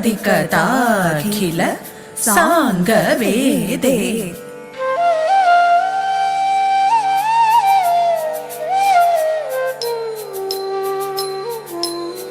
सरसमणि नूपुर संगत पादे समधिकताखिल सांग वेदे सरसमणि नूपुर संगत पादे समधिकताखिल सांग वेदे सरसमणि नूपुर संगत पादे समधिकताखिल सांग वेदे सरसमणि नूपुर संगत पादे समधिकताखिल सांग वेदे सरसमणि नूपुर संगत पादे समधिकताखिल सांग वेदे सरसमणि नूपुर संगत पादे सरसमणि नूपुर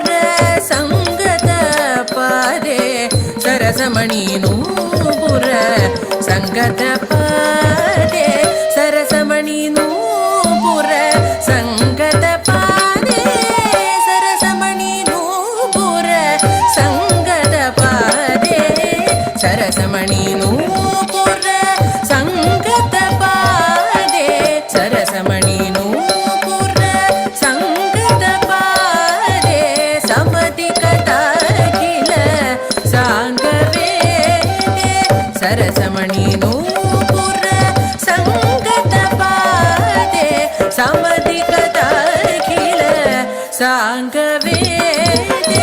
सरसमणि नूपुर संगत पादे समधिकदाखिल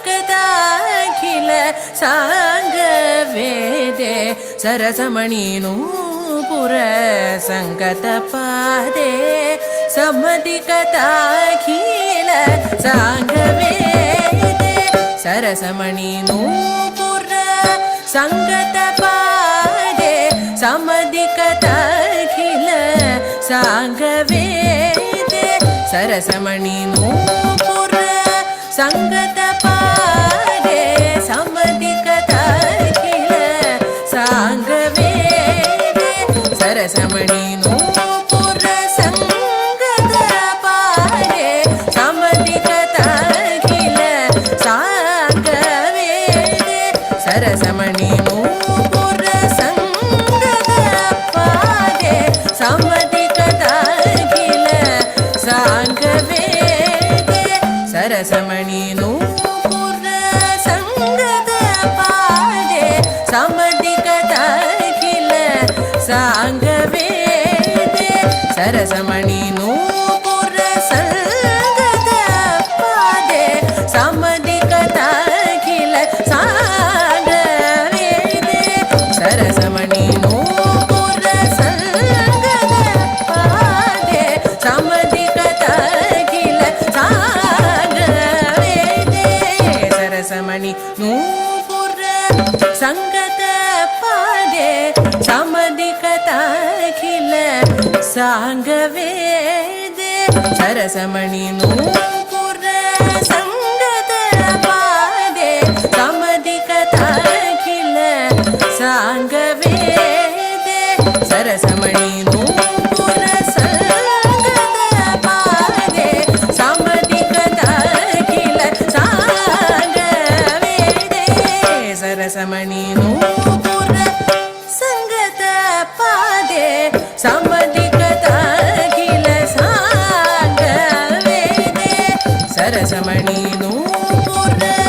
संगत पादे समधिकदाखिल सांग वेदे सरसमणि नूपुर संगत पादे समधिकदाखिल सांग वेदे सरसमणि नूपुर संगत पादे समधिकदाखिल सांग वेदे सरसमणि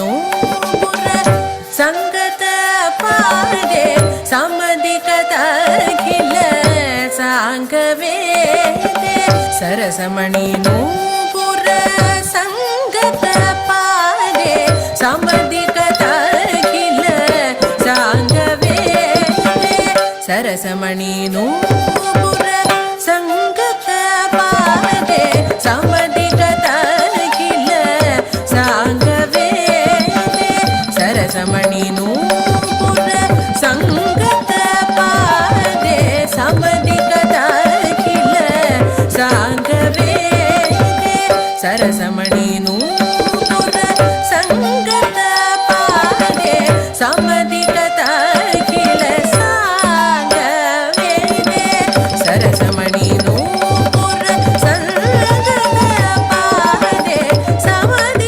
समधिकदाखिल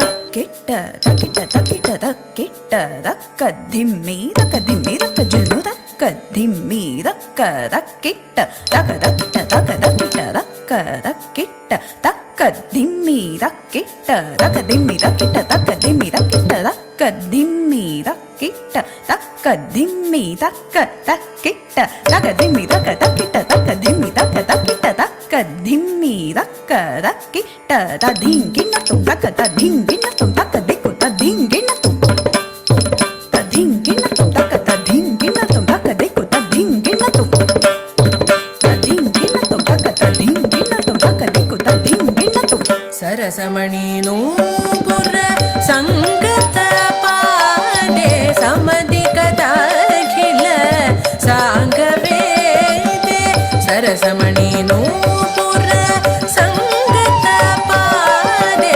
समधिकदाखिल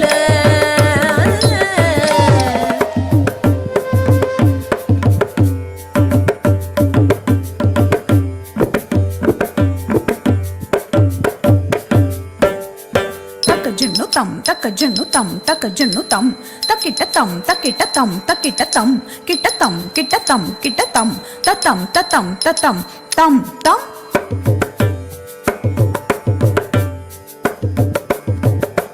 takajunu tam takajunu takajunu tam takajunu takajunu takajunu takajunu tam takajunu tam takajunu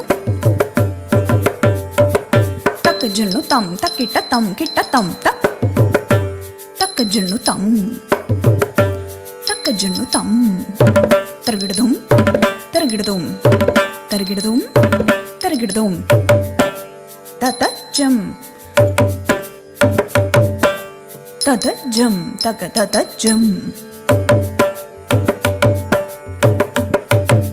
tatacham takatacham takadiku tatacham tatacham takatacham takadiku tatacham tadiki na tum tadiki na tum tadiki na tum tadiki na tum tadiki na tum tatacham takatacham takadiku tatacham tadingi na tadingi na tadingi na tum tadingi na tum tadingi na tum tatacham takatacham takadiku tatacham tadiki tadiki tadiki na tum tam tadiki na tum tam tadiki na tum सरसमणि Nupur संगत पादे सामदिकत अखिल सांगवेदे सरसमणि नूपुर संगत पादे सामदिकत अखिल सांगवेदे सरसमणि नूपुर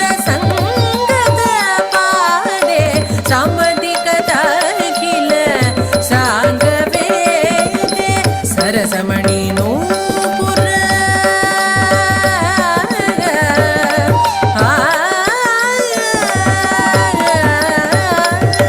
नर किन्नर वर सुर बहुगीते नंदनुदे निखिलानंद भरिते नर किन्नर वर सुर बहुगीते नंदनुदे निखिलानंद भरिते जय जय दुर्गे जय जय दुर्गे जय जय दुर्गे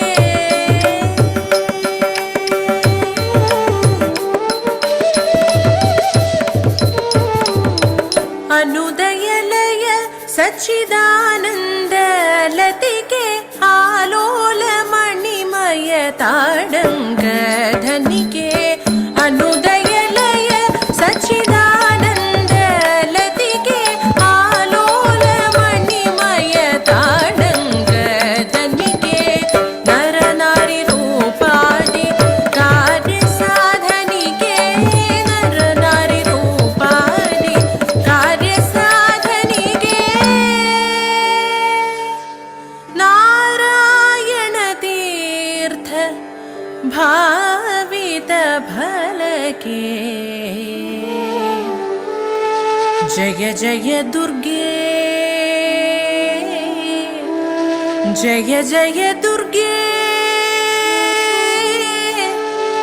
जय जय दुर्गे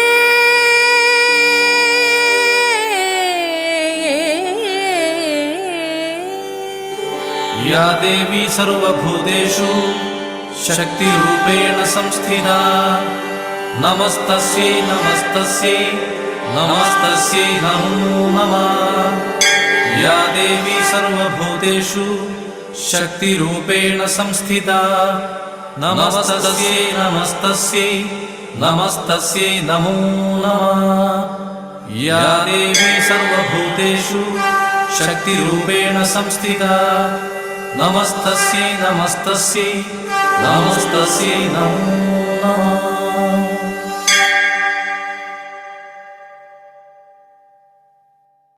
Extraordinary. Thank you.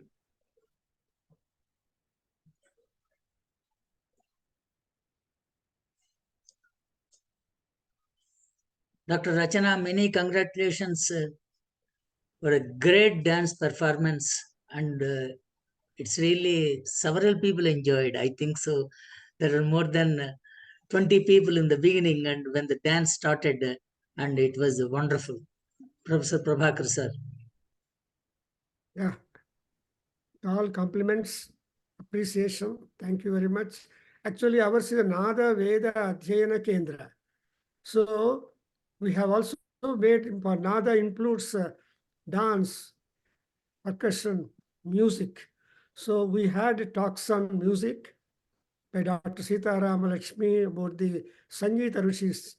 She has traced so many Sangeeta Rishis who have contributed the Nada, tracing the Nada right from beginning and on and on and on. And it has culminated into dance. Nritya, see they say that Natakantam hi Sahityam. So the Sahityam will be ending with the Nataka. Nataka is this dance also. And I must thank Dr. Nilakanthan, who is the president of the Kala Mandalam. And not only Sanskrit, Veda and all that, he's doing also dance promotion and all that. So thank you, Dr. Nilakanthan. Though it is little late for you, we can't help it. Because people outside India are having still daytime. But it is now. So night and day, Ahoratri is same for Surya Bhagavan. So I think I should be very happy and thankful.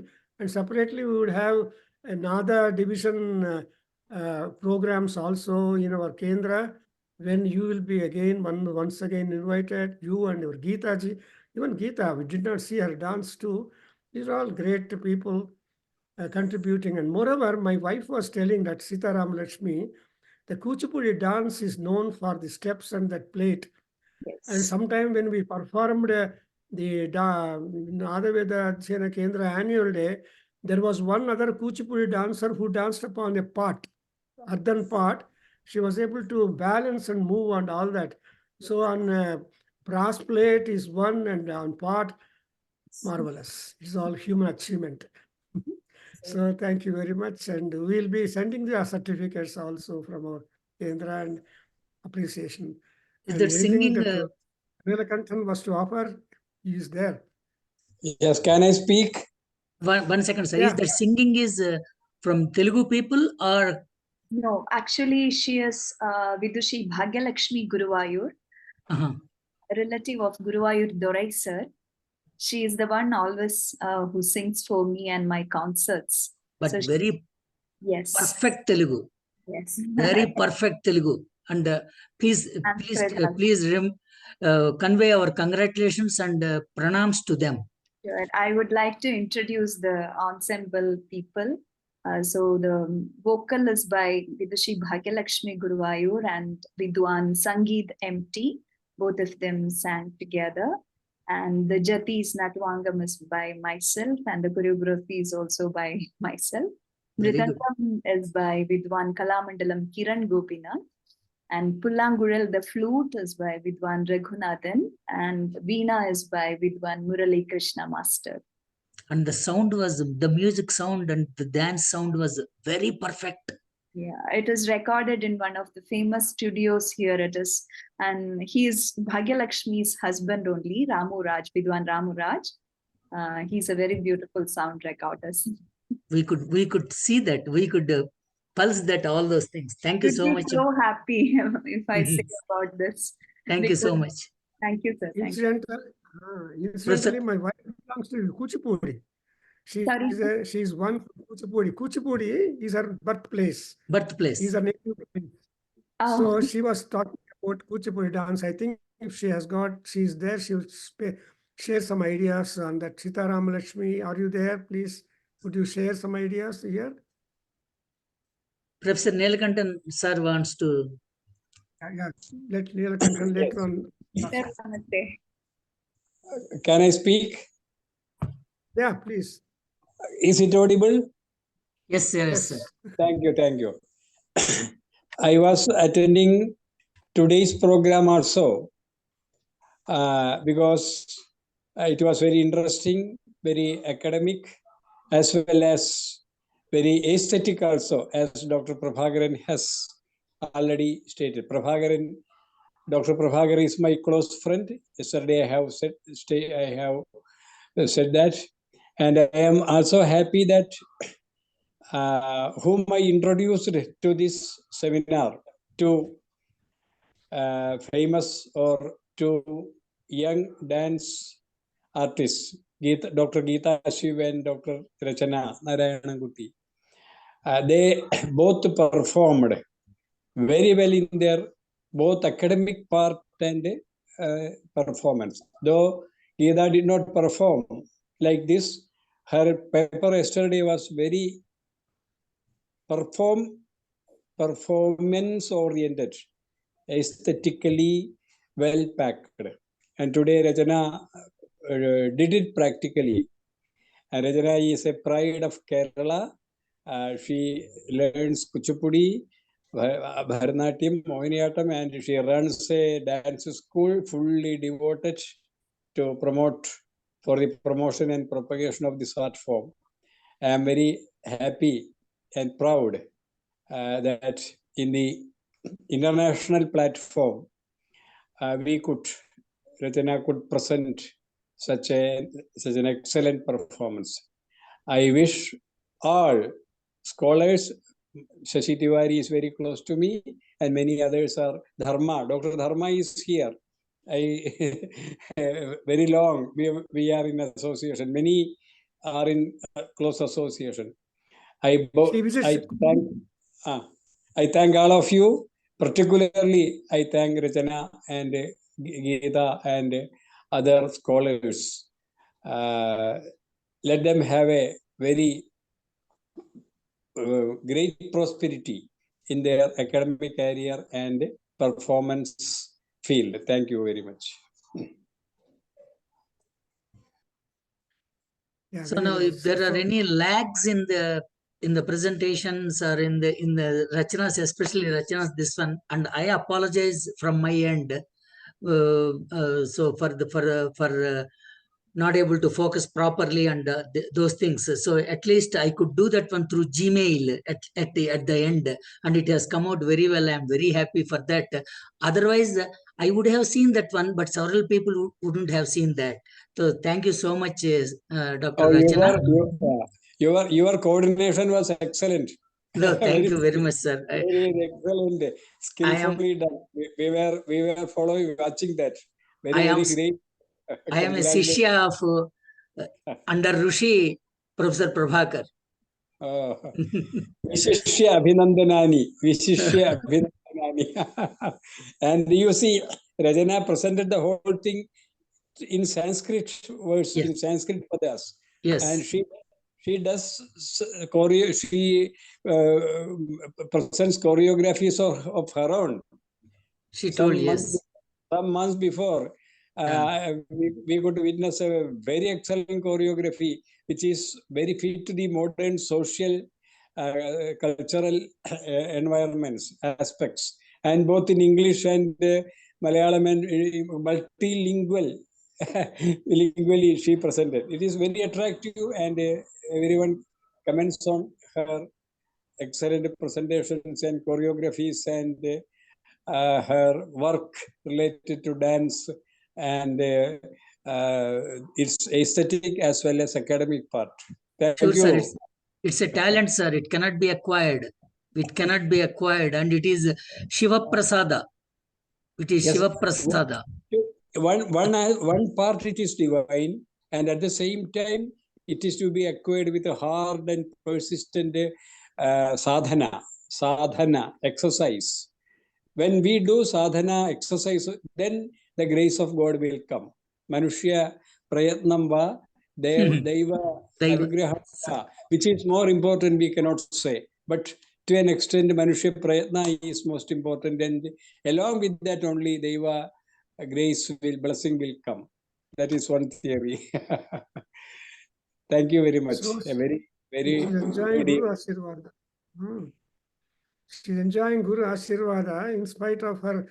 See, actually, Kuchipudi is legwork. So that should come back to her again vigorously, and she must be able to perform more things. I was just about to tell the same, sir, because I am undergoing a treatment now. So I wanted to come back so soon and perform on stages. All of your prayers.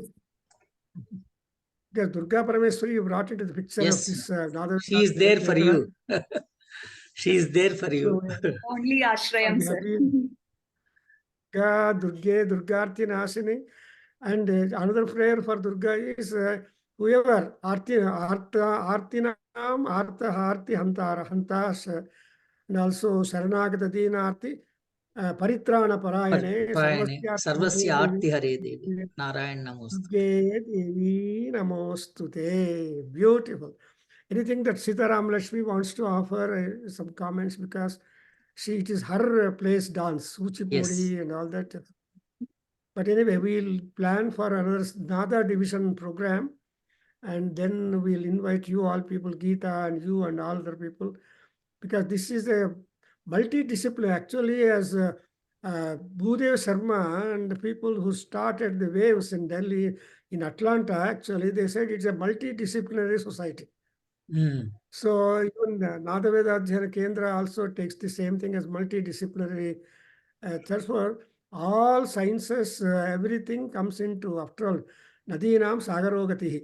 All Nadis are Sagara is the Paramatma, and Nada Veda Swarupa Sri Ramachandra. Thank you. Even Rama, in spite of his all greatness, he has to listen to the Lavakushas singing and be a Kannada. That's very beautiful. Rama's personality is completely Sampurna, in the sense that not only Samara Angana Chakravarti, also Sahiti Samara Angana Chakravarti.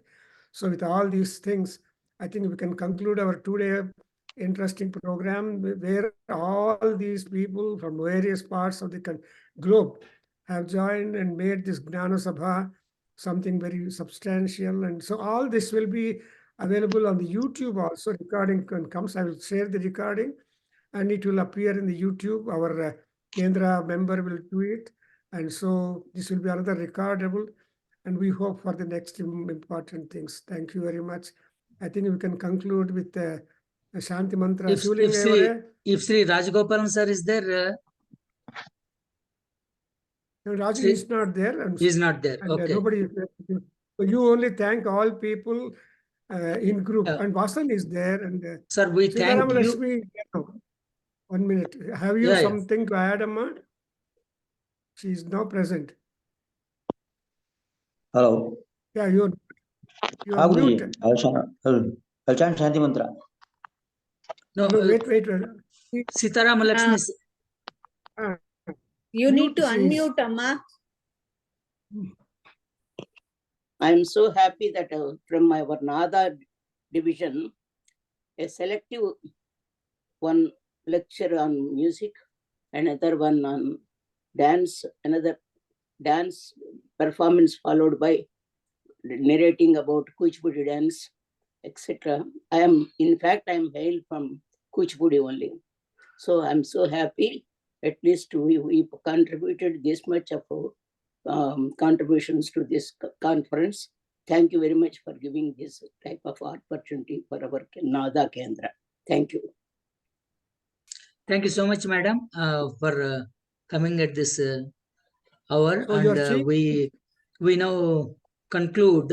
And first, I would like to thank Professor Prabhakar sir for his age. I don't know, he is elder to me by 20 years.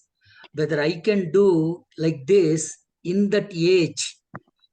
And it was wonderful. From means the Veda Purusha is giving him the strength and energy, and to do these kind of activities, and inviting several people, and without that Veda Ganga, he will not sleep.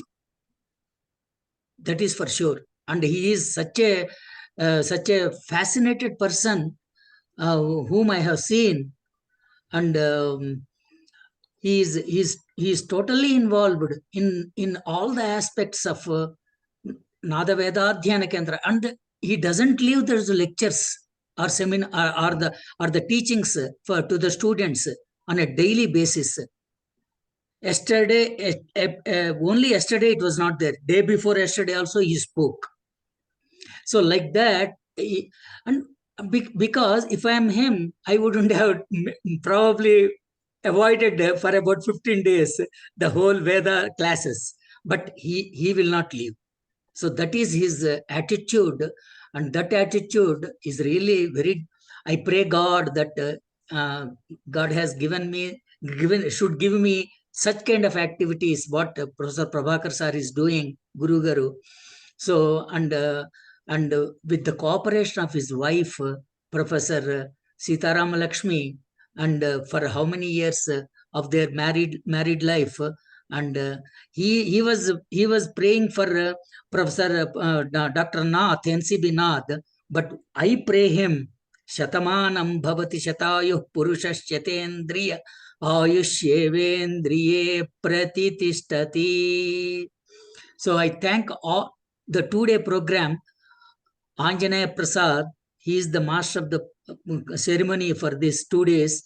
But unfortunately, as he was traveling to Sydney, he asked me to continue. And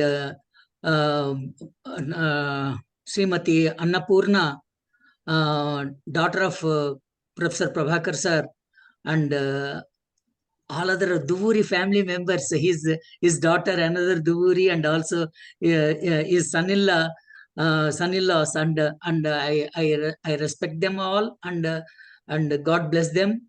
And I would like to thank all the paper presenters, keynote addresses given by Professor Neelakandan sir, and also Professor Shashi Tiwari madam, and today Sri Ashwath and others. So I thank all the normal paper presenters and keynote address people and all others. And the Nada Veda Adhyayana Kendra, the reports that were read by Sri Vasan sir and Kamala Arora, Dr. Kamala Arora, she spoke on Bhagavan Sri Satsai Baba. So those are all wonderful lectures, which I cherish for several days, and till the next Nada Veda Adhyayana Kendra, Nada Veda Adhyayana annual ceremonies of 2024. And I cherish these memories, and I thank last but not the least Srimati Rachana Narayana Kutti, wonderful dance program, and all other presentations. And we on behalf of Nada Veda Adhyayana Kendra, I would like to say the Mangala Shasanam. Abhirgirbiryadato na unamapyaya harivo vardhamanaha yada stotrubhyo mahi gotra rujasi bhuishta bhajo adhate syama brahma pravadishmatanno mahasit. Om Shanti Shanti Shanti. Om Sivena me santistasva, Sionena me santistasva, Subhutena me santistasva, Brahma Varchasena me santistasva, Yajnasyantyopatascha santistasva. Om Shanti Shanti Shanti. Namo Brahmane Dharanam me Astva Nirakaranam Dharayita Bhuyasam Karnayo Shrutam Machodvam Mama Mushyavom. Om Shanti Shanti Shanti. Hari Om. Sri Krishnarpanamastu. Sri Veda Purusha Asirvadostu. We are all in my eldest daughter's place in Chicago. She is also a Veena player, plus software engineer, working in Abbott, and my son-in-law also is working, is also a biomedical engineer. We are here in Chicago on visit. So from this Chicago platform, we are just connecting all people. Thanks one and all, including my daughters and my son who, with his family in Australia, and all of you. And I should thank Dr. Shashi Tiwari, the president of the World Association. And she is all in all very dynamic, and she's also present all through the time to bless and promote their. So it's after all, it's a waves work. Wave means tarangas. The tarangas never stop. They keep on going on and on and on. So Taranga Akritihi. So the Tarangas are there, small, big, bigger, biggest, and so on. We don't want biggest tsunami. We want only normal Tarangas to make us all happy, happy, happy. Thank you very much. Now we conclude. I think we can stop recording. So in spite of her, that Rachana in the hospital for treatment, otherwise she is there.